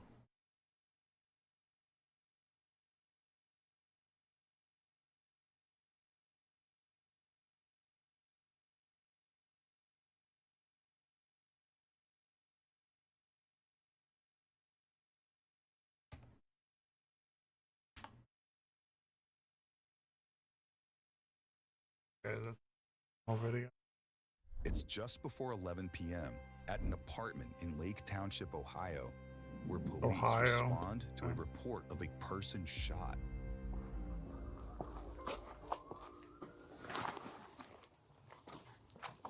Police. Hi. Hi. So, the body is upstairs.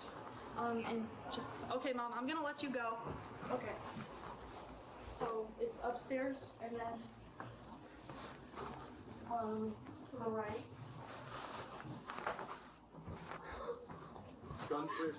She is very calm for... don't like that. Nope, no, sir. That's on by my TV. Oh, look, it's a fucking Confederate flag. 10 millimeter. All right. Look at that. In an upstairs bedroom, officers find 15-year-old Simony Moore suffering from a gunshot wound to the head. As one man performs Suffering? CPR, an officer collects the weapon allegedly used. Suffering still alive right now? Airs on the television. Any other guns? No, sir. Dude, this is like body cam footage Inception bullshit. The officer secures the firearm in question, which is later submitted into evidence before returning to the bedroom.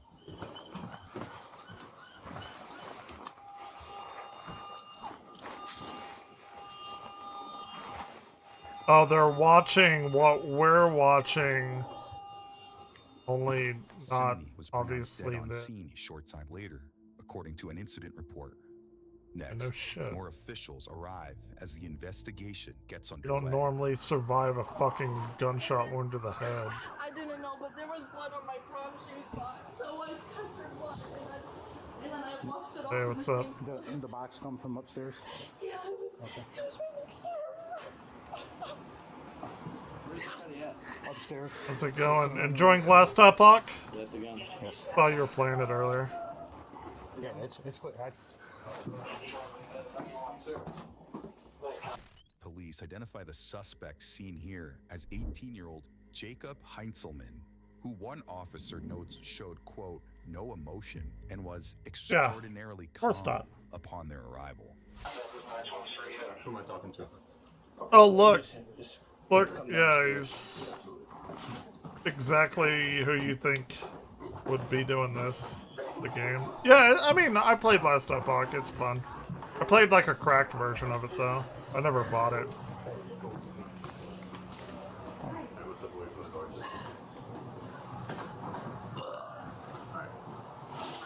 It's a fun game. I was cleaning my gun. It was jammed. I couldn't figure out what was wrong with it. I took the mag out. I cleared it. There's nothing there.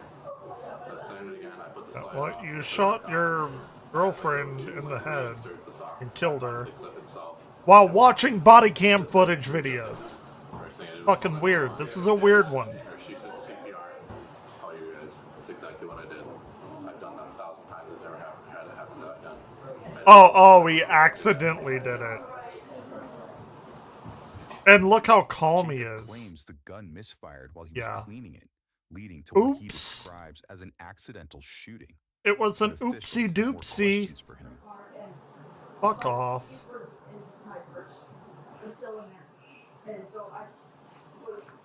You should be flipping your shit if it was an accidental firing. That's not true. I'm sorry. I think there's a 22 upstairs in that room, but that's about it. You guys, is there anything I can do? Not right now. Just hang tight.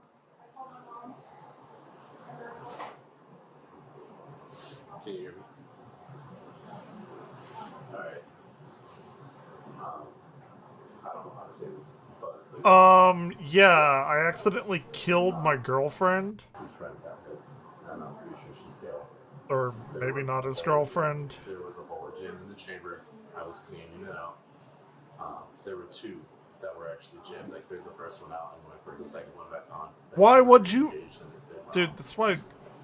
Even if that were true, it's why I fucking hate guns. I just don't like them. I don't believe him.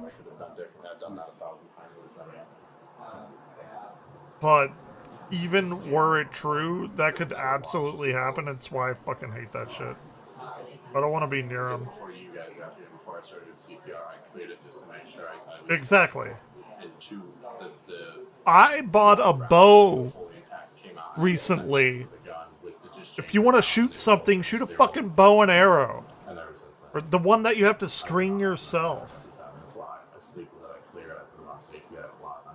There's never going to be an arrow accidentally in the chamber because the chamber doesn't exist. Get into archery, fuck. And he's not freaking out.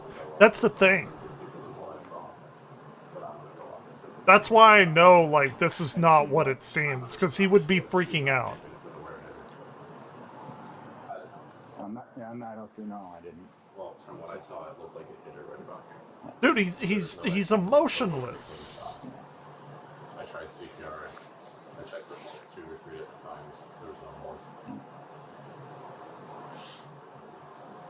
Like, well, it is what it is. Unfortunately, I should say, I've never had anything happen like this. How does that work about when all of this is done and through about getting my service weapon back? How does that work? About getting his weapon back? That's what he's worried about? Yeah, it'll be held as evidence until everything's done. Yeah, I figured. He wants his weapon back?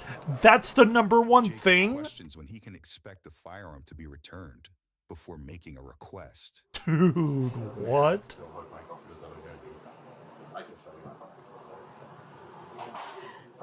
Was that his girlfriend? I thought it sounded like it was a friend. I don't know. Let the medics talk with it for a minute. Moments later, dude, another fuck. investigator Man. arrives to question the suspect. Howdy. I don't... How are you doing? What's that? Took me back to my deployment days. Military? 2 years. What branch? Marine Corps. Okay. What's your name? After... What's your last name, Jacob? What happened tonight? Yeah, life, My guys yeah. been having a problem the last few days with jam. So the girls were talking. What kind of gun? Oh, my gun was having a problem the last 2 days. It was jammed. So I decided to to fuck around with it with these girls in my apartment. Okay. I can remember the brand at the moment. But I was sitting on my floor at a point this way. Like I said, I'm having a problem getting gym last 2 days, so I was. And maybe it was. I don't know. Like, I don't think he probably meant to do it, but fuck that. Fuck that. I took everything off. I inspected it. I couldn't find a problem with it. I had never had a problem with it doing it. As soon as But I don't know. We'll see how it plays out. The hammer, the pin. There were 2 rounds that were stuck simultaneously like this that I didn't see. And as soon as it did, it pushed the other one off. Hi, who are you? Who are you, officer? His girlfriend? Right. I was about to be like, he's not going to get his gun back because he's going to be a felon, but you said life in prison, and I was like, oh yeah, life, like after he dies, right? Yeah. In his next life, I guess. So he was like, I just. Yeah, he's going to need to come back. Do you guys want him to meet at the station or back here on scene? Station's probably fine. Wait, this guy's a teenager, though. Reveals that 2 other people were allegedly in the room when the shooting occurred. Oh. According to an incident report, let's see how one this of those plays out. witnesses later told police that the 4 of them had been drinking before she Oh. noticed Jacob Oh. playing Who would with have his thought? gun shortly before the fatal shot was fired. That doesn't Whoa, whoa, whoa, whoa, whoa, whoa, whoa, whoa, whoa, whoa. Hold on. They were playing with his gun, stated shortly after she heard the gun Diminy's head.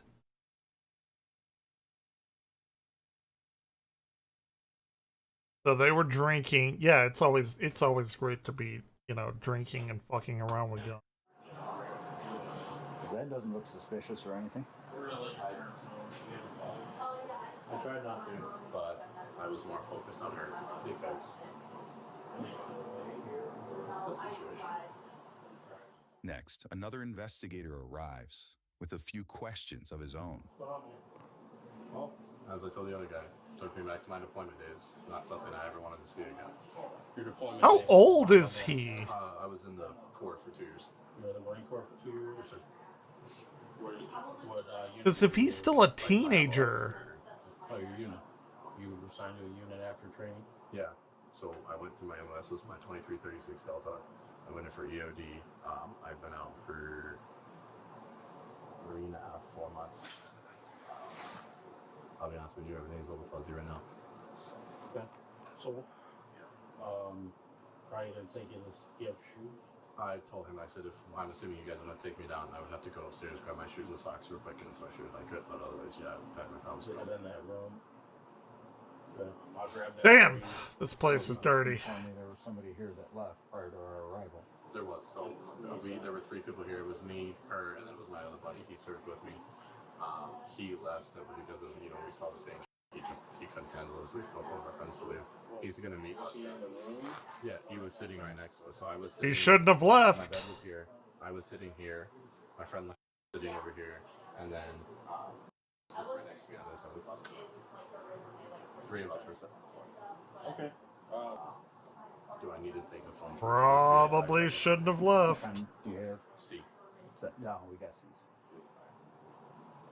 The case in the truck, the female should be right next to that other round. And the female upstairs, what's her name? Simony? Simony. How do you know her? Perfect. So she was having problems at her terminus tonight. I asked if we could come pick her up. I said, yeah, that's perfectly okay. And then she died. Yeah. 15 years old. It's fucked up.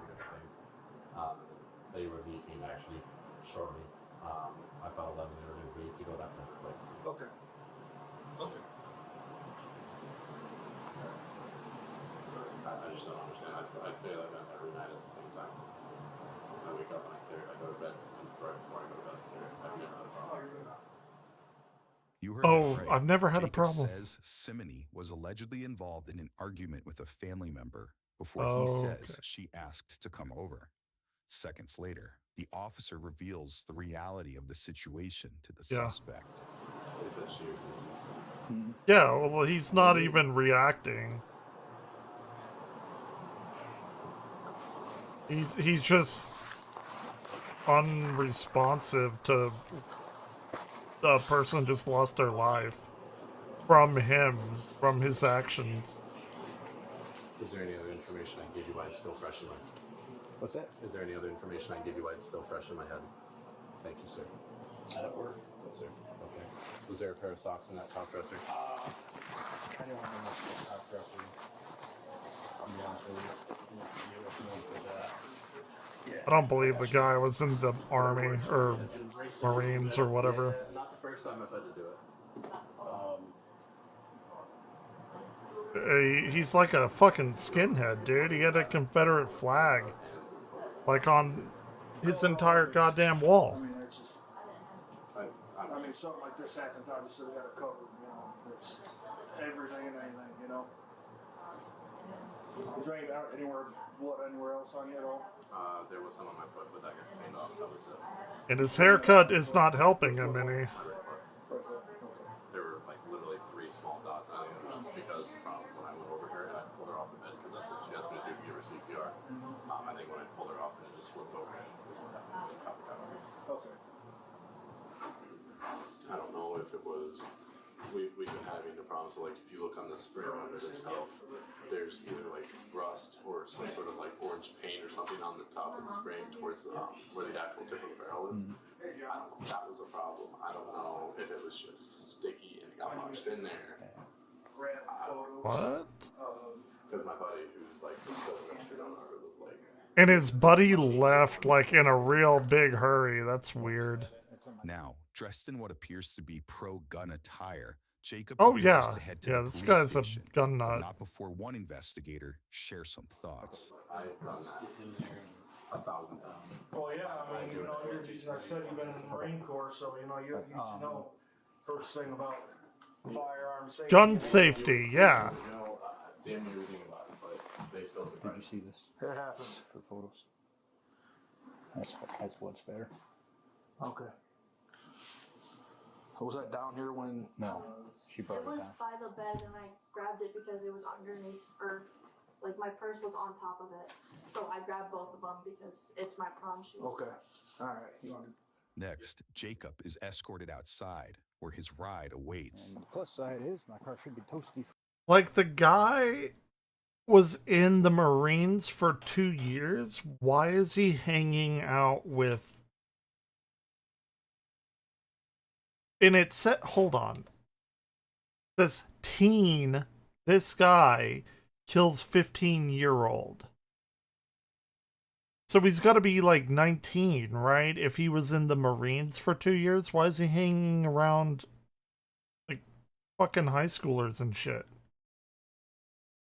If he was in the Marines for 2 years, there's some weird shit going on. Sitting here for a while. My one roommate likes that thing colder than the Polar Express. Something doesn't add up to me.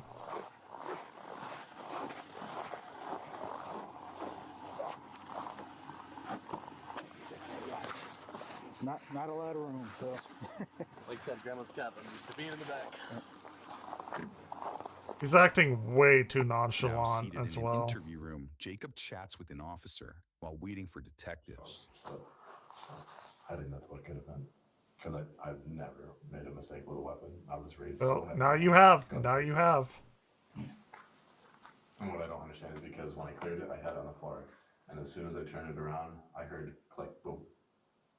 It was that simple. Hand wasn't even on the trigger. I had it on the side of the thing. Yep, well, now you have. My hand on the trigger. Just in case. So I said, I'm not even, like, I'm still grasping the fact that she got shot, yeah, but I'm grasping the fact of how, because I've never, that's not true, I think I have once or twice, but I've never seen, you know, a pistol like that chambered 2 rounds. You know, between the blood on the floor and my sheets and everything, how's that gonna work? Like, do I get to go back home? Do they clean that out? No, you killed a They're person. Probably gonna be processing that, I would imagine, until tomorrow. So, yeah. You're at least going to be charged with manslaughter, at the very least. Somebody died. So. Yeah. Do you know Yeah. roughly what it would be? Or do I have any idea? I'd have to. I'll tell you what, though, the one thing that hurts worse about this case is the fact that she was so young. That's what Chris. Yeah. How was she? 17? 15. Yeah. But I'm trying to make some sort of light of the situation. No. Like, you know how to do CPR? You don't make light out of the situation. I was a lifeguard for 7 years. I would hope so. She was like, okay, do you need me to count for you? And I'm like, no, I'm okay. I promise you, I have more than enough extensive training how to do CPR. Yeah, I came in, I saw you, and I was like, I couldn't do anything better than what you're doing, so. Well, that's definitely something I'll think about for a hot minute. Not for the rest of your life, but for a hot minute. Mine. Okay. Always yours. Yeah. She was like, yeah, just found out the officer that sat in there with me for like 6 hours found out that I was one of his top 3 worst cases. Really something to be proud of. Go Jake. At Lake. At Lake. Go Jake.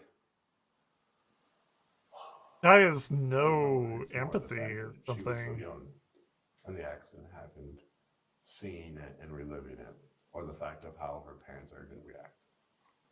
And my her best friend made a joke, and she was like, I really don't know how to react, and I'm just going to use humor. I said, why?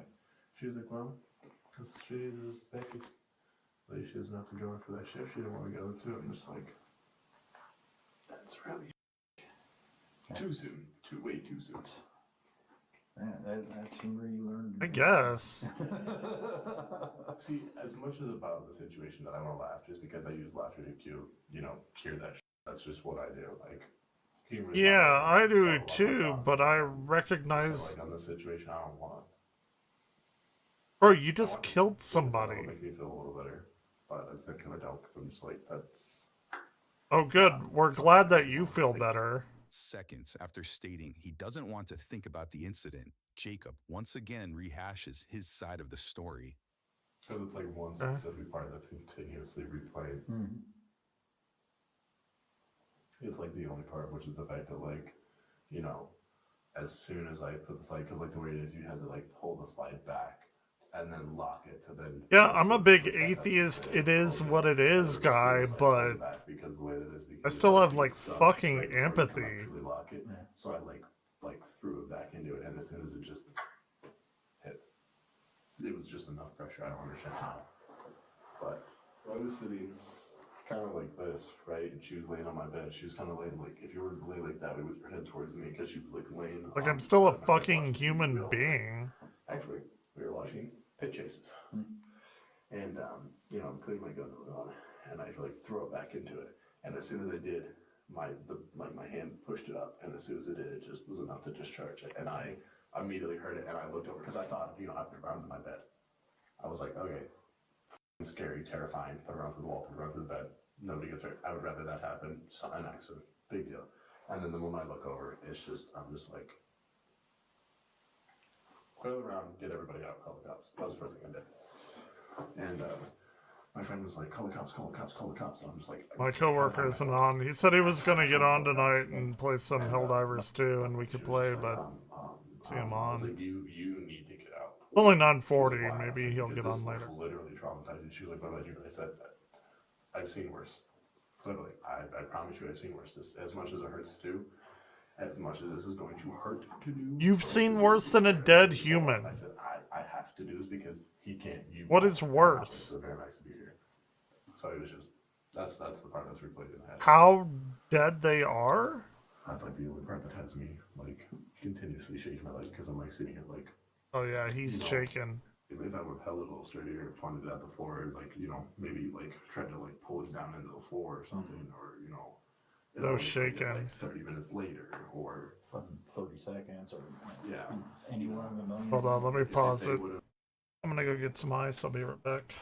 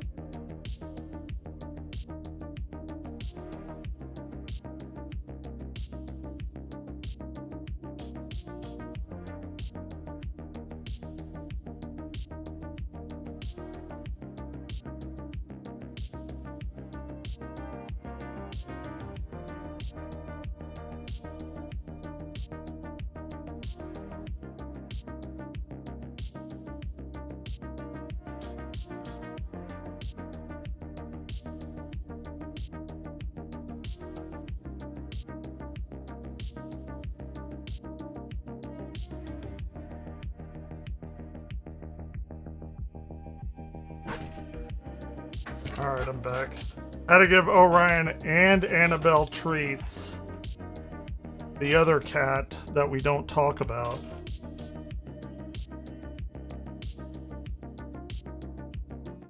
She's named Annabelle after the fucking doll from the goddamn Annabelle movies because she's that demonic. We've gotten ready to get up, and nobody was in the room. Something like. She's always the first one for treats, though. Could have been changed. Yeah. You're real tired. I just remember telling one of you guys, it was like, where was everybody? I was like, well, I was on the floor. All right. Oh, did it turn daytime? I guess it did. She was upstairs. Like, I remember Oh, she was laying. cool. I remember how her hair was. Like, I remember where my girlfriend was, how she was standing, because she had literally just walked back into the room. I remember that for a fact. See, she did. I swear I could sit here for hours and just be like, what about this? What about this? Dude, he's acting just so fucking weird after killing a person. I was like, what if I said yes? Or something. Or what if I wouldn't have said yes to picking her up? Or I get people handle grief differently, but this isn't even handling grief. This is just not acknowledging the You're safe at my house. thing that happened. That's one of those things that'll be stuck in your head for a bit. I don't think I'm gonna have people over for how that.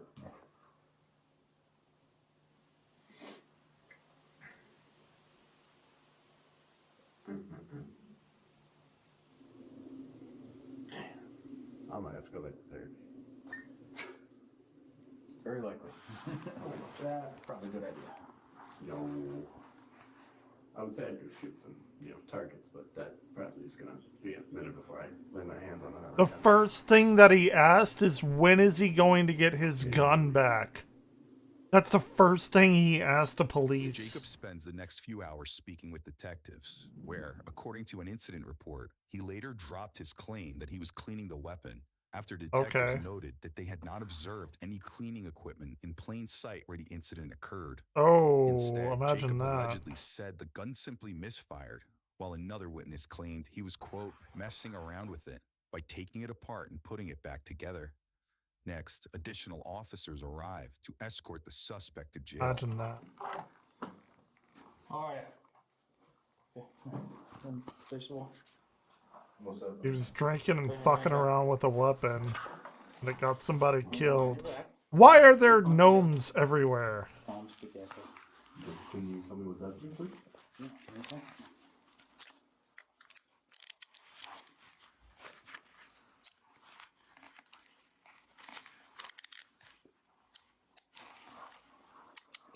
All right, not too tight. Perfect. Fine, sir. You mind telling me what's going on now? Yep, you're being transported to the county jail. For what? That, I'm not sure. For killing a person? You'll find out. But I was not privy to the information. Manslaughter at the Jacob very was booked least? for reckless homicide and having a weapon while under disability. Okay, it's fast. All right. Having... Oh, what's his disability? This is what we're gonna do. We're gonna take a seat, okay? We're not gonna talk the whole way down, okay? Just take a seat for me. So I'm ready for a phone call. You can get one when you get to the jail. Yes, sir. After further investigation, the 18-year-old was additionally charged with He's improperly 18? handling firearms in a motor vehicle, carrying a concealed weapon, and failure to comply with underage alcohol laws. Yeah. Okay. When can you join the Marines?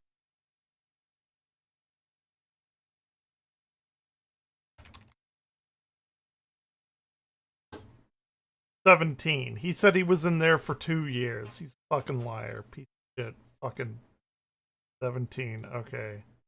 They get you right out of high school. After prosecutors alleged he had driven with a fully loaded firearm earlier in the day. In an unrelated turn of events, Jacob was also charged with illegal use of a minor in nudity-oriented material. After a search of his phone reportedly uncovered illegal material. Oh, it's got related to the shooting DP as well. Sir, I do have one quick question. Yes. So that's probably not great. The guy said that if anything were to happen, I just have my 2 babes on me. They said they would take it later. Okay. They said that before they took me, I would be able to get at least a few phone numbers from my cell phone so I can call. call somebody. Oh, but he wants to delete that. He wants to delete that shit. Oh, then no. If it's already seized and booked, we can't take it out of booking. He wanted to delete that underage He said that if I had CP left shit. anything, that I would be able to get a cell phone. That or a minor number out of shit. it. Yeah, I got no way to do that, man. Can you ask him? Because that was the gentleman who I talked to. You talked to who? That gentleman that just walked out that door right before I walked out. Yeah, that's the man that's that I it. need to talk to real quick. He was the one who said I could. Okay. Let me go ask, but I'm assuming the answer's going to be no, but worth a shot. Thank you, sir. After pleading guilty to the charges, court records show Jacob was sentenced to more than 11 years behind bars and ordered to register as a sex offender upon his release. Hey, subscribe now. For that was easier that was a surprise turn of events.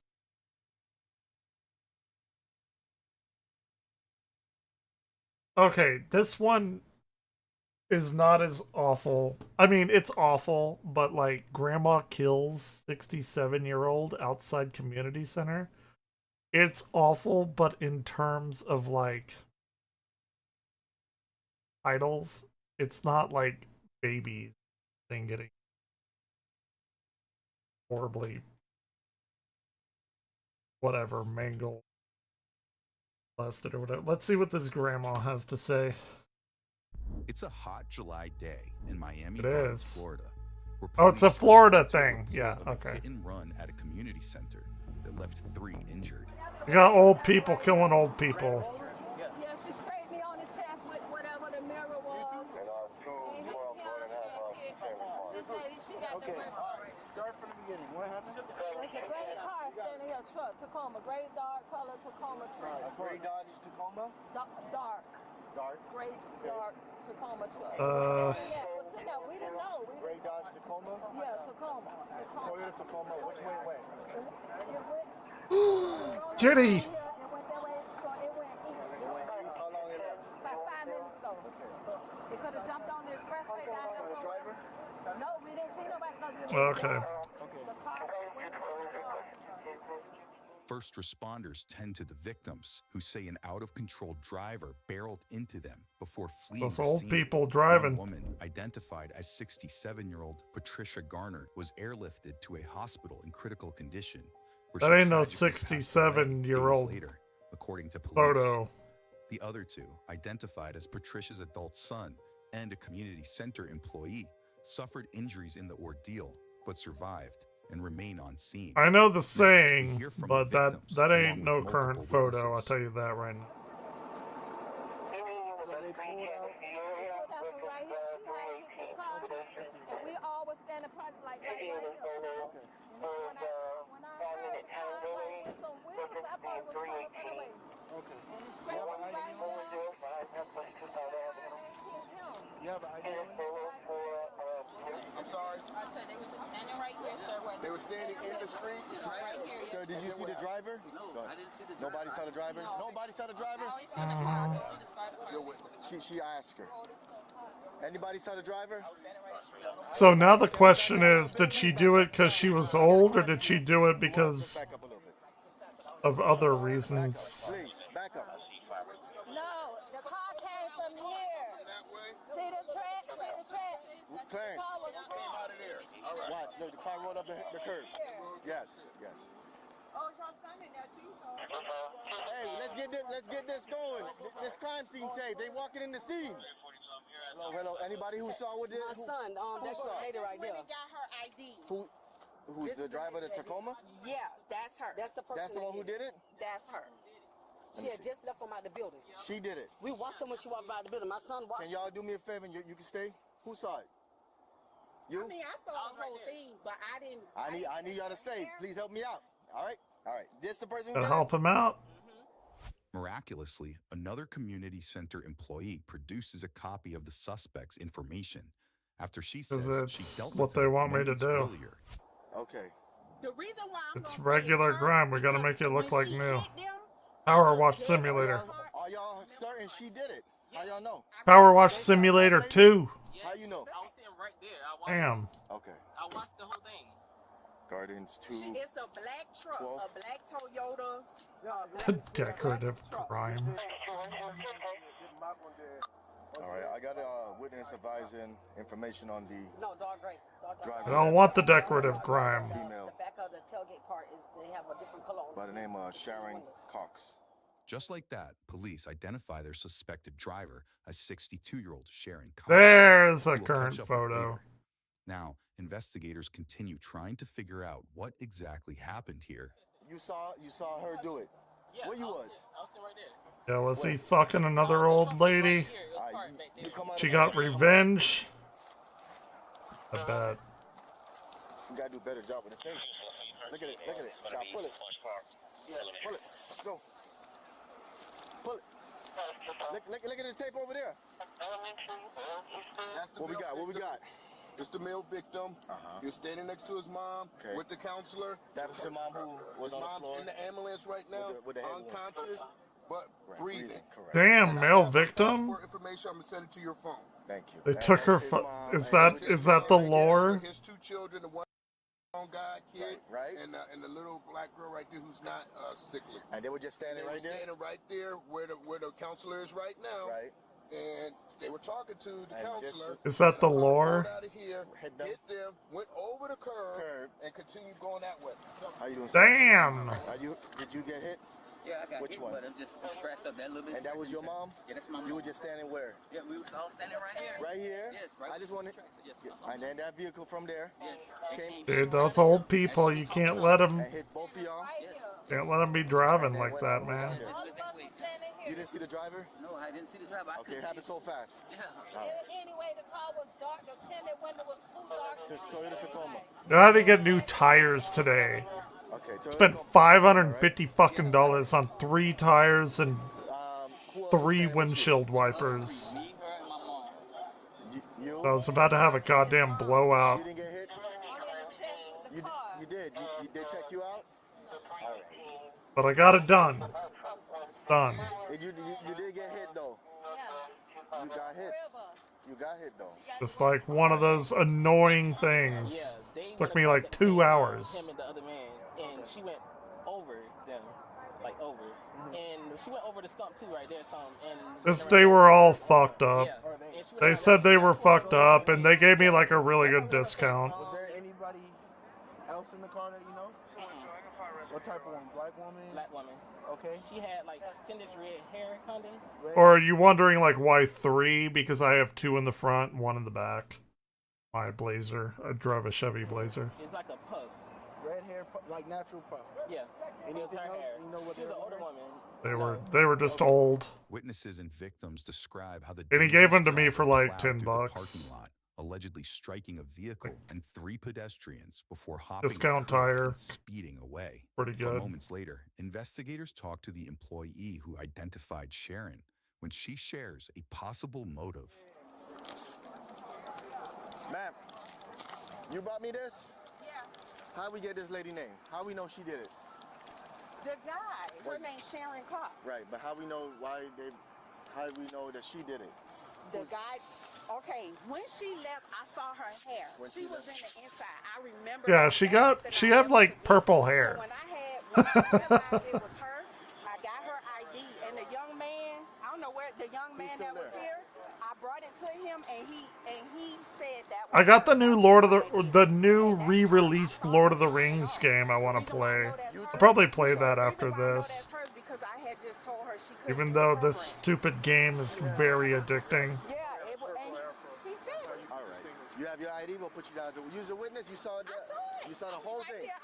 You saw it? Witness it. But I didn't. This is what I saw. I'm standing here. When I turned around, I saw her driving a black truck. She hit them. They flew. She rolled them over and rolled over the curb. Oh shit, drove over him. Didn't just hit him. Yeah. Okay, so you recognize her because she was applying? She just came from out of here. And what was she trying to apply? She couldn't do it. Got it. And what was she trying to apply for? Care to Share program, a light assistance program. Care to Share? Yeah. So I guess she got angry, I'm assuming, because of what happened. So Care to Share, you recognize her? What was she wearing? I know she had on a dress. I don't remember the color of it, but her hair was... Her hair's purple. And it was like Yeah. a natural fro. Sharon Cox, right? She going cyberpunk. She got that cyberpunk purple. And she came out, that's probably why she was upset. Yeah. That's the only thing I could think of, yeah. If you guys get that truck, whatever truck is linked to her, and you show us, we all can point that truck. You guys have no video inside? Like everyone Hours knows. later, detectives tracked down Sharon and the suspected hit-and-run vehicle at her home just miles away. Okay. That's it.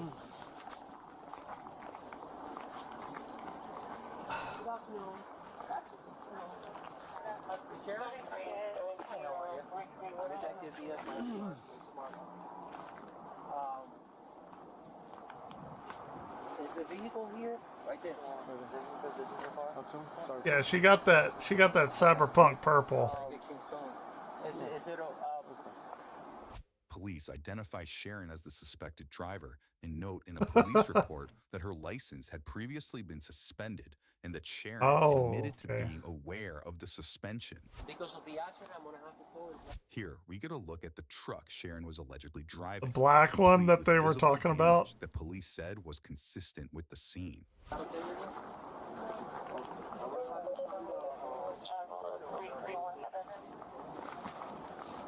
I mean, I don't disagree. I do not disagree with that. That is for a 67-year-old? Yeah, 100%.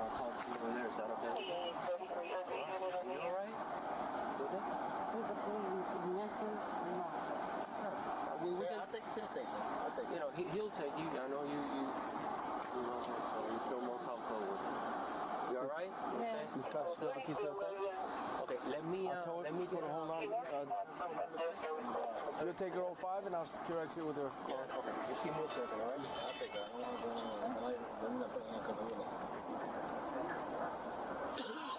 Miss Cox, you got the keys for the car?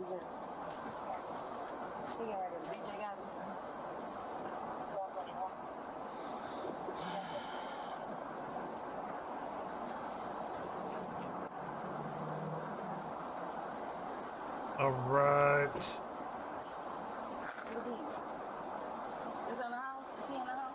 All clean and shit. Just all I need is just the key for the car. You can keep everything else on there. That's the street time.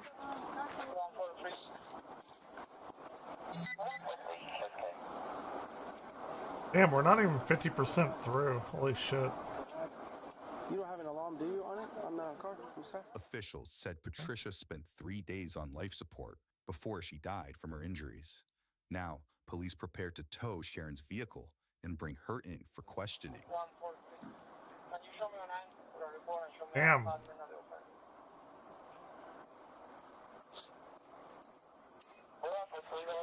Thank you. Driver's 211. We got it all? I think that's it. I know her for 16 years, longer than Wear purple hair. Pretty funny. See me on the streets, just remember you know. Wear it. No, I'm just like, nah. I'll go ahead and do that like ASAP. Oh, thank you. You know her? Sir? Yeah. Is she going to go inside the house? Okay. No, she good. Now, this doesn't do very much.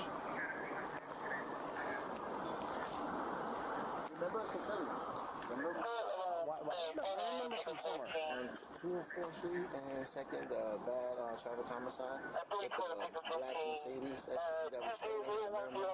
And he crashed into a car and killed three. Killed a 15-year-old little girl. Okay. Right here on 204th Street about 2 years ago. Okay. Ooh, okay. That's on my mom. Alright, let me start the toe slip. This one isn't as crazy as the other ones. I didn't think it would be, but like, it's like, okay. It's like, alright, an old person ran to a... Here's one. Teen hires friend to kill parents. cops.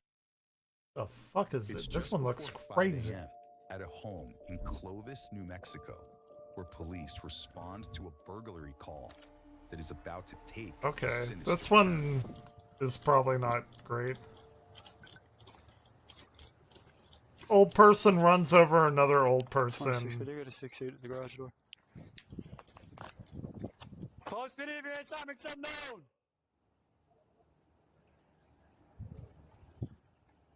Watch the back. Watch the back. Yeah.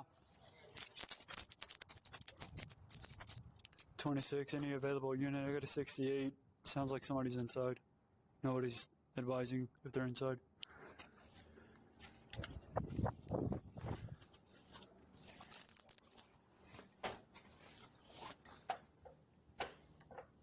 Close video, if you're inside, make some known! Hey, can you speak a little louder? I don't think the clipping the microphone picked it up. Oh. I don't think the microphone was clipping enough. A little louder, maybe. Tiny bit. 26 PD. Make commands inside. Nobody's responding. 6-8 to the front door. I'm holding until more units get available. Come to the door! Put your hands up now! Got contact with one.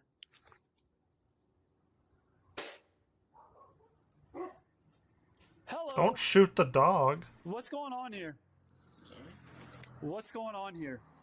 We just got a call that somebody's trying to burglarize the house, and I'm making announcements. Can hear somebody inside, but you're not responding to me. Just got up. You just woke up? Is your front door and garage door usually open? No. Okay. Are you the only one here? No, my parents are here. Your parents are here? Where are they He's at? the kid that called his They're friend. asleep? Okay. Well, we just got a call that somebody was trying to burglarize the house, and the garage door and this door are wide open. So I'm trying to figure out what's going on. Police identify one of the home's residents. Oh, here we go. As All 19-year-old right. Oh, fuck. Darren God damn it. Munoz, who says he and his parents were asleep when the call was made. But that's not exactly adding up for first responders. Uh-oh. Does that make sense? I'm not trying to scare you or anything. I got you. That scared me. I got you. Is your parents in their room? Yeah.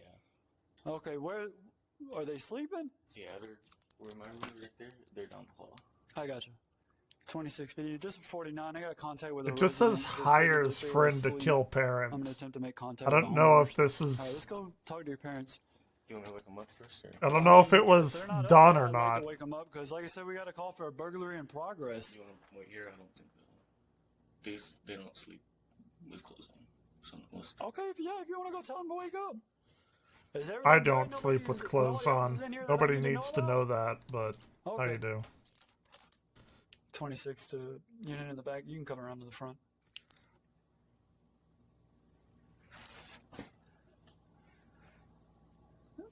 "26 other units. If you're responding code, you can go ahead and go back 10-8. Everything appears 10-4 here at the moment.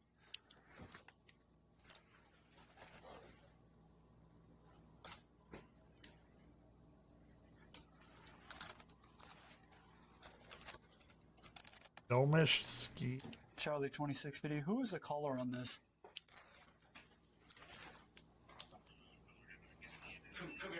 What's going on? Full blood. 26 PD. Send me in. That's Oh, full they. blood. Stay outside. Oh, shit. In the back. Where? Back. Back. They were killed. Stay outside. This is One officer interesting. finds Darren's father, 58-year-old Oscar Steve Munoz, and stepmother, 71-year-old Feel Tina weird, Munoz, just, yeah. both suffering gunshot wounds to the head. Ooh, yep, that'll do it. Clear the house. 26 other units, step it up, get back over here. We might have somebody still inside.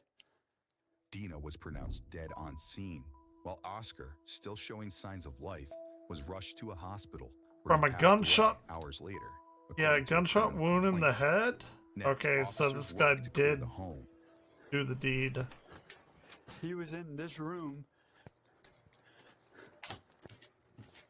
I can't tell if they're shot or what's going on with their head. Go. He's like, go! You first! Pushing him in there. Clear. I'm not seeing forced entry. Something weird is afoot. Who else lives here? Just you three? Do you have family members? Why is the kid not freaking out that his parents are dead? Your uncle and aunt live across the street? All right, just stay outside for now. I don't need you going back in, okay? I'm going to get you into my patrol unit just as security for now, okay? Come with me.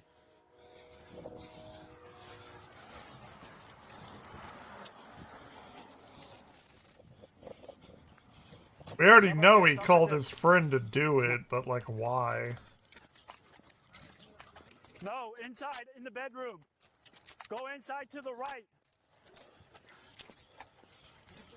Hey, you fucking moron. We cleared. We didn't find anything yet.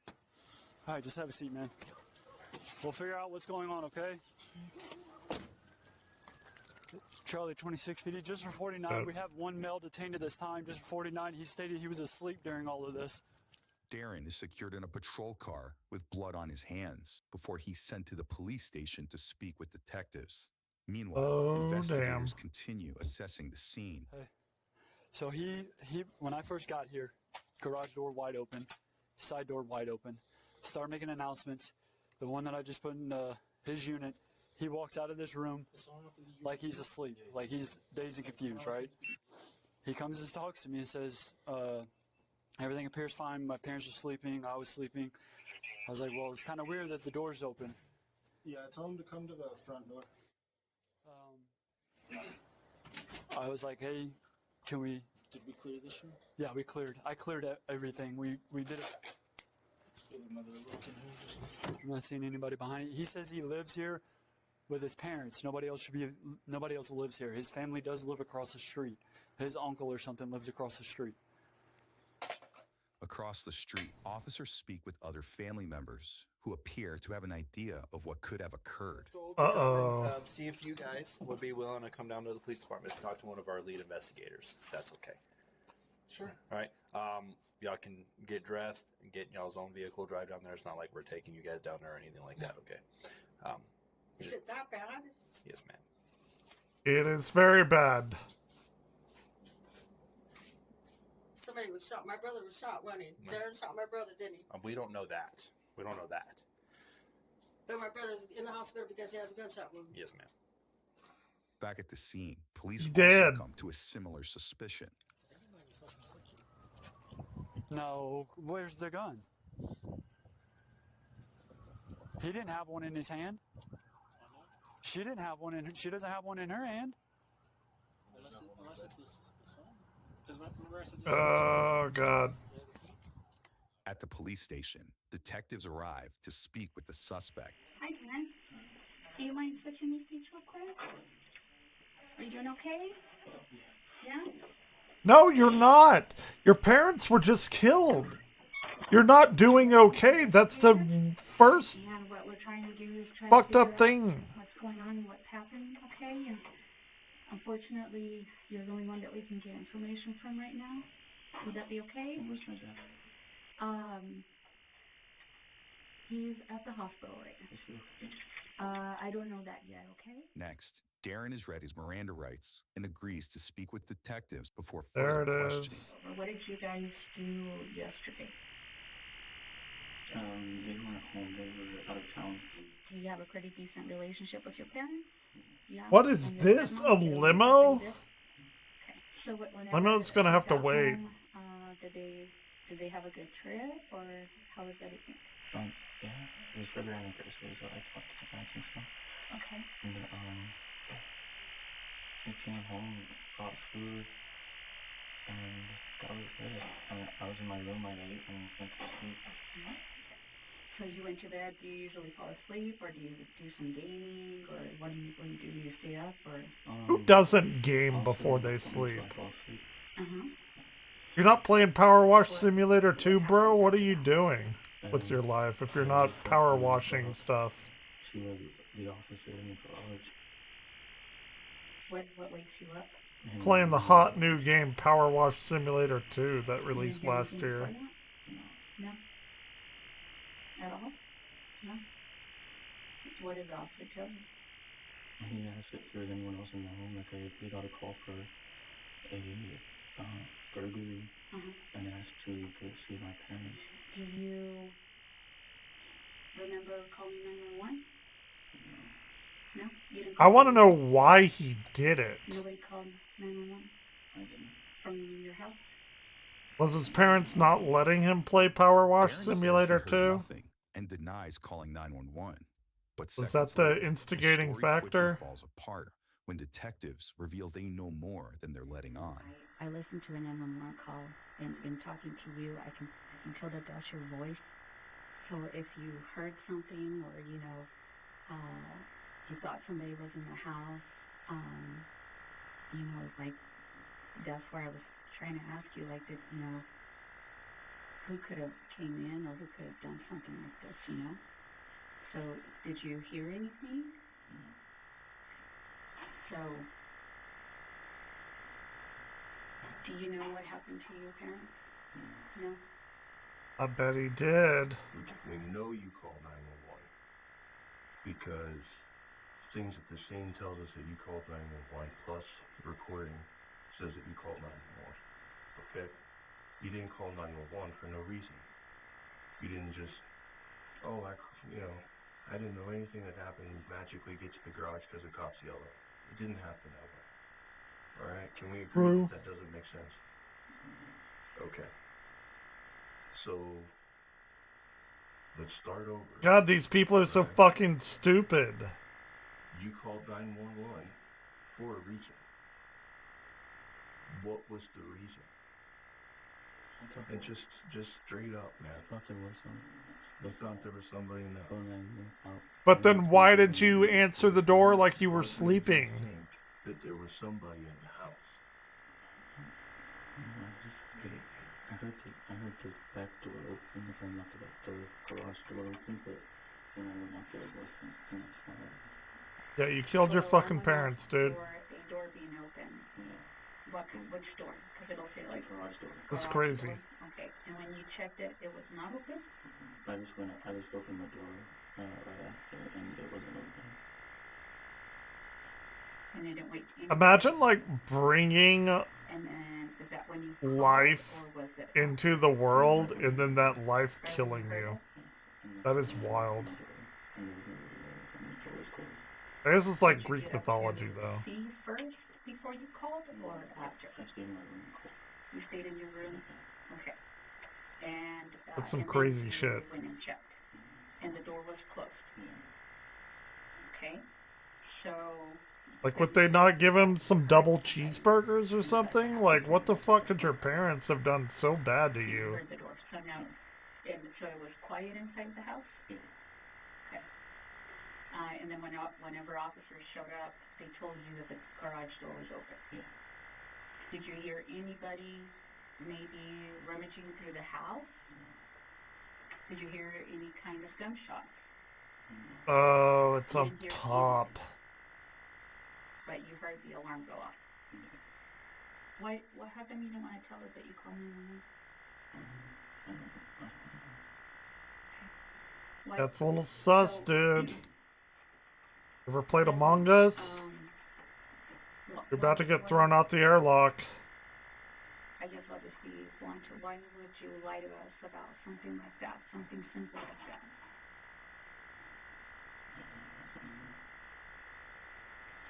Your stepmom is deceased, okay? And your dad is in Lubbock. We don't know the outcome yet. Lubbock. He Like Texas? or not. Okay, so these are It's not near me, but I am in Texas. deal. Okay? This is a big investigation. And if you have anything you want to say, we're going to give you that opportunity, okay? Pretty bad in the sense that it Get looks this- like they were possibly shot while they were sleeping, okay? So, who hates or would want to see Dina and the death of Ooh, that's a Big roof. Who would break in the middle of the night? My dad is not liked by a lot of people.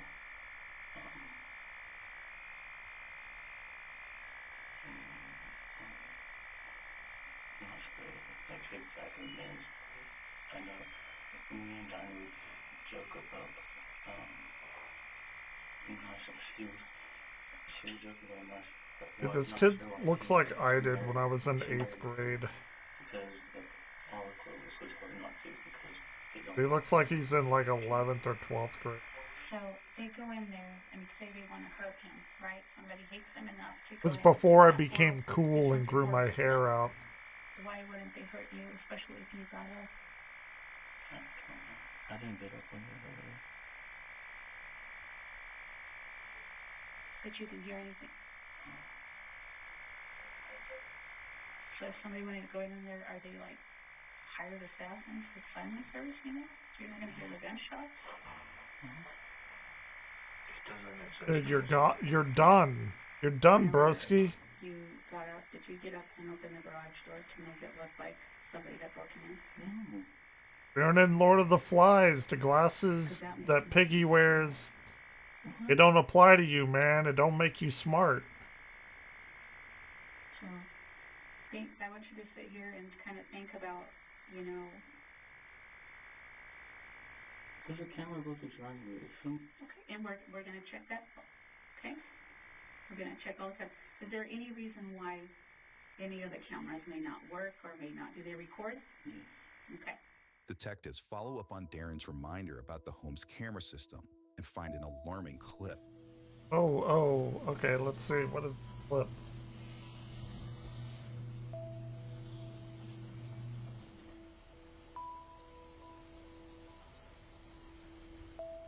Dude, everybody got fucking Ring cameras and there's flock cameras and shit. Shooting, investigators said Darren was caught on the home's surveillance camera, hiding what appeared to be a firearm in his waistband before entering the family home.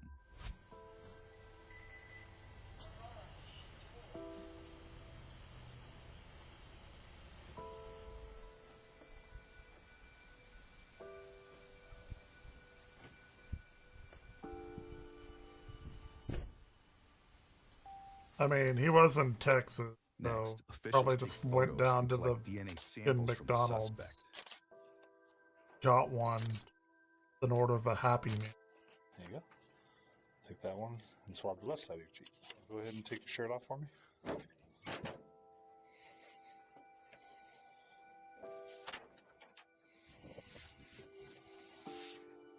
Oh, they blurred it out, thank God. You didn't get no blood on this, as you can see.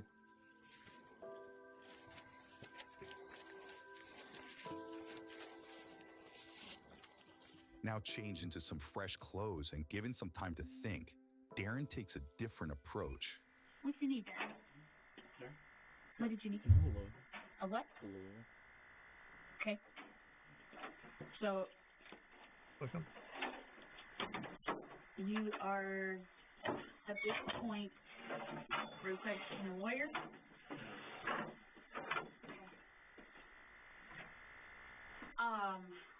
You have every right. You have a right to an attorney. Okay. So, what's going to happen is you're going to remain here.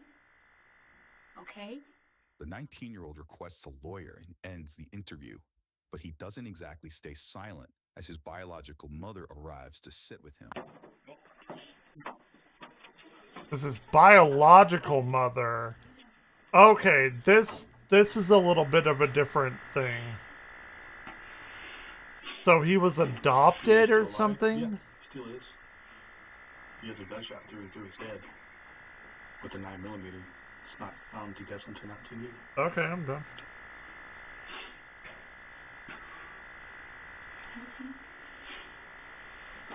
You would have to. Okay, I may be playing some Helldivers here. I may have to cut this short. We may have to... I'm not gonna ask you anything, hey man, but I'm gonna let you know what's going on, okay? This whole home invasion thing, it's not happening. Has video coming from that? Yeah. We know, I believe we know what happened. And we're giving you the courtesy to come see us with him. Okay. And then, you know, by him saying that, you know, he doesn't have guns, have access to guns, but he's on video stuffing a gun into his waistband. I did not say I did not have access to that. So, okay. Now, Darren tells one investigator he never said he didn't have access to firearms. A statement backed up by previous photos and video of the Okay. suspect. That Oh, would look at later them. be Look used at how as cool statement they are. exhibits in the case. Look how, like, very cool they are.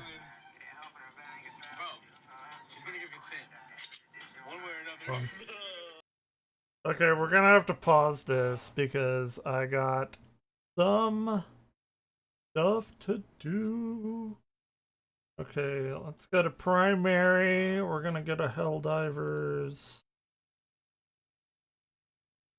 I have to manual save.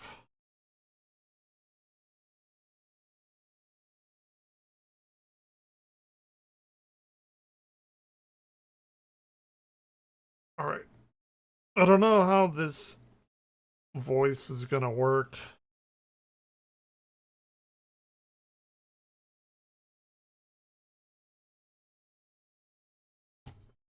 Let's see. It should be launching.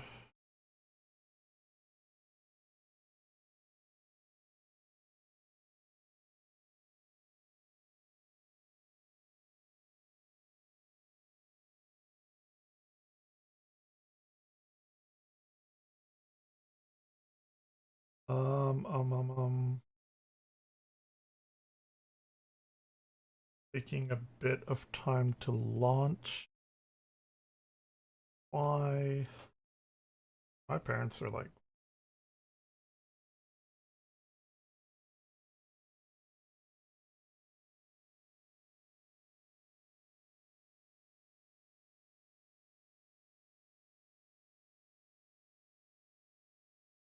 bit of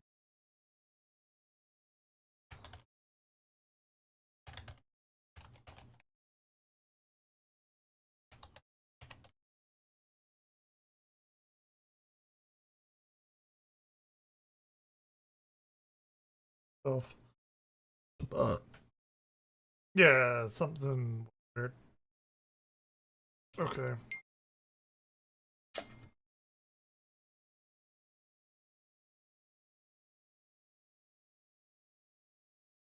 All right. Got some Helldivers coming in hot.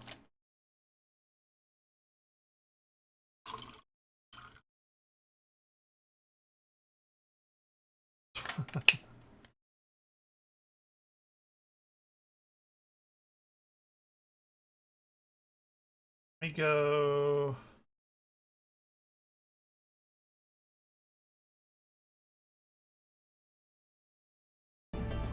There we go. Liberty.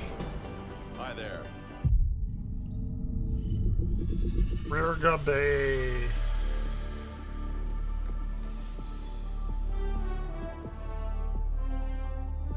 Allied coordinates locked.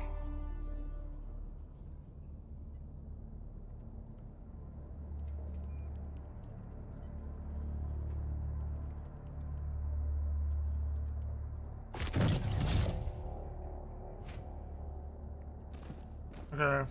Invite.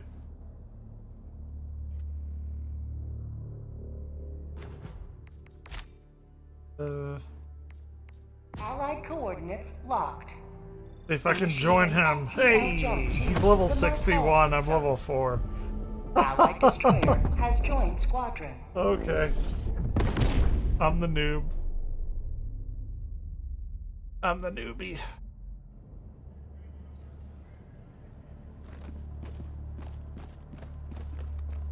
Hello? Hello. Hey, okay, cool. Is a good mission. I'm the newbie here. Train me, sensei. All right.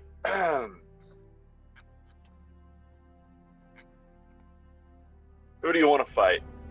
Bugs or bots? Bots. I'm tired of bugs. Yeah, good deal. Oh wait, I had a purple cape.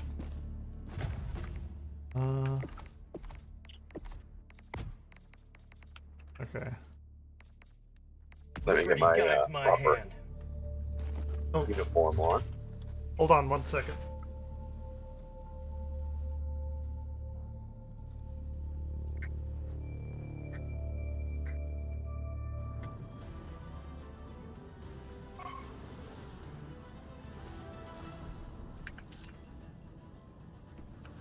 Freedom's greetings. I am Coretta Kelly.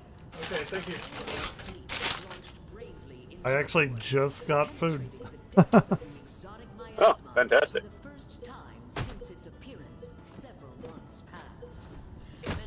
Yeah, I was doing Power Wash Simulator for the past like 4 hours and watching a bunch of body cam footage, and I was like, where's Benjamin? I want to do Helldivers, so.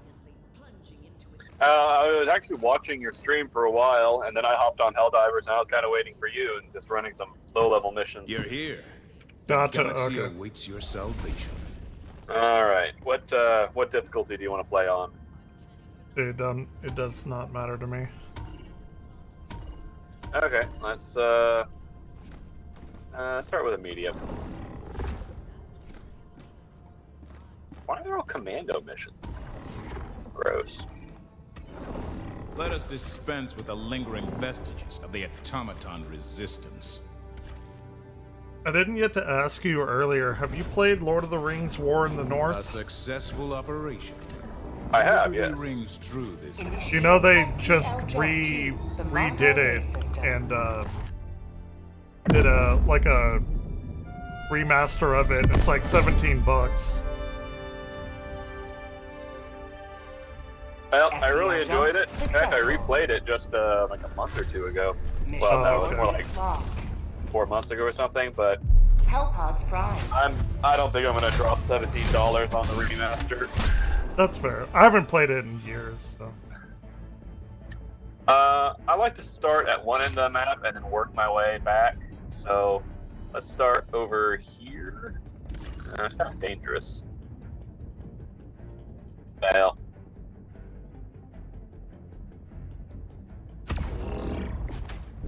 I'm just along for the ride.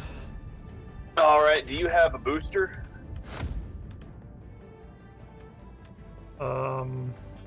I don't believe so. I have 3 of these things. I am woefully under-equipped. Alright, that's fine. I will, I'll drop some things for you as well.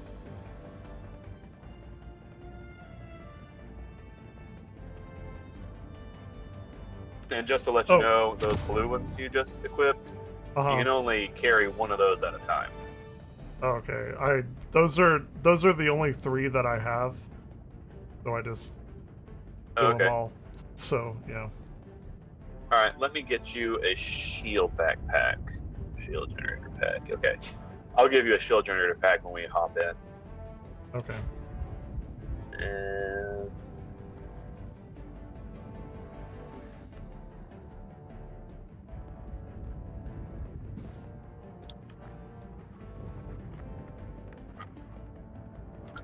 I would also advise getting a sentry, a machine gun sentry, as soon as you can. Those things are golden. Okay. This should level me up a couple of times, maybe. I don't know. We'll see. Launch initiated. The really unlocked stuff, the basic stuff you unlock for completing your missions and getting requisition points, but then the war bonds you get stuff through the medals. Gotcha.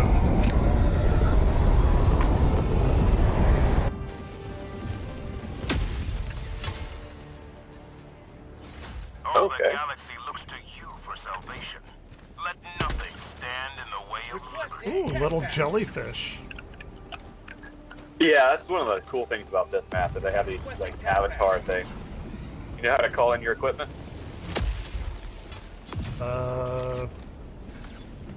What? No, I thought it was C.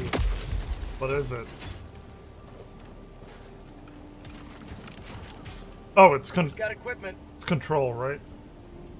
Yes, control, and then, unless you've changed the controls, I think it's the arrow keys, or WASD keys? Yeah, it's WASD. I remapped mine to the number keys, that way I can call it in while running away. Because I do a surprising amount of that. I'm not a big fan of the machine gun. It's the only thing I have right now. The what now? The machine gun? Yeah. Yeah. It's actually pretty solid all around. Here, come ahead and grab this backpack that I called down. That has a little shield generator on it, so that should help you out. Okay. Alright, so if you press tab, it'll pull up your map. Yeah. What's right in front of us is our main objective, and then those 2 red dots off to each side are enemy fabricators that will continue to spawn 100 meters. bots. And then it looks like there's a secondary objective we can hit as well. Oh. I need to call down my Support weapon. expendable rockets.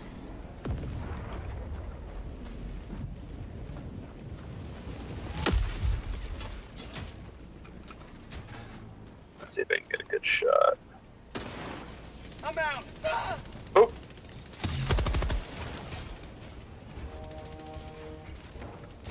Ah, well. We'll hit it later.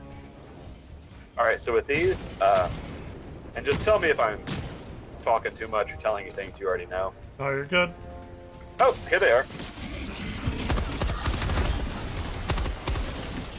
Mag's empty. Reloading. Oh, and there's one behind us. Dropship. Can you go prone without jumping? Z. I'm out. Rolling grenade. Thank you. That is very helpful, actually.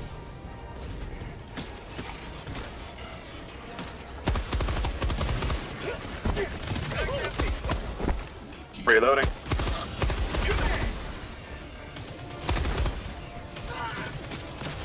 My leg.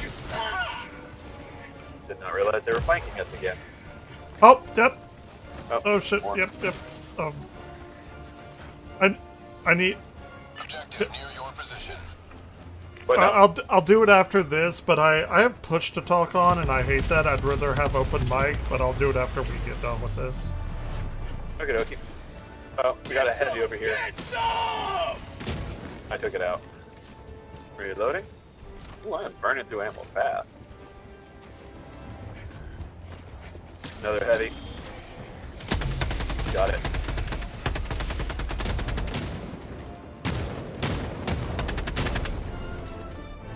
Nice.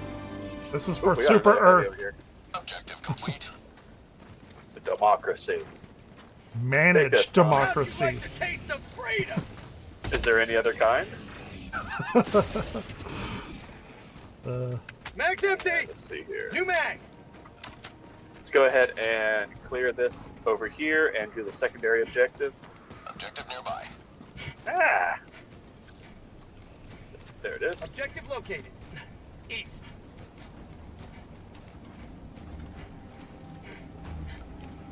Got a sample. Okay, so what do the samples and stuff do? Tell me that.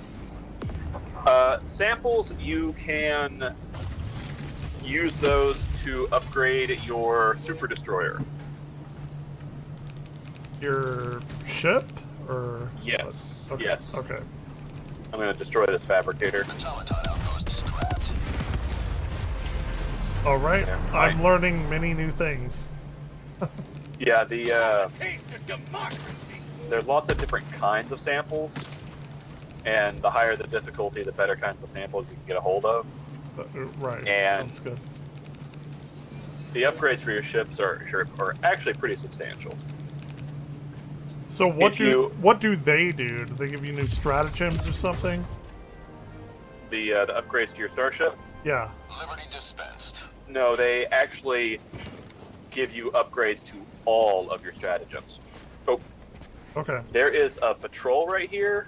You can press Q I see it. I see to mark them. I say we kind of let them pass. Okay. Let's see here. So we need to go back and destroy West, these. 200 meters. Dropping a pin, north, 100 meters. Destroy these fabricators. Okay, let's see. Ooh, I think I might be able to get a shot on that 100 one. meters. I'm just following you. Bot outpost destroyed. Okay, I got that one.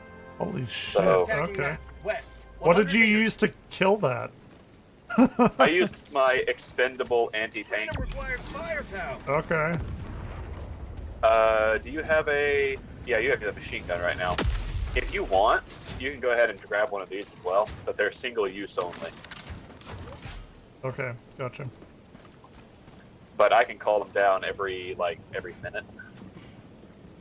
So did this replace my machine gun? It does, yes. Oh, we got another patrol over here. They're gonna notice us, so I'm gonna go ahead and try and take them out. Reloading. And flanking. Mag's empty. New mag. Helldivers never die. Bots, north. Actually, we do want to go over there. There is a pretty big, it's called a Devastator, the big robot, and this one has a shield. Okay. So I want to get behind it and see if I can't. You know what? I'm going to use a rocket on it, see if that works. How are you seeing that? Do you have like binoculars? Are you zooming in or something that I can't? Or are you just that good that you can sense it?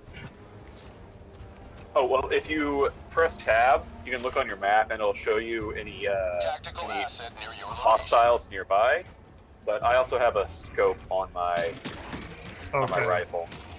Okay, I see. Yeah, so most of it's from the scope. Alright, this is another secondary objective.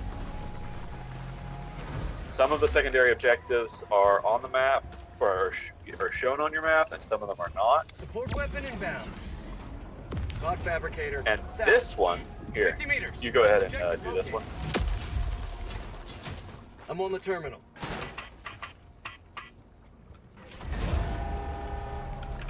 This one is a SAM battery that will shoot down the bot's drop ships automatically. What is this communications device?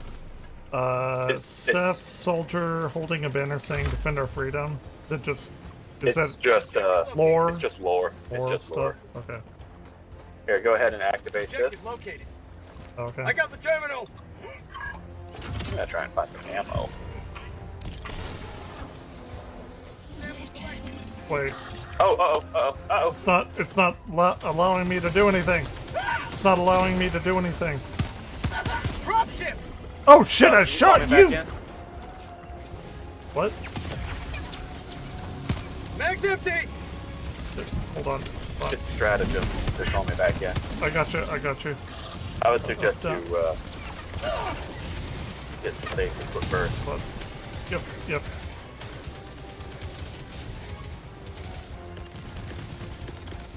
Yeah, that's why I Calling in remap my reinforcements. controls. Yeah. That way I can These- continue running while calling in stratagems. They hated having to stop. I see. Mag's empty. But I totally killed you. I'm sorry. Did you come down? Mag's empty. Did you come down? Yeah, I'm down. Okay. Came down like right in front of them. Mag's Several empty. hits.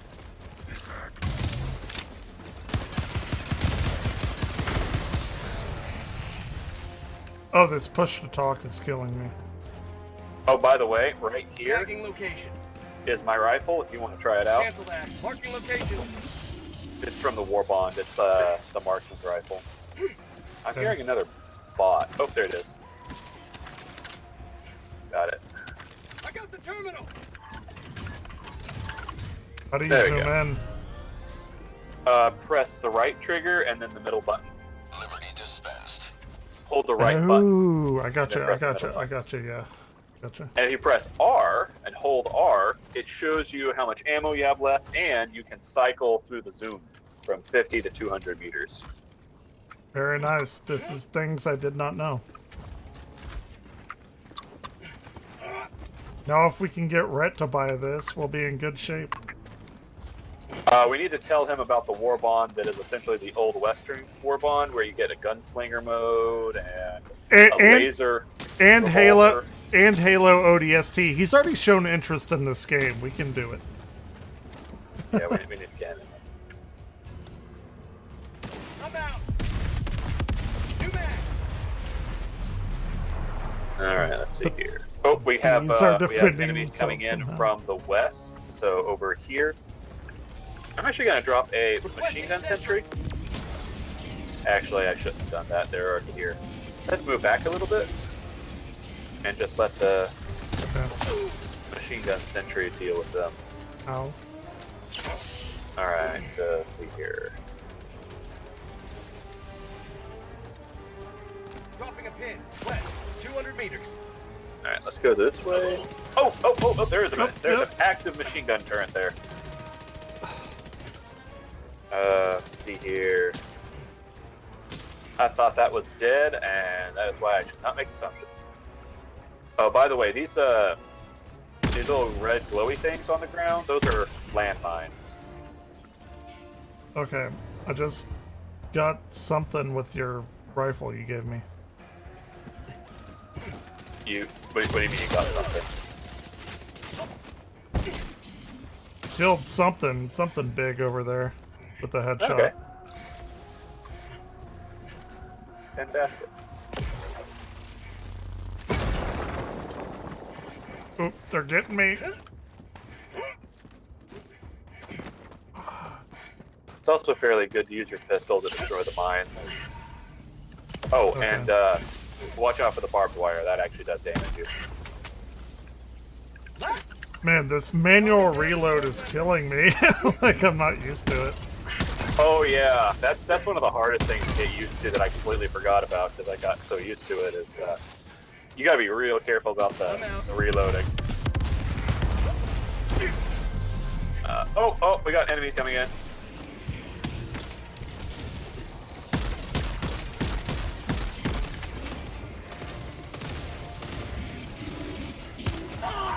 Mag's empty. New mag. Drop him. Last reload.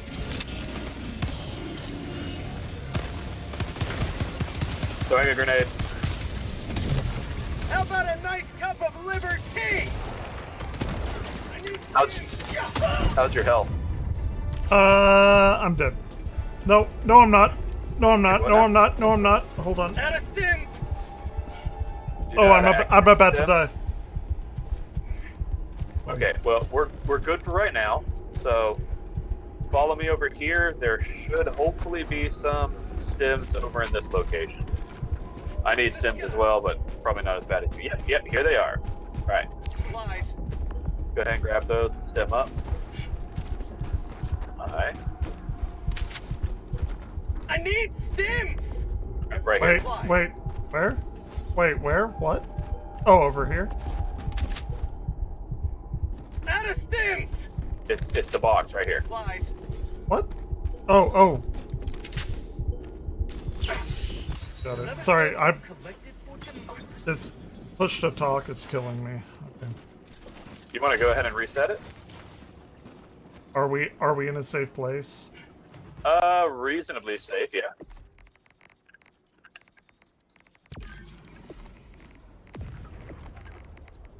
I'll stand guard while you're doing that.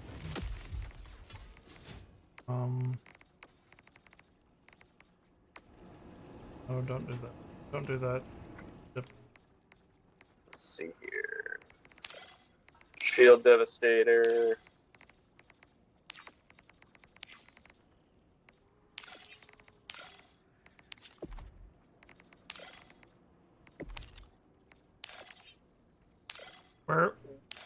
I turned it off the other day. Where is it? Push to talk.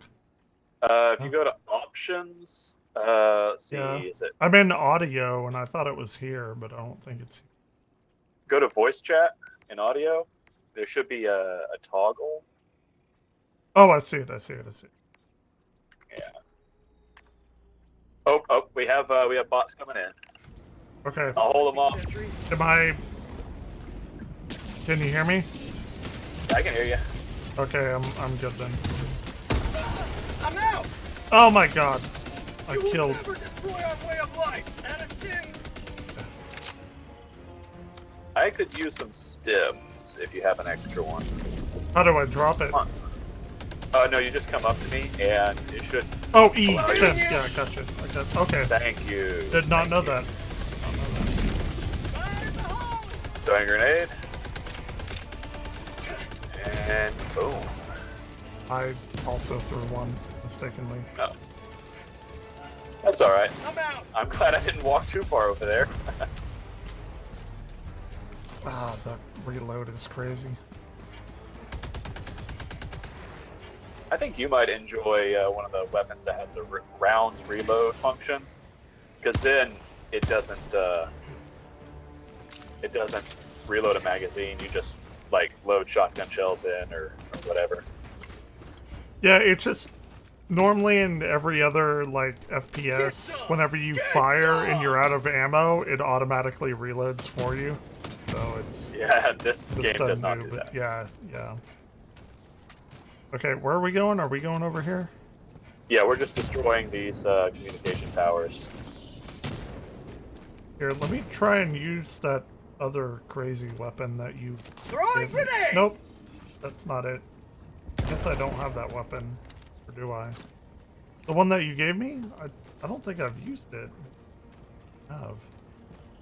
What, the rocket?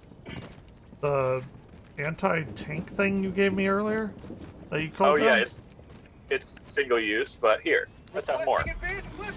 I was gonna try and use it on that Oh, other. don't stand on it. It will squish you. Yeah, go ahead and grab one. Alright, we need to take out... It's 3, that one. right? Northwest. It's number 3? Oh? Yeah, number 3. Okay. Yeah. I'm out. Okay. Wait. Calling down a sentry. I need to reload. Freedom spreads yet. Or democracy. Extract when ready. I'm right. Say hello to democracy. Reload again. Burning So, through it. so when you level up, does your requisitions or whatever your stratagems come in like quicker? For the first, I think like 30 levels, you have to level up to unlock the ability to buy certain stratagems. But at a certain point, once you hit like, I think it's like 25 or 30 or something like that, you're essentially have unlocked all of them, but you have to still spend requisitions to buy them. If you will come over to my location, I will show you something we call the friendship bunker, or the friendship doors. Okay, I'm coming. Also called buddy bunkers. I was reloading. Oh, and there's more stems over here too. Alright, so right here, go ahead and go to the other one. Extraction is available. Yeah. And press E. If we press it at the same time, it opens the door. Cool. And it is filled with delicious goodies inside. Oh, good. So ammo, grenades, stems, and look, requisition points, super credits, and more requisition points. So lots of good stuff. Okay, I think I'm full on everything because I just called in a resupply crate for my own self. Nice. Well, just to let you know, we have to share resupply crates. There's one over there. I did not know that. Yeah, we share those. Okay. Oh, here's more enemies. You will never destroy Reloading. Oh, I didn't know they were over here too. Alright, let's pull back a little bit. New mag. Okay, and they're called in. Let's see if they can fix that out. I'm out. There you go. I get him? No, I didn't. Ooh. Not great. Mag's empty. Reloading. Mag's empty. New mag. There we go. I'm out. How'd you like the taste of freedom? So what's our main objective here? What are we trying to do? We did it. Oh, okay. We destroyed those communication towers. Now we need to get to extraction, but I want to go ahead and destroy all the enemy bases first. The more objectives we complete on the map, the more points we get. Sure, yeah. Extraction is available. Ooh, that's an AT-AT from Star Wars. Or an AT-ST. That looks... Mag's empty. New mag. Yeah, it has pretty good armor, but the pilot is unarmored from the back, and you can sometimes get a shot on top of his head. Do you have a rocket? Fabricator. Northwest, I do, yes. 100 meters. What I just marked over there, Yeah. see if you can hit that. You might need to aim a little above. Lock fabricator. Above it? Okay.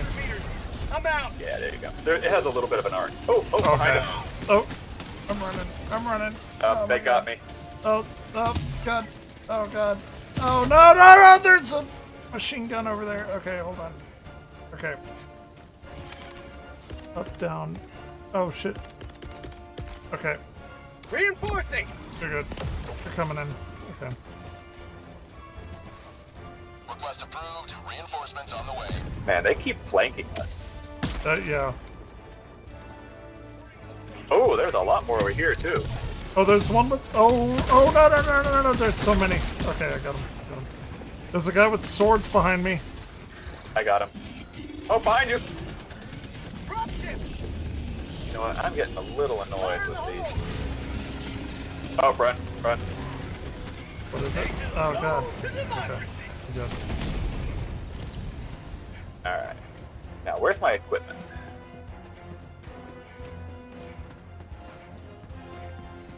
There it is. Are those over there? Or what now? Those towers over there, are they still up, or have we haven't killed them, have we? When you say tower, The red where? towers? Hold on. I don't know how to... Oh, those. No, we got those. That's just the did? light.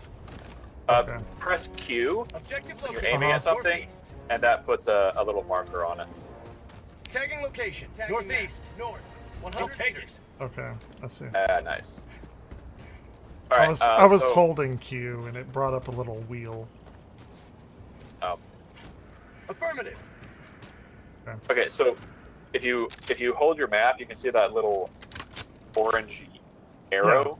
That is our extraction zone. You can also tell where it is because of the bright blue beam going up into the sky. Dropping a pin. Gotcha. North. Oh, 100 meters. look over here. Patrol. We got West. enemy patrols coming in. Let's see him. Let's go ahead and head over here and fortify our extraction zone. Once we call in extraction, it takes a few minutes for the dropship to get here.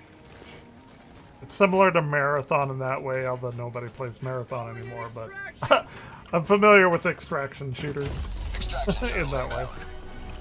Okay, let's see here. Calling down a sentry.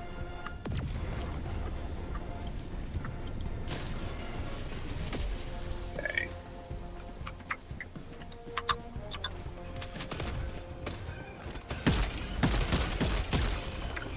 Alright, I got the Berserkers. The Berserkers are large robots with 2 chainsaws for arms. Oh, good. Are they the... Isn't this like the Warhammer campaign or whatever? Like, the Void is supposed to be like the... What is it? The Chaos or something? Or the... Sample collection. The War Bond is Warhammer 40k, but the enemies have stayed pretty consistent. Okay. So, yeah, the Berserker bot enemies, they've been there since the bots entered the campaign. Okay. See, I haven't played in like a year, so, and I liked it. I just didn't have anyone to play with. It's like, it's fun, but, you know, it's more fun with people. Yes. We got another bot coming in over to the south. Looks like a pretty big one, too. I don't know if it's a full patrol. I'm trying to get some Overwatch here. But I have to wait for my jetpack to... Actually, you know what? Do you want a jetpack? Yeah. There, Do I want a jetpack? Is that ever a no? There are some people who don't want the jetpack. Man, I grew up on Tribes. I love the jetpack. Actually, how do I use the jetpack? Hold shift. And it's more of a jump pack than a Sure. jetpack. Yeah. Okay. I do also have a hover pack, but I don't find it very useful with the bots because they just shoot at you when you're in the air. Does it recharge or something, or what do I gotta do? It does. Activating jump pack. I see it. I gotcha. Yeah. Okay. I really love it for the mobility. Yeah, I mean, honestly, Halo I Reach. always take it. Halo Reach, I'm always for the jetpack. This is a little bit different, but... Okay! Alright, that was a fairly successful run. I died a lot more than I was expecting. Yeah, I weirdly didn't die at all. Yeah, that shield backpack is awesome. Juicy Crabs, yes. In Juicy Crabs, I am playing with a coworker, so... I'm sorry, what now? The guy that comes into my chat, Juicy Crabs, and just letting him know, like, you're a coworker, so... We have fun! Fun times.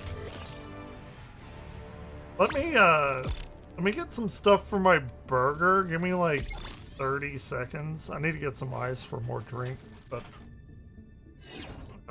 and I have to go to the bathroom. Give me, like... Sure thing. 2 minutes. Well, there's no particular rush.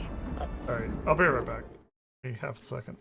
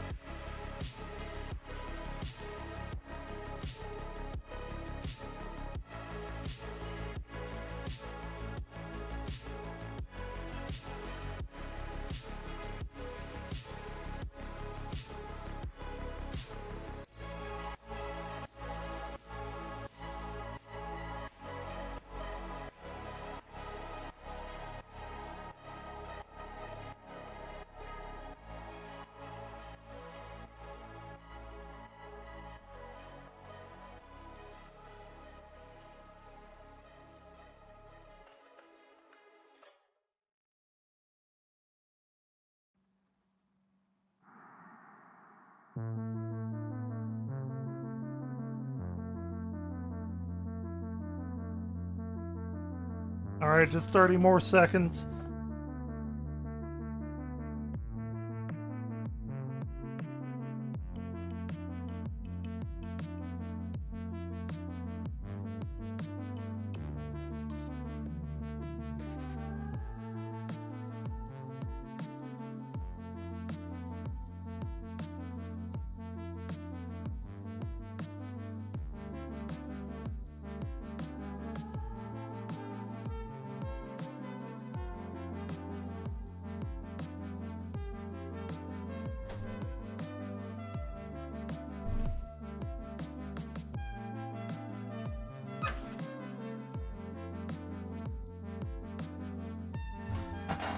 Alright. I'm good to go. Well, I have burger, but good to go. Yeah.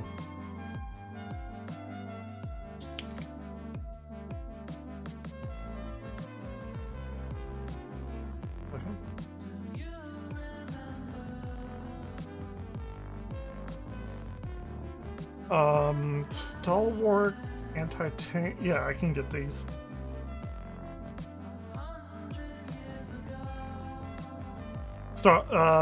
Is that the thing that you called down that allowed me to destroy those towers?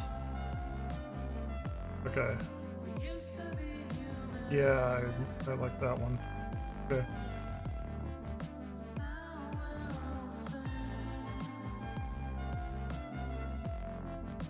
That's an oddly specific number of seconds.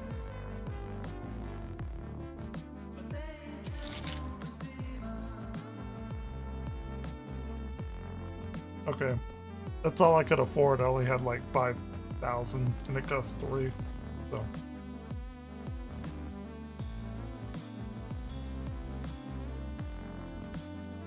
Let's kill some Tyranids. Some bugs. Yeah, if you want to. I mean, it doesn't matter, but... Uh-huh. Oh, yeah, do that then.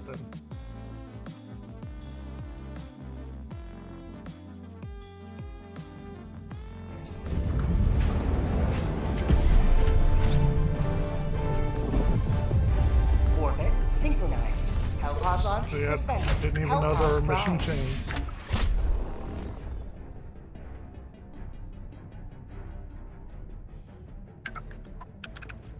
You didn't know that there were what now? Mission chains. That's how little I played. So. Yeah.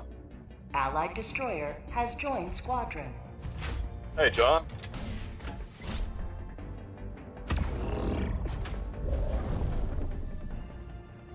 That is a person you know? Yes. Okay. It's a friend of mine, old friend of mine. I see you have the bolt pistol as well, John. Let's see here.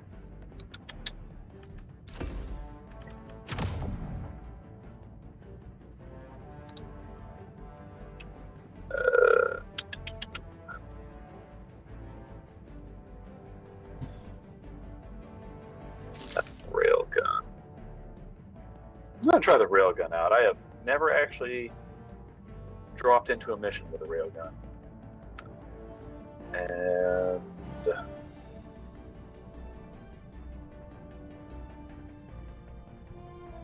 I'm sure the gas strike will be the best choice.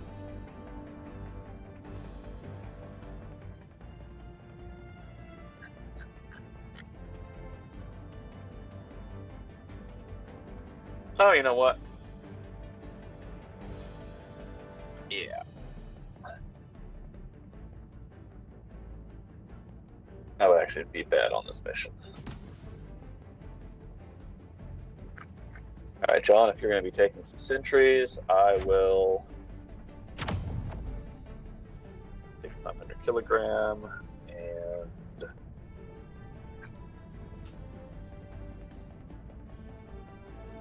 you know what? How about take a Jeep as well. Health pod launch initiated. So Andrew, I also took a vehicle. Oh, It's not quite a Warthog. It's Warthog-ish. Okay. And I am terrible at driving them. Okay. Is that John? I got a question though. Who is Andrew? I only know Evan Glare. I'm not sure who Andrew is. Oh, it must be a reflex. I sometimes say the wrong name. Okay. Calling down a vehicle. Calling down support weapons. The people that are here know my real name if they've been paying attention, but I generally don't like to use my real name.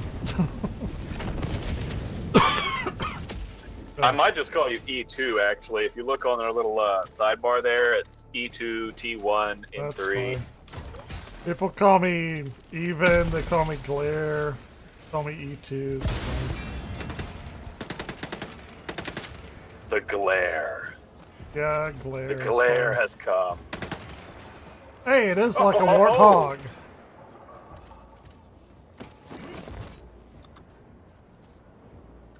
Ooh. Alright. Why do we have a sentry? Did I call that down? I did not. I don't have that ability. Alright.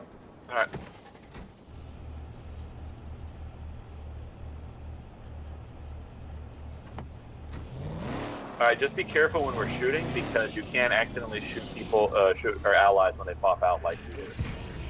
Alright. Go ahead and take those out.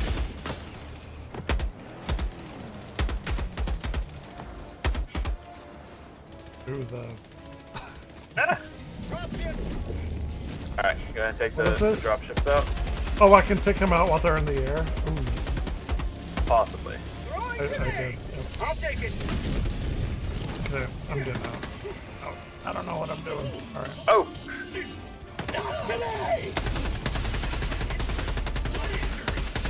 Okay, I'm getting back in. Oh. I didn't know this was a single shot weapon.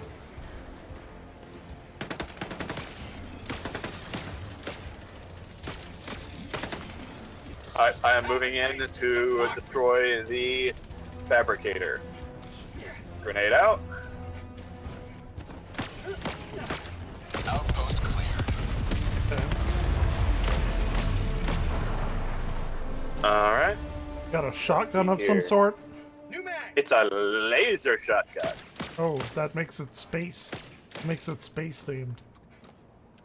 It does. Wait, what is that? Is that? Cancel that. North. Is that a? Is that a? Oh, that's a turret. Okay. There is a heavy cannon turret over there. Yeah, it looks like those things on Hoth.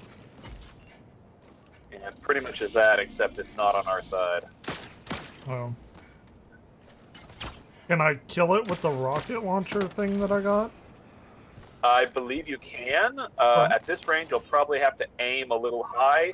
There's an orange vent on the back of it. Oh. That is its weak spot. Okay, well... Yeah, I'm doing nothing. Oh, it looks like there's another one right here. Requesting advanced weaponry. I'm gonna try it, but I can't promise anything. We're not playing Overwatch or Halo. I'm new. Just remember to keep calling down your rocket pods every time they recharge, because I mean you have no limit on them. Okay. Wait, where is it? Where was the target? Tagging location. Right there. Thank you. Automaton outpost scrapped. I see the orange thing. And I don't... Nope. No. Nope. I'm out. Oh, somebody got that one though. Northeast. I see the little orange spot though. Oh wait, I get two? Yeah, every time you call it down with 2. Oh, that was very close to my face. Well, I got it. Okay. I did not know I got 2. Yeah, honestly, that stratagem is really good. Yeah, it seems like it. Mag's empty. Oh my god. The relay is gonna annihilate me. I know, it's irksome. It's antithetical to every first-person shooter I've ever played in my life. But I like it. I like the realism. I'm down for it. Okay, so we're gonna need to collect the launch codes and then get over there. So, I'm gonna drive down there. I also see that we have a secondary objective over there as well. Yeah, you're leaving us. But we'll follow. We'll run behind. I just yeeted myself like 500 feet. Ah! Okay, I am not good at driving this thing. At all. I'm like terrible. I'm in. Drive or not? Okay. What? Is that okay. Actually, I was parking over here because we need to be over here and get the launch code. Okay. Ah, shoot them! I see him. I got him. I'm getting him. All right, there we go. I have to reload the big gun. Okay. Not infinite. Warthog ammo. Got him. Excellent. All right, shoot those things too. Yep, I gotcha. The ATSTs. Oh wait. I'm gonna kind of leisurely drive and just kind of shoot. Yep, I got it. Okay. Does this thing have infinite ammo? No, it does not. Oh no! Okay. I'm sorry. Nope, you're good. Good. The plate hate You might level want to 4. get out. We can't flip it. I don't know how to Okay. tab. E? I think I'm stuck under here. Well, I'm pressing E, I'm pressing space, I'm pressing everything.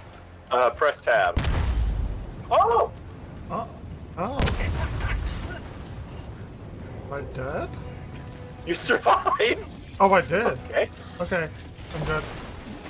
Okay, I don't know why I just tried to Viking funeral you, but that's fine. I survived with minimal injury. Oh, I found the launch codes. Yeah. Got a sample. Alright. Mission progress logged. Let's go ahead and Tagging map. get to the ICBM and destroy the plot fabricators along the way. With the friends we made along the way. That's what it's all about, though. Exactly. It's all about the democracy we made along the way. Yes. The managed democracy. Correct.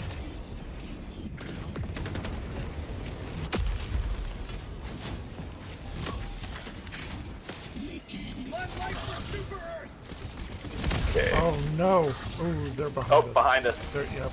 We're locked. Gotcha. How'd you like to taste of freedom?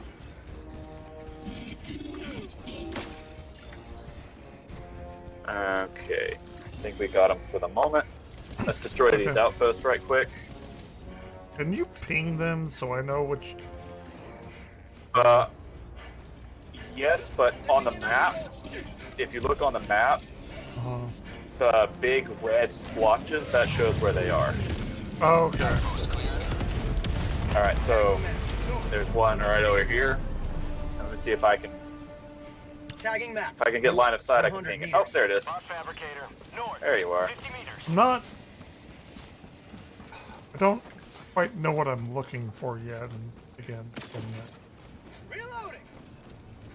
okay, so if I like that, did I do it? Is that what I did? You did it. Okay, yep, great. You did it. The big building, basically.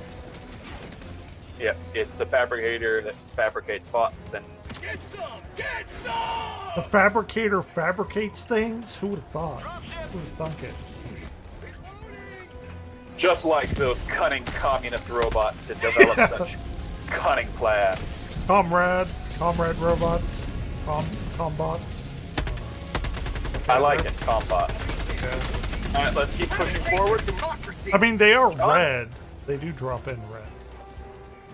Yeah, better dead than red.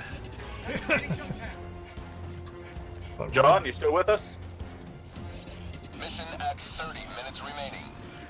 I see, and you're bringing friends. No comms for him. Yes. His wife is asleep. Oh, okay. I understand.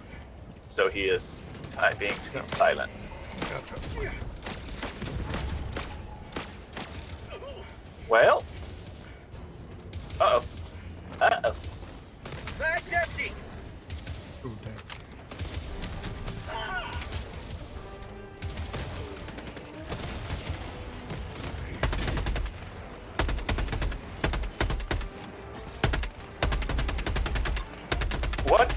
What rifle are you using? Whatever one they gave me. I don't know. Okay, so this is actually something I completely forgot to tell you about. Okay. It's very, very, very important to the game is armor penetration. So some weapons have light armor penetration, some have medium armor penetration, some have heavy, and then there's others, the best at penetration are anti-tank. Yeah. Okay. So I imagine that your rifle is probably the basic Liberator, which is light penetration. I think so. All right, so when you're shooting something, do you occasionally see a little like shield that has an arrow at an angle? I don't know. All right, so when you shoot at something, if your weapon does not have enough penetration, it will bounce off and do no damage at all. So, for example, if they have no armor at all, and you have a light 10 weapon, light penetration, it will do 100% of its damage. Okay. If they have light armor, and you have light armor penetration, you will only do 60% of your normal damage. Okay. If they have medium armor or above, it will literally bounce off and do no damage at all to them, and the ricochet could potentially damage your allies or somebody else. Okay. So your loadout is important in kind of mixing armor penetration abilities. The thing is, you will do more damage if you get the proper armor penetration. Yeah. But most of the light armor penetration weapons still do a lot of damage if you either A,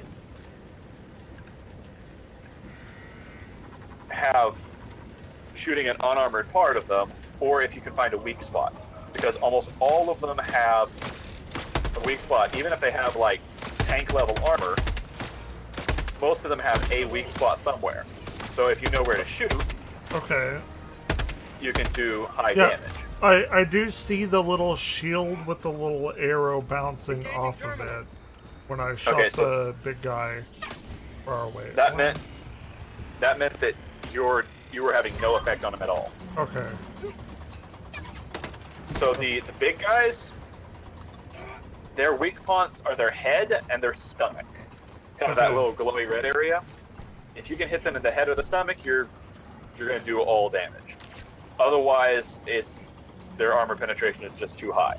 What was the hotkey to bring up the different levels of zoom? Even though I probably don't have that. Hold R. All right, we are ready to launch the ICBM. Okay. Well, let's do it. All right, launching ICBM. All right, let's go ahead and kind of move away from the big giant missile. Intercontinental ballistic missile. Yeah. There we go. Did we need an intercontinental ballistic missile to do this? Would a regular one not have sufficed? Well, democracy. Okay, I see. See, there it goes. I'm not sure what continent we hit. Oh! But we hit it hard. I got knocked wrong. Okay. So we have completed the mission. We can now extract. However, I want to go ahead and hit our secondary objectives and destroy the rest of those filthy communist fabricators. Okay. Dropping a pin. Northwest, 50 meters. Oh, here it is. Objective located. North. Down.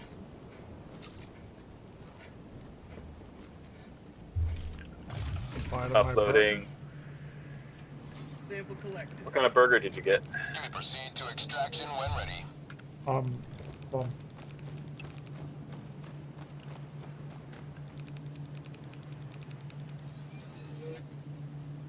the ultimate bacon cheeseburger from Jack in the Box. Ah, nice. I'm a big fan. Okay. If you look on the map, Uh-huh. do you see a little, like, robot figure with little rockets next to it? You hover your cursor over it, it says Patriot Exosuit.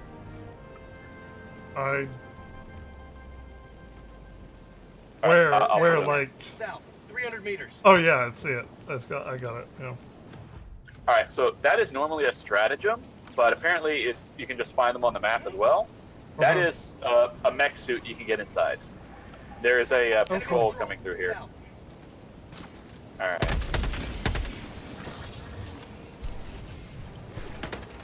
How'd you like the taste of freedom? Okay, you know, the railgun isn't bad. What, does it have like a lot of armor piercing or something? I would imagine. It does. You have to reload after every shot. Oh look, there's a porta potty. And you have a safe mode and an unsafe mode on it. And I've been using it on safe mode. If you do it on unsafe mode, you can overcharge it to do a huge amount of damage. Okay. But it can potentially blow up if you hold it too long and kill you. So. I mean,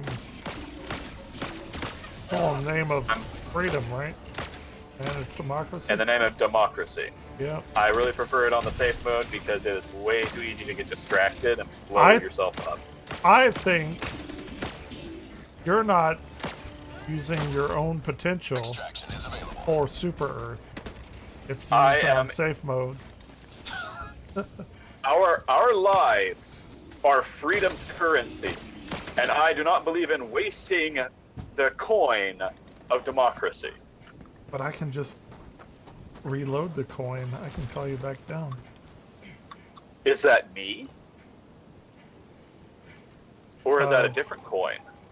Okay, we're getting into Star Trek replicator territory, and that's a whole podcast of philosophical nonsense. Is the Helldivers equivalent? Is freedom really free if you're not paying for it? Yeah, that's true. Oh wait a minute! Yeah. Here's a fabricator right there.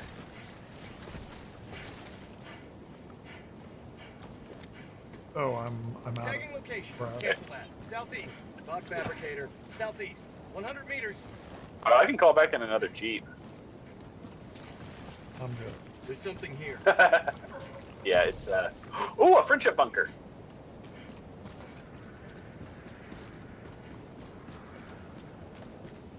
Will somebody come be my friend? All friend, ready, set, go. Oh, and there's the exosuit if you want it. Yeah, I'll try it. Actually, I want what's in the... No, I want the suit. Okay, so... Cancel that. Wait, how do I get in it? Press E. Oh, I actually have to go around that. Alright, so... On one side is your rockets, and on the other side is your minigun. You have to hold down the button to fire the minigun, so it has to kind of power up a little bit. Yeah, gotcha. Ooh, it's like the Mantis from Halo a little bit. Okay.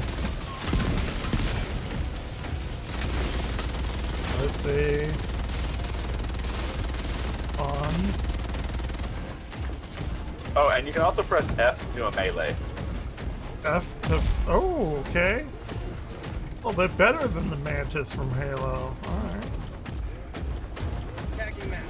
Okay, let's see here. We have 2 more to the west. And I think we also need to find that tower. Where's that tower? 20 minutes remaining. Tell you what, y'all go ahead and head over towards extraction and destroy these 2. I'm going to try and find that tower that was another secondary objective. I think it's way back over there. Where did we start? Destroy what? On the map, the two red splotches, those are 2 enemy bases. Dropping a pin. Okay. West. Far. Found something.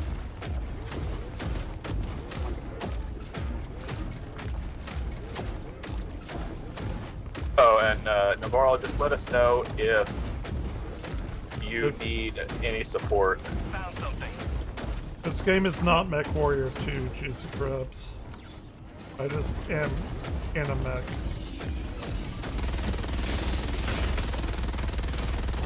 Dropping a pin. Southeast. Close. And learning the game that I bought a year ago and have barely played. You know. Don't worry. That's fun does. We're gonna play Baldur's Gate and it'll be fun. I know how to play that. Uh-oh. Some people back there. 50 meters.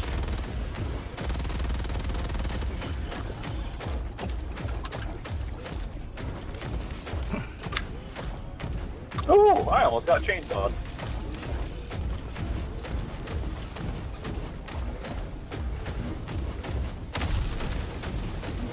Didn't they come out with like a Mech Warrior 5 recently? I never played it.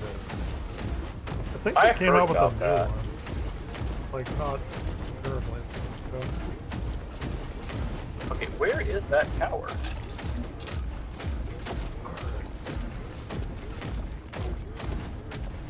I can't remember where that tower is. Is it over there?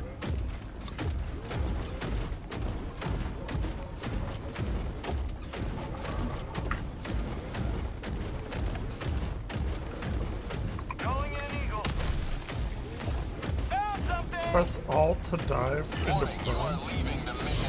Wait, what? Oh, I am leaving the mission area. I don't want to do that. Something blew up. Oh yeah, that was me over here. Requesting sentry. I dropped a big bomb. Yeah, you did. Alright, seriously, where is that tower? It's all foggy now, so I can't see it. Is that it over there? That is one thing I like about modern gaming, is that you can have fog and stuff, and like it'll actually affect the gameplay. That's like one good thing. Yeah, that's nice and all, but it's mildly interfering with my ability. Yeah, you don't want it, but like it does. Extraction is available. Okay. Problem is, I can see. Oh, there it is. I see it now. Yeah. I'm at the extraction point, but I need to go further. Ooh, ooh, ooh, ooh. If you want to come over to where I am, we are gonna do that secondary objective. Yeah, there's a lot of people near me. I have to kill them. Or robots, AI. Sam Altman bots. He probably is a filthy communist. Tactical asset near your position. Alright, I'm near you.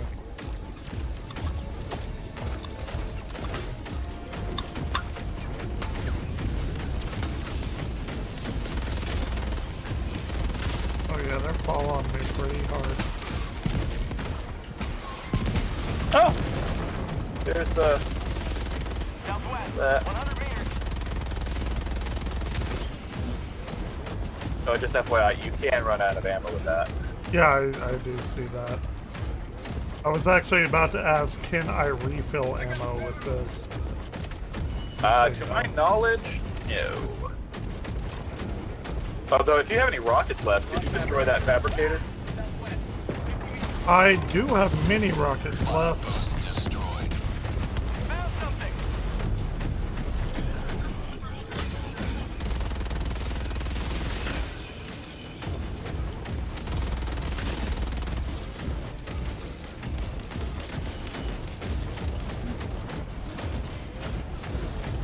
Extraction is available. Oh my goodness. Oh, that is so many bullets flying at us. Why can't I do this? What's going on here?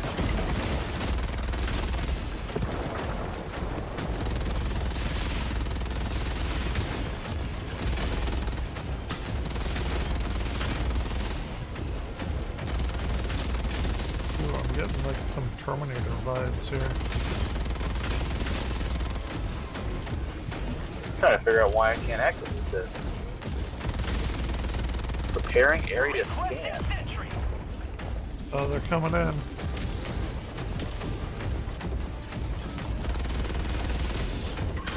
Oh no, ammunition depleted!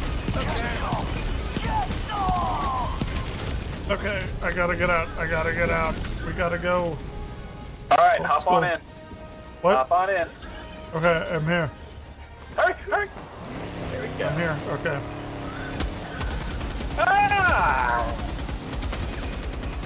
It handles much the same way that a brick does. Alright. John, go ahead and call in extraction. Yes, please. On our way. Extraction shuttle inbound. Oh, I didn't crash this time. Oh. Alright. And we have invaders coming in.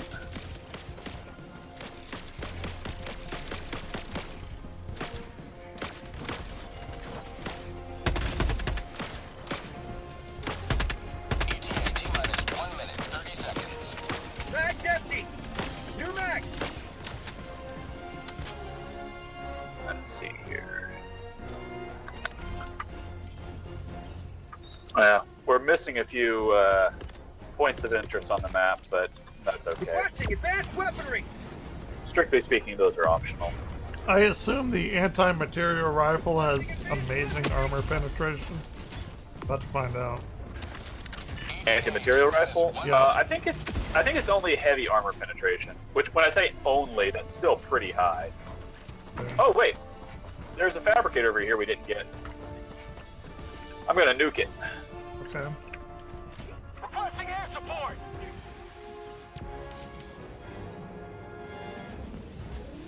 That's right. Die. For democracy. Damn right. ETA T-minus 30 seconds. Throwing grenade! We have more incoming. Oh goodness. ETA T-minus 20 seconds. Oh.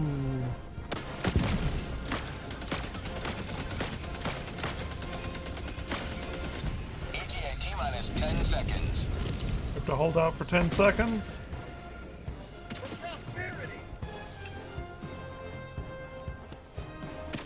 Pelican 1 arriving at coordinates.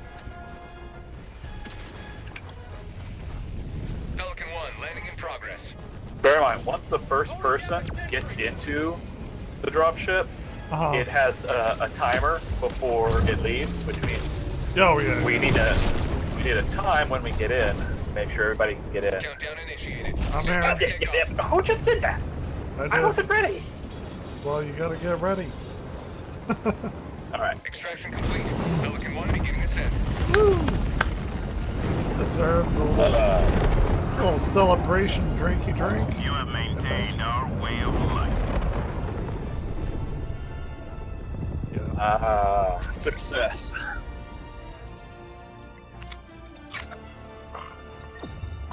Let's not be level 5 anymore. I think we did a pretty good job. Cheers, GG, GG reps. Level 3, 3 stars? Okay. What, can we do like a harder one? We've done medium and they've seemed to be pretty straightforward and simple. Yeah, John, I noticed that. Yeah, we can hop up the difficulty. Do you still want bots, or do you want to go against bugs? It doesn't matter. Your call. I'm here along for the ride. I'm learning. Alright, John, what level difficulty do you want?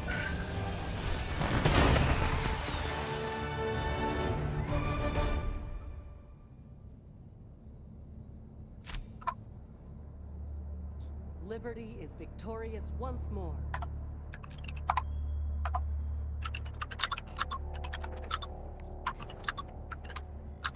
Always good to have another hero on board.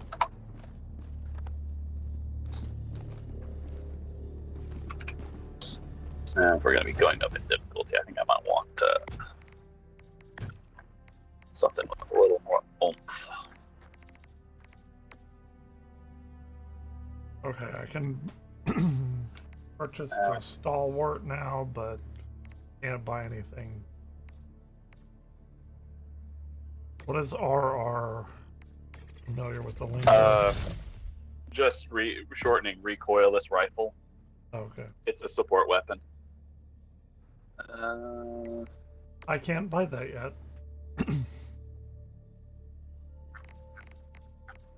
Oh, I can buy orbital Gatling barrage? Heck that. I did not even know there were all these other things down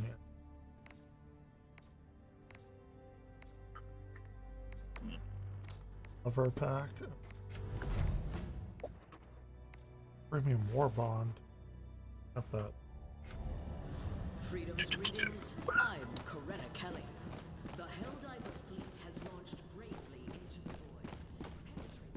Your fellow Helldivers rage against the enemy's tyranny. Jewel.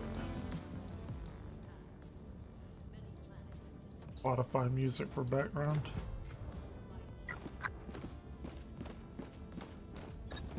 Oh no, our copyright. Nah. They normally don't copyright synthwave music. Sadly. I say sadly, but it's not that popular enough to copyright.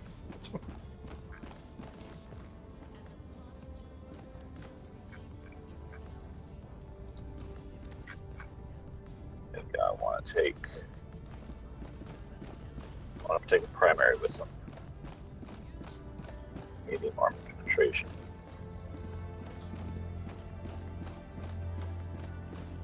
Yeah, So it's been a while since I used that. So I asked this from a lot of people that I play with. Where did you get your username from? Helldiver. Me? Yep. The galaxy's liberation. Oh. Well, I always liked the name Tiberius from the Roman Empire. Sure. And also as a middle name of James T. Kirk. Yep. That's what I was going to say first off. Beyond the Roman Empire, but yeah. James Tiberius Kirk. And Cardum is a kind of an anagram-ish of Dark Me. It's like, okay, well, this is like my online persona, and it's of course going to be kind of negative. I like it. As all things online are. Yeah. Yeah. I did that when I was a dark and edgy teenager, and kept it ever since. Yeah. Great. Love it. Love the backstory. All right. Do you Fire want Emblem 2. Okay. Navarro. impossible, suicide mission, extreme, hard, challenging? So the next one up is challenging. We did medium. Next one up is challenging. Next one after that is hard. Not the most, but the one below it. I'm assuming the most would be impossible, so not that one. But I don't know. Well, the most is actually super hell dive, but I don't have that unlocked somehow. Okay, so not the most of what you have, but the one below that. So you want suicide mission? Yeah, that's fine. I know what I'm getting. Okay, so John says not suicide if you're new. Okay. Okay, well, the one below So- that then. Whatever. It doesn't matter. I'm new to this game, but I have several thousand hours in other games. But maybe not. Alright, let's do extreme. Okay. John, do you want bugs or bots? I refuse to fight the Illuminant. I myself am I not that... hate. Oh, you know. Alright, let's see what ridiculousness we fall into. Yeah, not a blitz. Like most of these are blitzes. That doesn't give us very much time. Well done, Helldiver. This operation will swiftly usher this planet's salvation.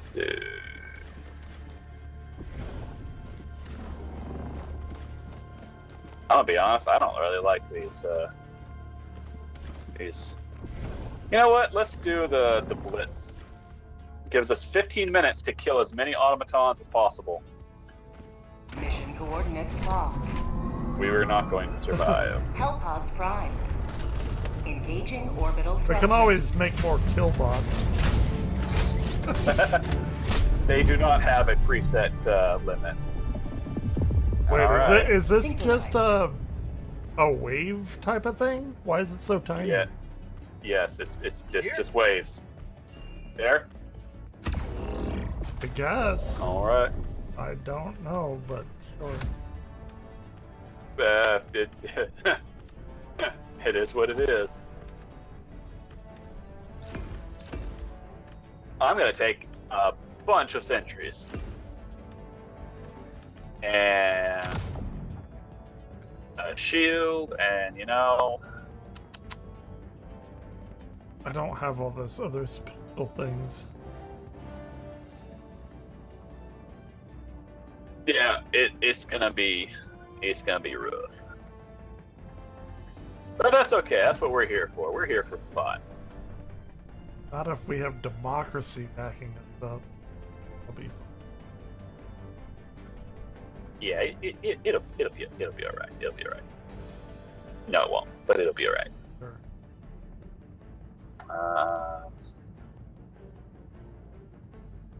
Alright, boys, you all ready? They'll ever be. Let's do this. Hellpod launch initiated. Oh, did you get a Gatling barrage? Everglare? I don't know.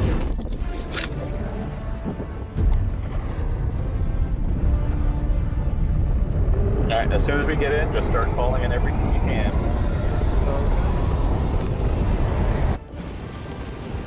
We won't have almost any time. I've got boxed wine backing me up. Liquid courage. Do not let them I do have the thing that you said. Gatling barrage? Okay, that's good.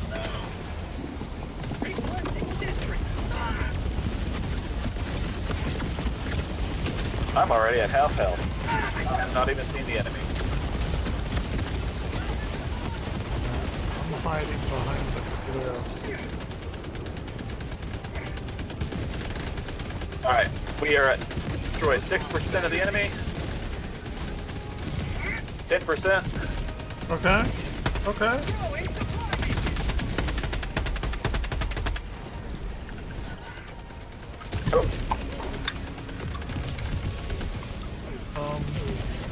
Let's try our best to support each other. Calling down a support weapon. Gatling barrage. Oh, they're behind us. I see. They're everywhere. Alright, that is a Hulk. And I don't think I have anything that can really take it out other than my grenade. Oh! Hold on, I have the anti-expendable tank missile thing. That'll take it out, right? Should, yeah.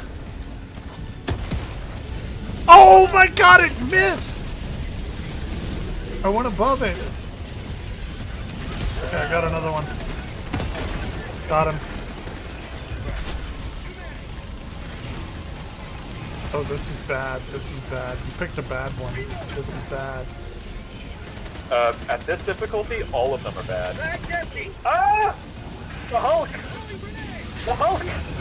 It is filled with hatred for democracy! Why did you pick such a bad one here? I thought we were gonna kill bases.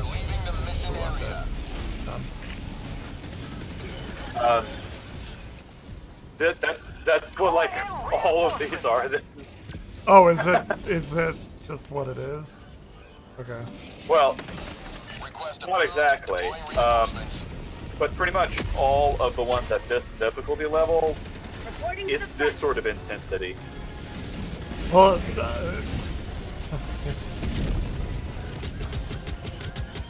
I don't know where y'all are. somebody, I don't know.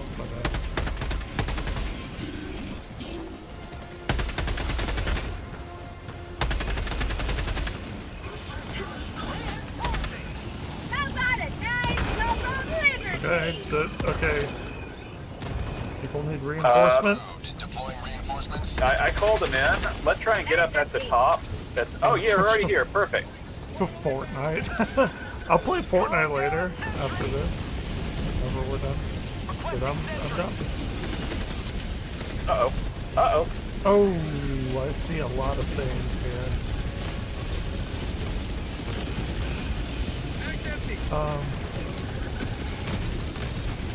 Requesting advanced weaponry. Reloading. We're 2/3 of the way there. Yeah, we got this. We got this. Just have to survive. Do we though? Well, not with that attitude. Oh goodness! That's a perfectly. Oh my goodness! I just looked over and I saw what they have over there. Oh my god. Oh. My oh my god, this is bad. This is the worst.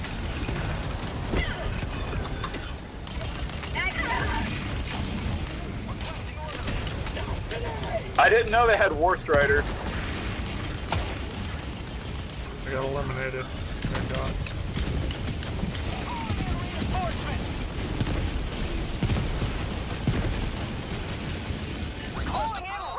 Reinforcements.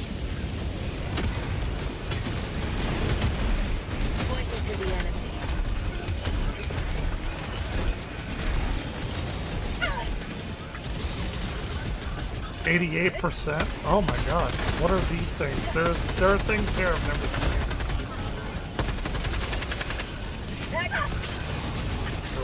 So dead. So dead, guys. Mission at 10 minutes remaining. Request approved. Reinforcements have been launched. Who's the idiot that said do the hardest one but less than the hardest? Who's the moron that said that? A very brave, democracy-loving, freedom person. I have nothing to. Okay, I think we're actually good. We're actually good. Okay, there's a big boy over there. Thing is, we still have to extract. Oh, please don't tell me that. I have no explosive left. How about a nice cup of liberty? I have so many grenades that I'm just... You've done your duty. You may I completed the mission. Now we have to extract, and This is Pelican 1. I have visual on Oh my god, they're everywhere. I have no stems left. Pelican 1 landing sequence initiated. I'm dead. I'm gonna get chainsawed. I defeated a Hulk. I got a nice commendation for that. Grenade. Oh, I got one. Hey, could you call us back in when you get a chance, John? No. You know, he's if you're not too gonna, busy. Not gonna get a chance. Oh, here's a question. Do we still get the experience? Even if we don't extract? Yeah. Okay. If we don't extract, then we don't get like samples that we picked up or things like that. But okay.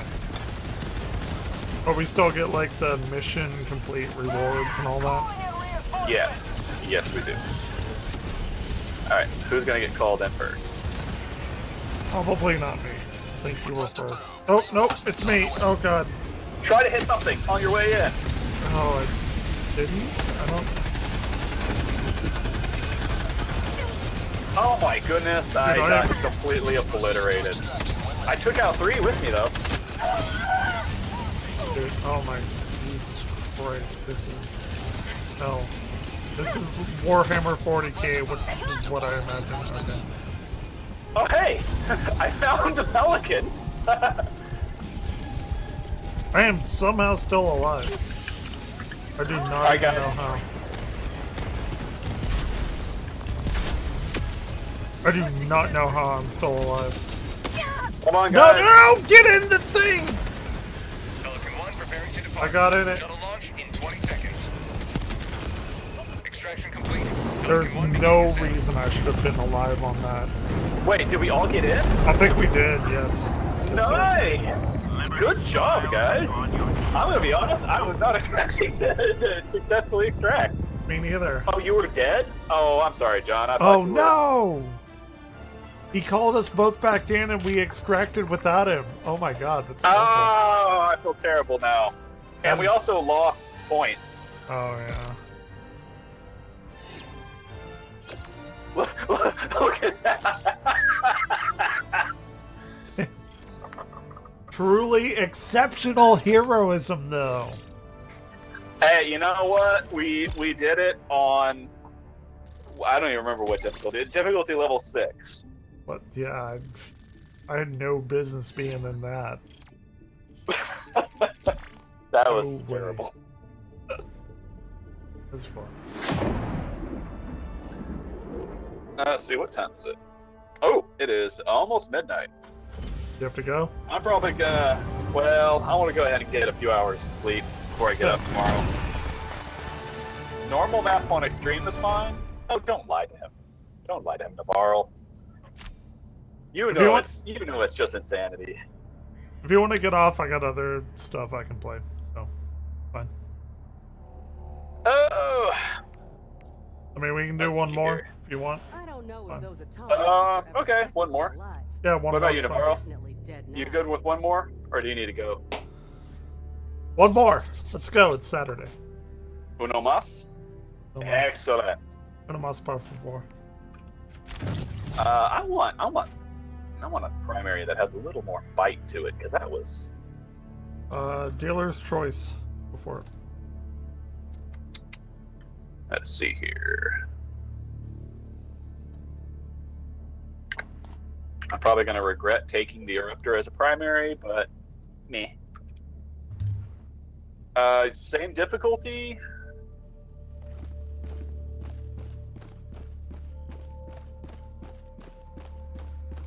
The difficulty was fine. It was the small enclosure that was a bit much for me. Engaging orbital thrusters. Alright, let's go ahead and try to coordinate our kit a little bit more. Let's see here. Orbit synchronized. What do you think about right here, and then we sweep up this way? That's fine. Hit primary and then move this way. Like over, yeah, over here? Okay. Okay, So, what would you recommend? Precision Strike or the Gatling Barrage? I don't know. You can choose both if you want. Oh, both? Okay. I would not suggest taking more than one support weapon, because you can only carry one at a time. Okay, well, I only have 2 reds and 2 blues, so I gotta pick the 2 blues, so... Is that the only ones you have? Yeah. I'm very low level. Okay. Tell you what, I will give you where's that shield pack? I'll give you a shield pack. And I'm also going to take recoilless rifle, because then I can support Navarro with his as well. Do that. And then I will take, you know what? I'll take a Gatling barrage as well. We'll just all have Gatling barrages. Actually, you know what? No, I'm going to take an orbital EMS strike to stun them, and then we can finish them off after they're stunned. And machine gun. All right. Let's see what do we got for our primaries.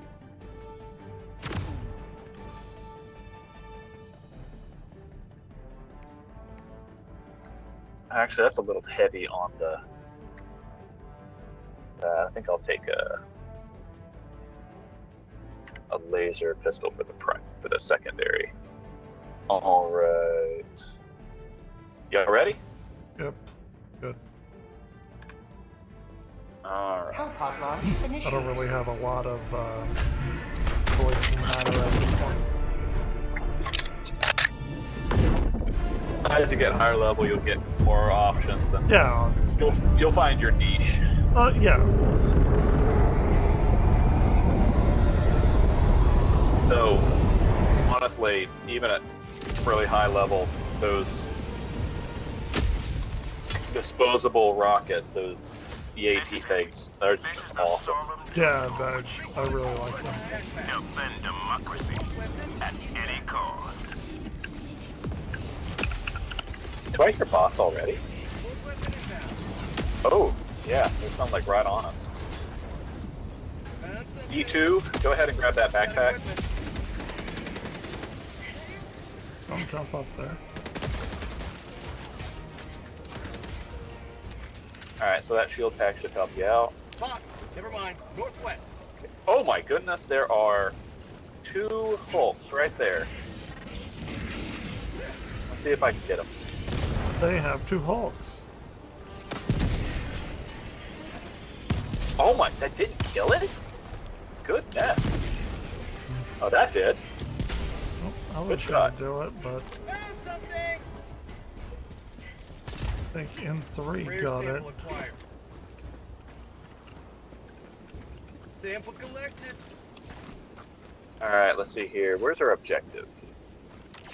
Okay, so we need to head over here first. West, 300 meters.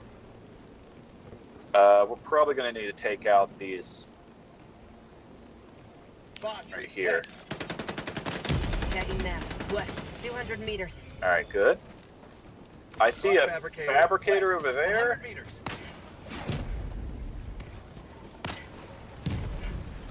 When you say fabricator, do you mean big building?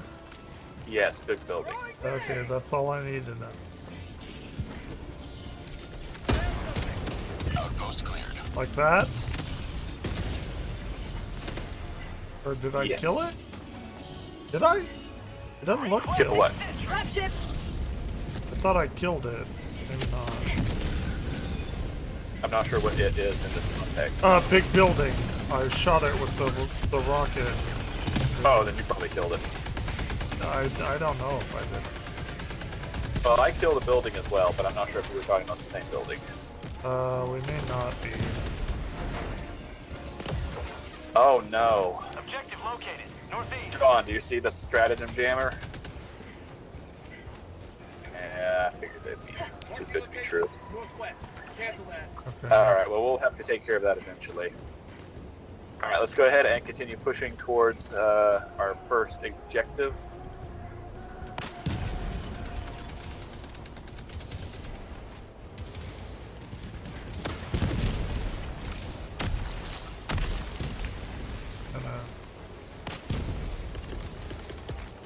Calling down a support weapon.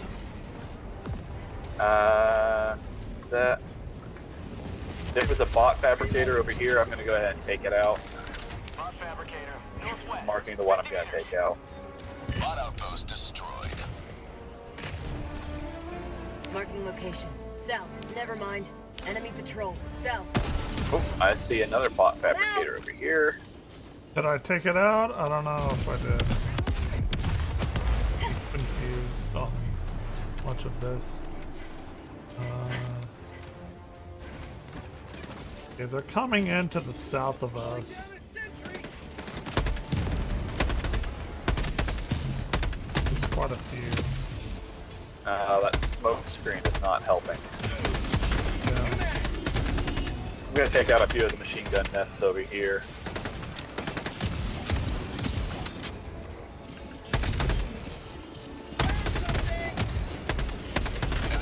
Not sure what that is, but I'm gonna see if I can't take that out right quick. Uh-oh, uh-oh.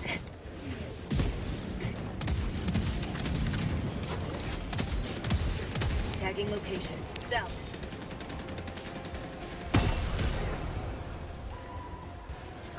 I'm out. Okay, that took that out. Okay. Calling down a sentry. I'm getting it. I'm getting it a little bit. I'm learning. We're getting too discombobulated from each other. Let's kind of regroup and hit the same objectives. Make sure we take them out. I'm here.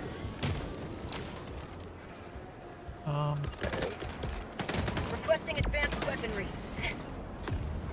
Alright, I'm gonna move into the base and see if we can take out. Okay. Oh, that was doing no good at all. Is everything in this space taken out? I think so, but I can't tell if there's something, another objective in here. Oh, no, wait, there is something. Tagging location. East. Found it. Okay, here we are. Wait a minute. Calling down objective equipment. Alright, if y'all could provide a little bit of overwatch and support while I take care of this. What is this? SSSD delivery? Alright. Ooh, I can't run up there. Okay. Alright, so we got that part. I think I took out his Gatling. Oh no, what is this? I don't know what this is. Oh, I see what it is.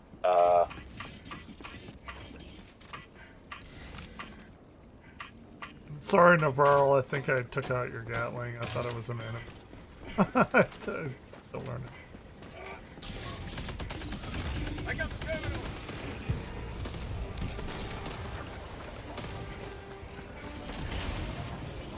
Almost done.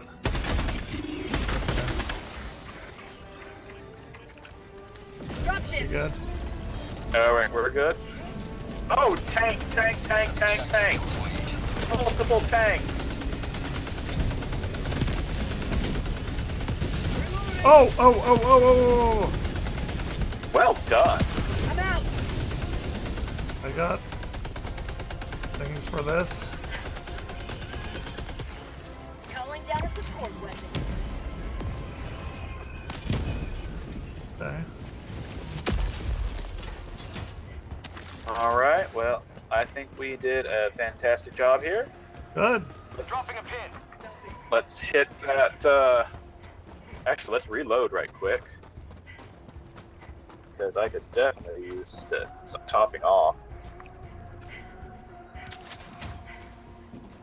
Okay. Supplies. E2, did you resupply? I did. I'm good. Excellent. I'm Okay. learning. You're learning? Yep. Are you learning at a layering center? That's Simpsons, Ralph, whenever he gets the computer, Super Nintendo Chalmers. Simpsons reference. I feel like there's a lot of Simpsons references you can make here. I grew up on it. I was born in Simpsons references.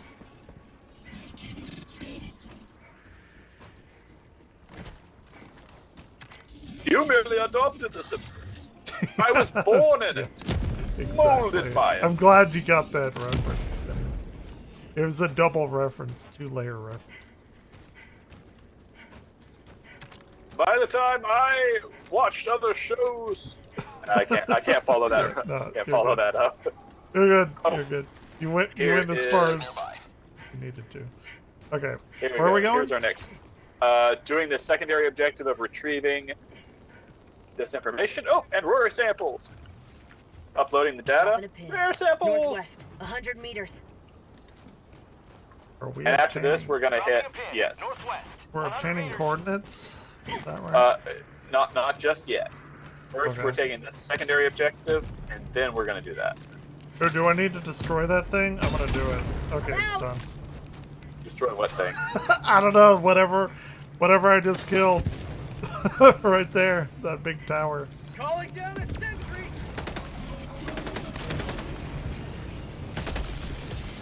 Requesting Okay, advanced weapons. I'm learning.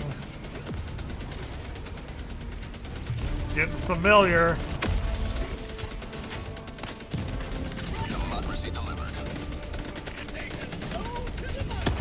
Uh-oh. I'm out. Uh-oh. Oh, okay.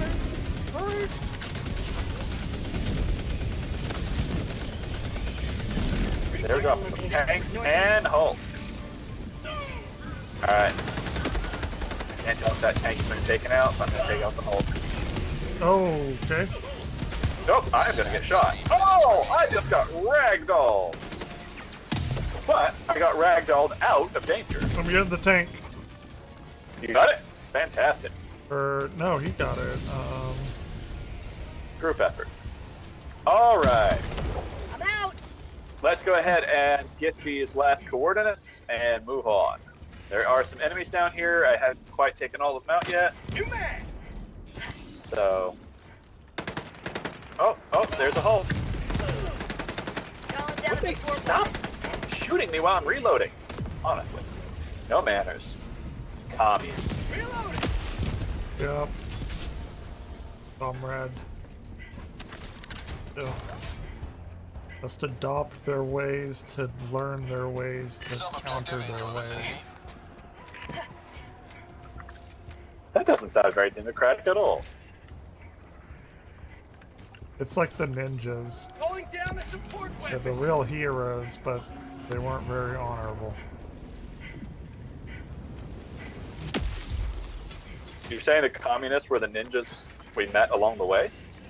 The democratic communists. The Oh wait. democratic yeah. communists are the ninjas that we met along the way? Yes, that is actually. I'm standing by that. It's 100%. What is retrieve weapon? What does that mean? Huh? It said retrieve Oh, it just weapon. it just means you can pick up the weapon. Okay. Just reminding you in case you forgot that there's a weapon there. Alright, I'm just going to go reload.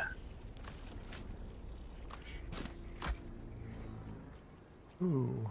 What is the machine gun? 630 RPM, 760, and 900? Okay. Oh, you can change the fire rate. Okay. Why would you never North. pick the largest fire rate? It's Because too the largest random? fire rate... It gives you a Did I spread? just- Too much spread or something? Yeah, pretty much. Okay. Makes sense. Alright, let's see here. We need to destroy that. Northeast, 100 meters. But more bullets equals more democracy. Correct. Alright, so where are we going? What are we doing now? Did that not destroy it? That's impossible. Tagging map. North, 200 See? meters. There's a Simpsons reference. Uh-oh. Behind us. Oh, they have a machine gun now. Big behind us.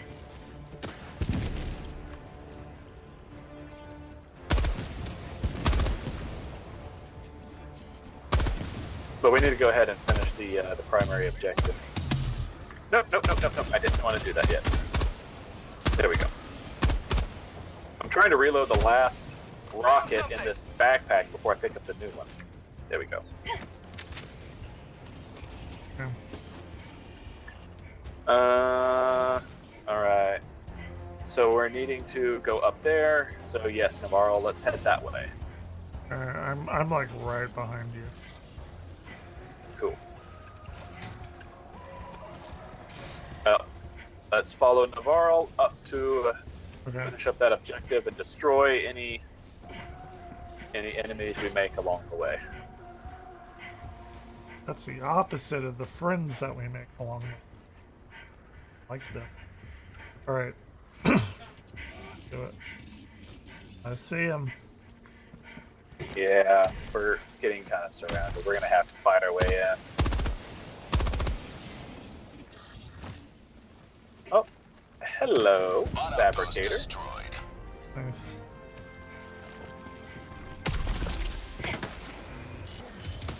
And while we're at it, this Hulk seems like it should be dead. I like when you destroy the Hulk. A half second after it's destroyed, it blows up.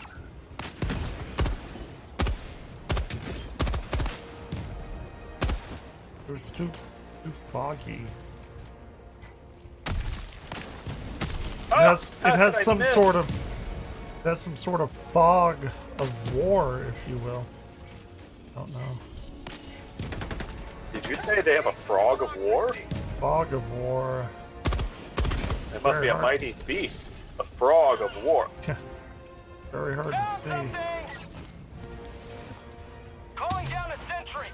Hey, look, a friendship door. Yep, there's some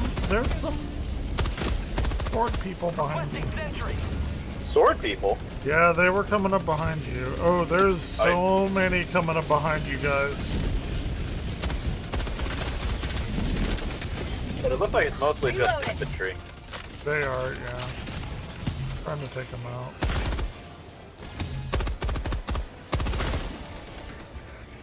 Okay. We're good. Beautiful. Gucci.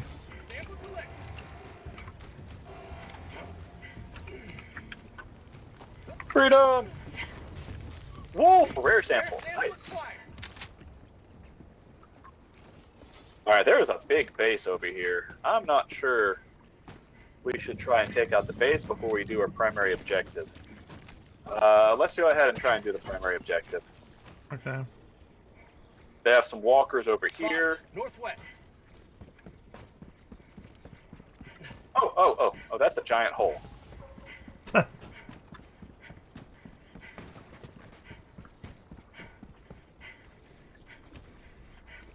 Now that you taught me how to not leap into prone, this machine gun is doing an effective job.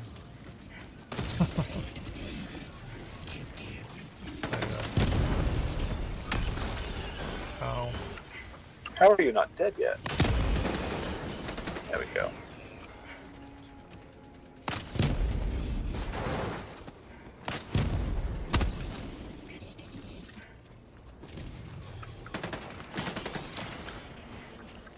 Main objective nearby.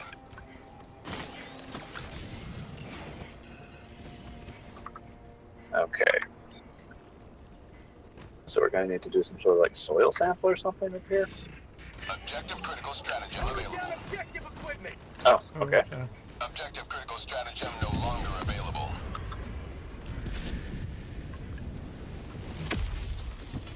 A prospecting drill like old prospectors from the 1850s? It might be a little bit more advanced because of democracy. But still, the same idea, right? Oh yeah, pretty much. Engaging terminal. Old prospectors. Calling down supply. I got the terminal. Automaton outpost destroyed. Okay, John, I had forgotten how good the recoilless rifle is. I don't even have that reloading perk, and this thing slaps.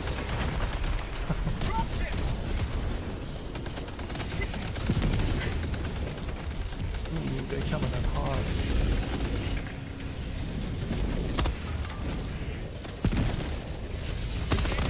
Oh, there's a tank. There's a tank. There are two tanks. There's a tank. Reload, reload, reload, reload! Um. Oh. Requesting advanced weapons. That was a very nice ragdoll. I have expendable tank coming in. Anti-tank. Fantastic.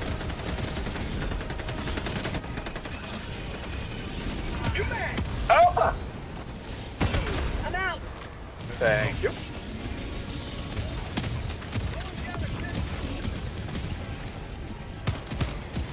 I'm dropping a stun. Bag's empty.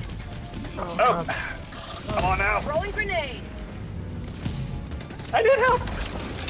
Bad touch! Bad touch! I'm out. Boom. Got him. Okay. Good. Alright, let's activate this drill. I expect an old... Oh! I thought that tank was dead. That tank was still alive. Oh. Otherwise, I wouldn't have been running straight up to it like that. Another one? Tank? Another tank, yeah. That's just not Gucci. At 20 seconds. Ooh. Another tank! Uh-oh. Somebody go ahead and activate that drill. I'm trying to machine gun them all. Oh, a lot of them over here. Extract when ready. Reloading. Oh. That dive saved my democratic life. Oh, me. Oh no!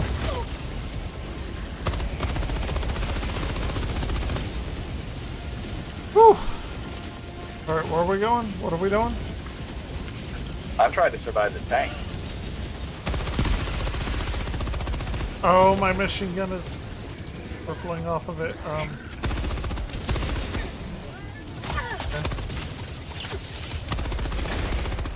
Okay. Oh, my machine gun saved my life. I got an anti-tank inbound. I took out one of the tanks. Okay. I see somebody took out the second one. Okay. I have an anti-tank on me, but I think we're fine. I think we're fine for now. Let's go ahead and destroy the rest of everything we need to destroy. Oh, that was intense. That was fun. I'm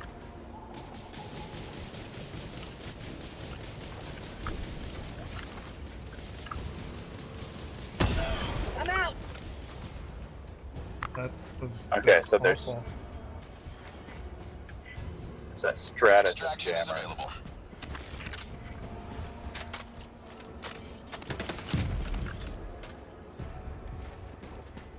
Okay. Oh, it's a big old turret. That's why.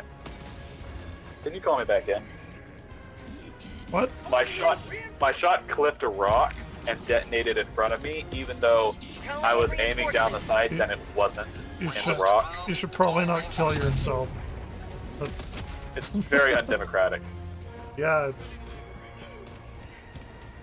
You just stole the election from yourself. It's not democratic. Stole the election from myself. Oh god, so stupid. Okay. Okay, I don't know what that turret right there is doing, but it's acting crazy. Alright,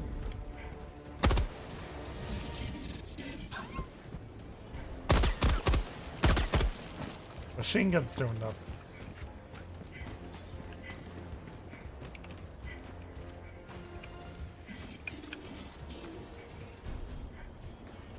Okay, I'm gonna try and take that out with recoilless rifle. It had no effect. So explain to me what the recoilless rifle does. It's kind of like a bazooka. Okay. But it had no effect, so... Well, it took a sec. I needed a second shot. Oh, okay. It had a half effect on the big boys. Okay. Either that or I missed. I mean, Oh no, they're calling in another spawning of ships. Dude, you're right. This machine gun is actually kind of good. It's. It just needs to be, used properly. Yeah, 100%. Okay. Oh, okay. Okay, we got a tank. We got the machine gun, no good tank. Machine A lot gun, no of good tank. Calling down a support. Okay, well that's not good. Oh, I just ran into mines. I ran into mines. Okay, well. Request approved. Deploying reinforcements. Yeah. That was my fault. I should not have done that. Democracy has landed. Calling in reinforcements. I did not know they were right next to me. Yeah, they are right next to me. Well, flank them and spank them. Mag's empty. Oh! That reload is well.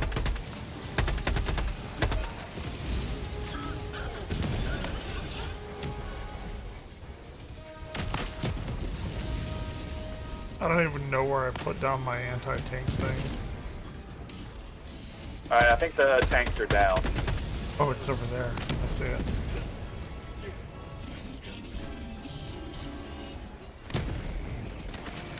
Oh, okay. Well, I don't know where any of my stuff is now.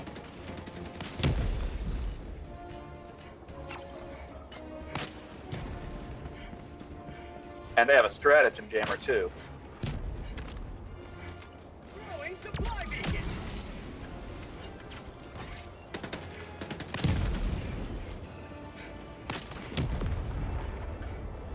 How much time do we have left? We have 14 minutes.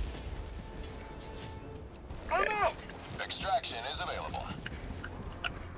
You know what?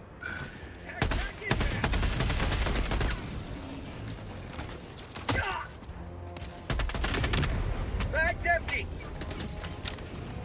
Ooh, it's gonna be the death of me.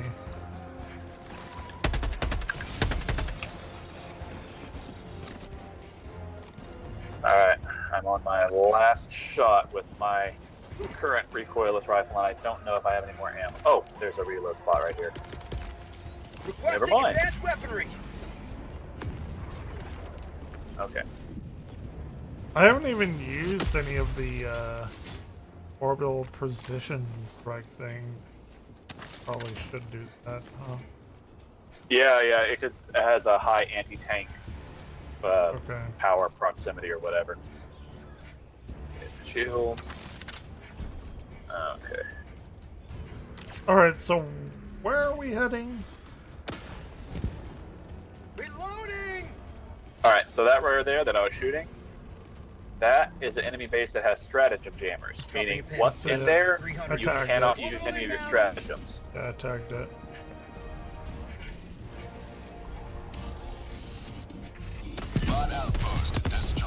Fantastic. Let's see here. What, again? Oh, there are so many. Machine gun got him. Okay. Dropship. Requesting orbital. Where's the dropship with tanks? Did they not have any with tanks? No, but they got... Okay. Ooh, I can't aim up. Extraction is available. Okay. Do you want to go ahead and try and destroy this base, or do we want to go ahead and do extraction? Hit the base, I need the XP to level, so I don't... I'm not a... Right you are. We have a mass of enemies coming in. A bunch. Marking location. Like a lot right there. Mag's empty. Last reload.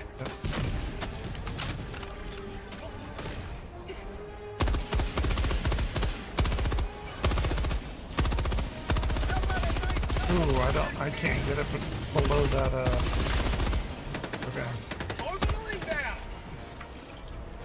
That fence was blocking my machine gun.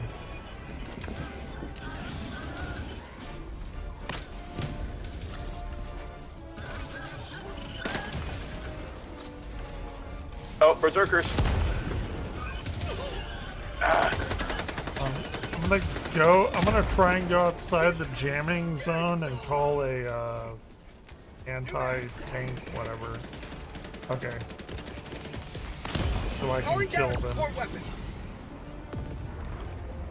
Alright, sounds good.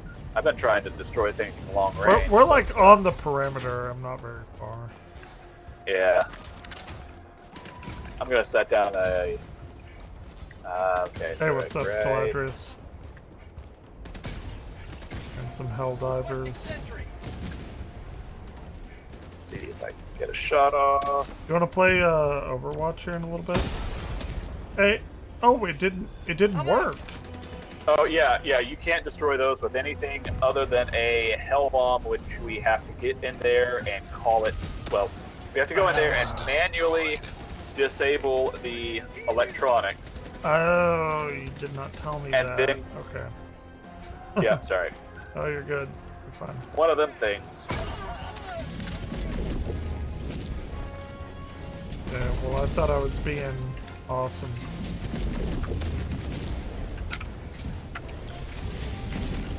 Mission at 10 minutes remaining. We got 10 minutes. Do we want to extract? I don't know. Yeah, we should probably extract. That's fine. I'm trying to team reload you. Okay, I'll just reload myself. I'm trying to team reload you, John, the whole time. What are you up to, Caladrius? Caladrius is my sister. With her new baby. My niece. Congratulations on your new child. Oh, God. Much better than getting a used one. Actually, no, because that would be adoption, and my siblings are adopted. Never mind. Child, a used child is wild. To say. A second-hand child, you know?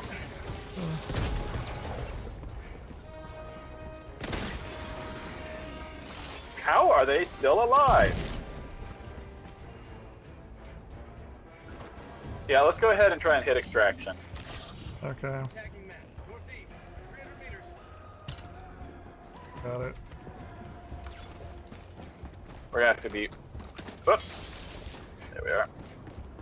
We're gonna have to be rushing past a whole bunch of them anyways. Yeah. Expeditious, if you will. Which means we're in the jamming zone. Highway to the jamming zone. Good one, I like it. Danger zone. Danger zone!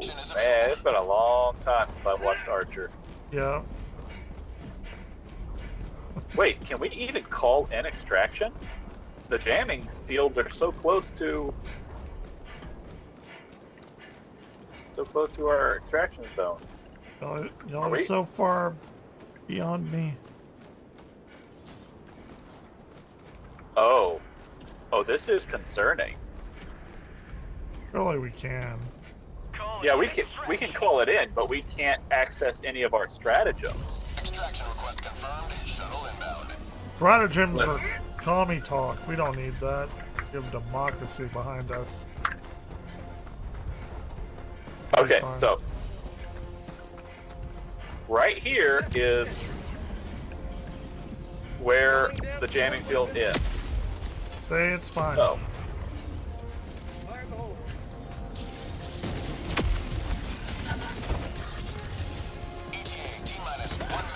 I just got shot in the back by my own sentry. Oh, get close! Hey guys, get closer to the shuttle. It's about to abort. All right, good. What? It's got a minute and a half. If we get too far away from the shuttle, it will abort automatically. Oh, well that's stupid.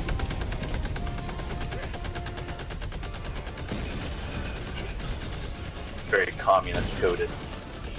Yeah, why would they do that? Stop trying to shoot me.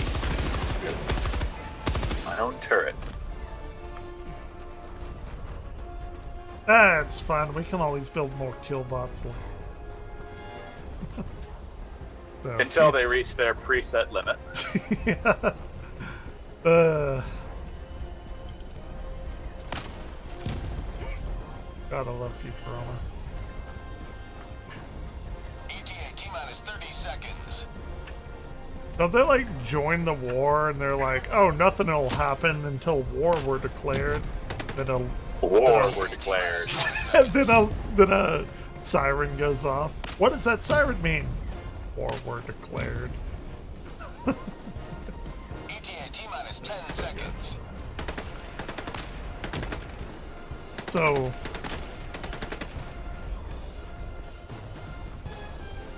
Pelican 1 arriving at coordinates. Huh. Okay.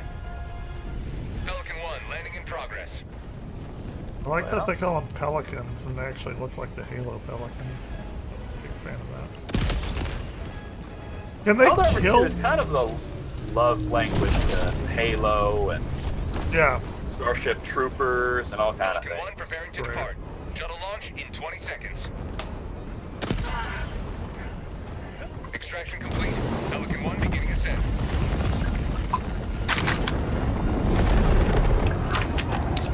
Alright. Today you've carved another foothold in a long climb to liberty.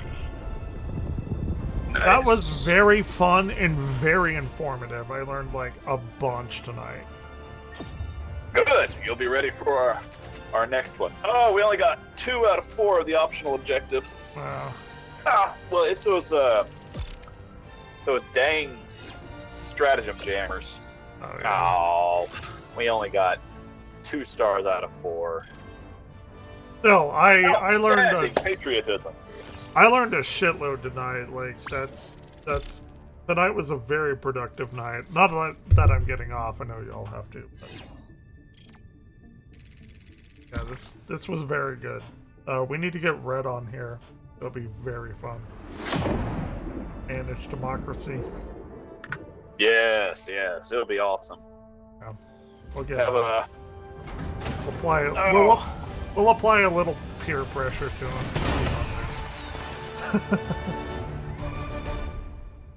Yeah, this is good. Alright.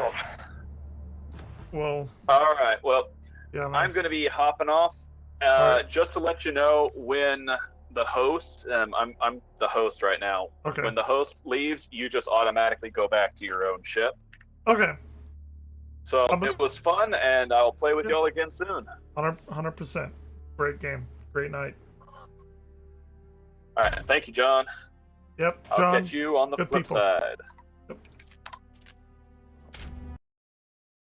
All right, people. That was a good, fun fucking Helldivers 2 game. Galadriel, she's still there? I don't know who's still here. That was Benjamin. Called the coordinator. You have the director and then the person below the director of the museum that we work with. Fuck, what's he called? Anyway, I'll be right back. I have to go to the bathroom.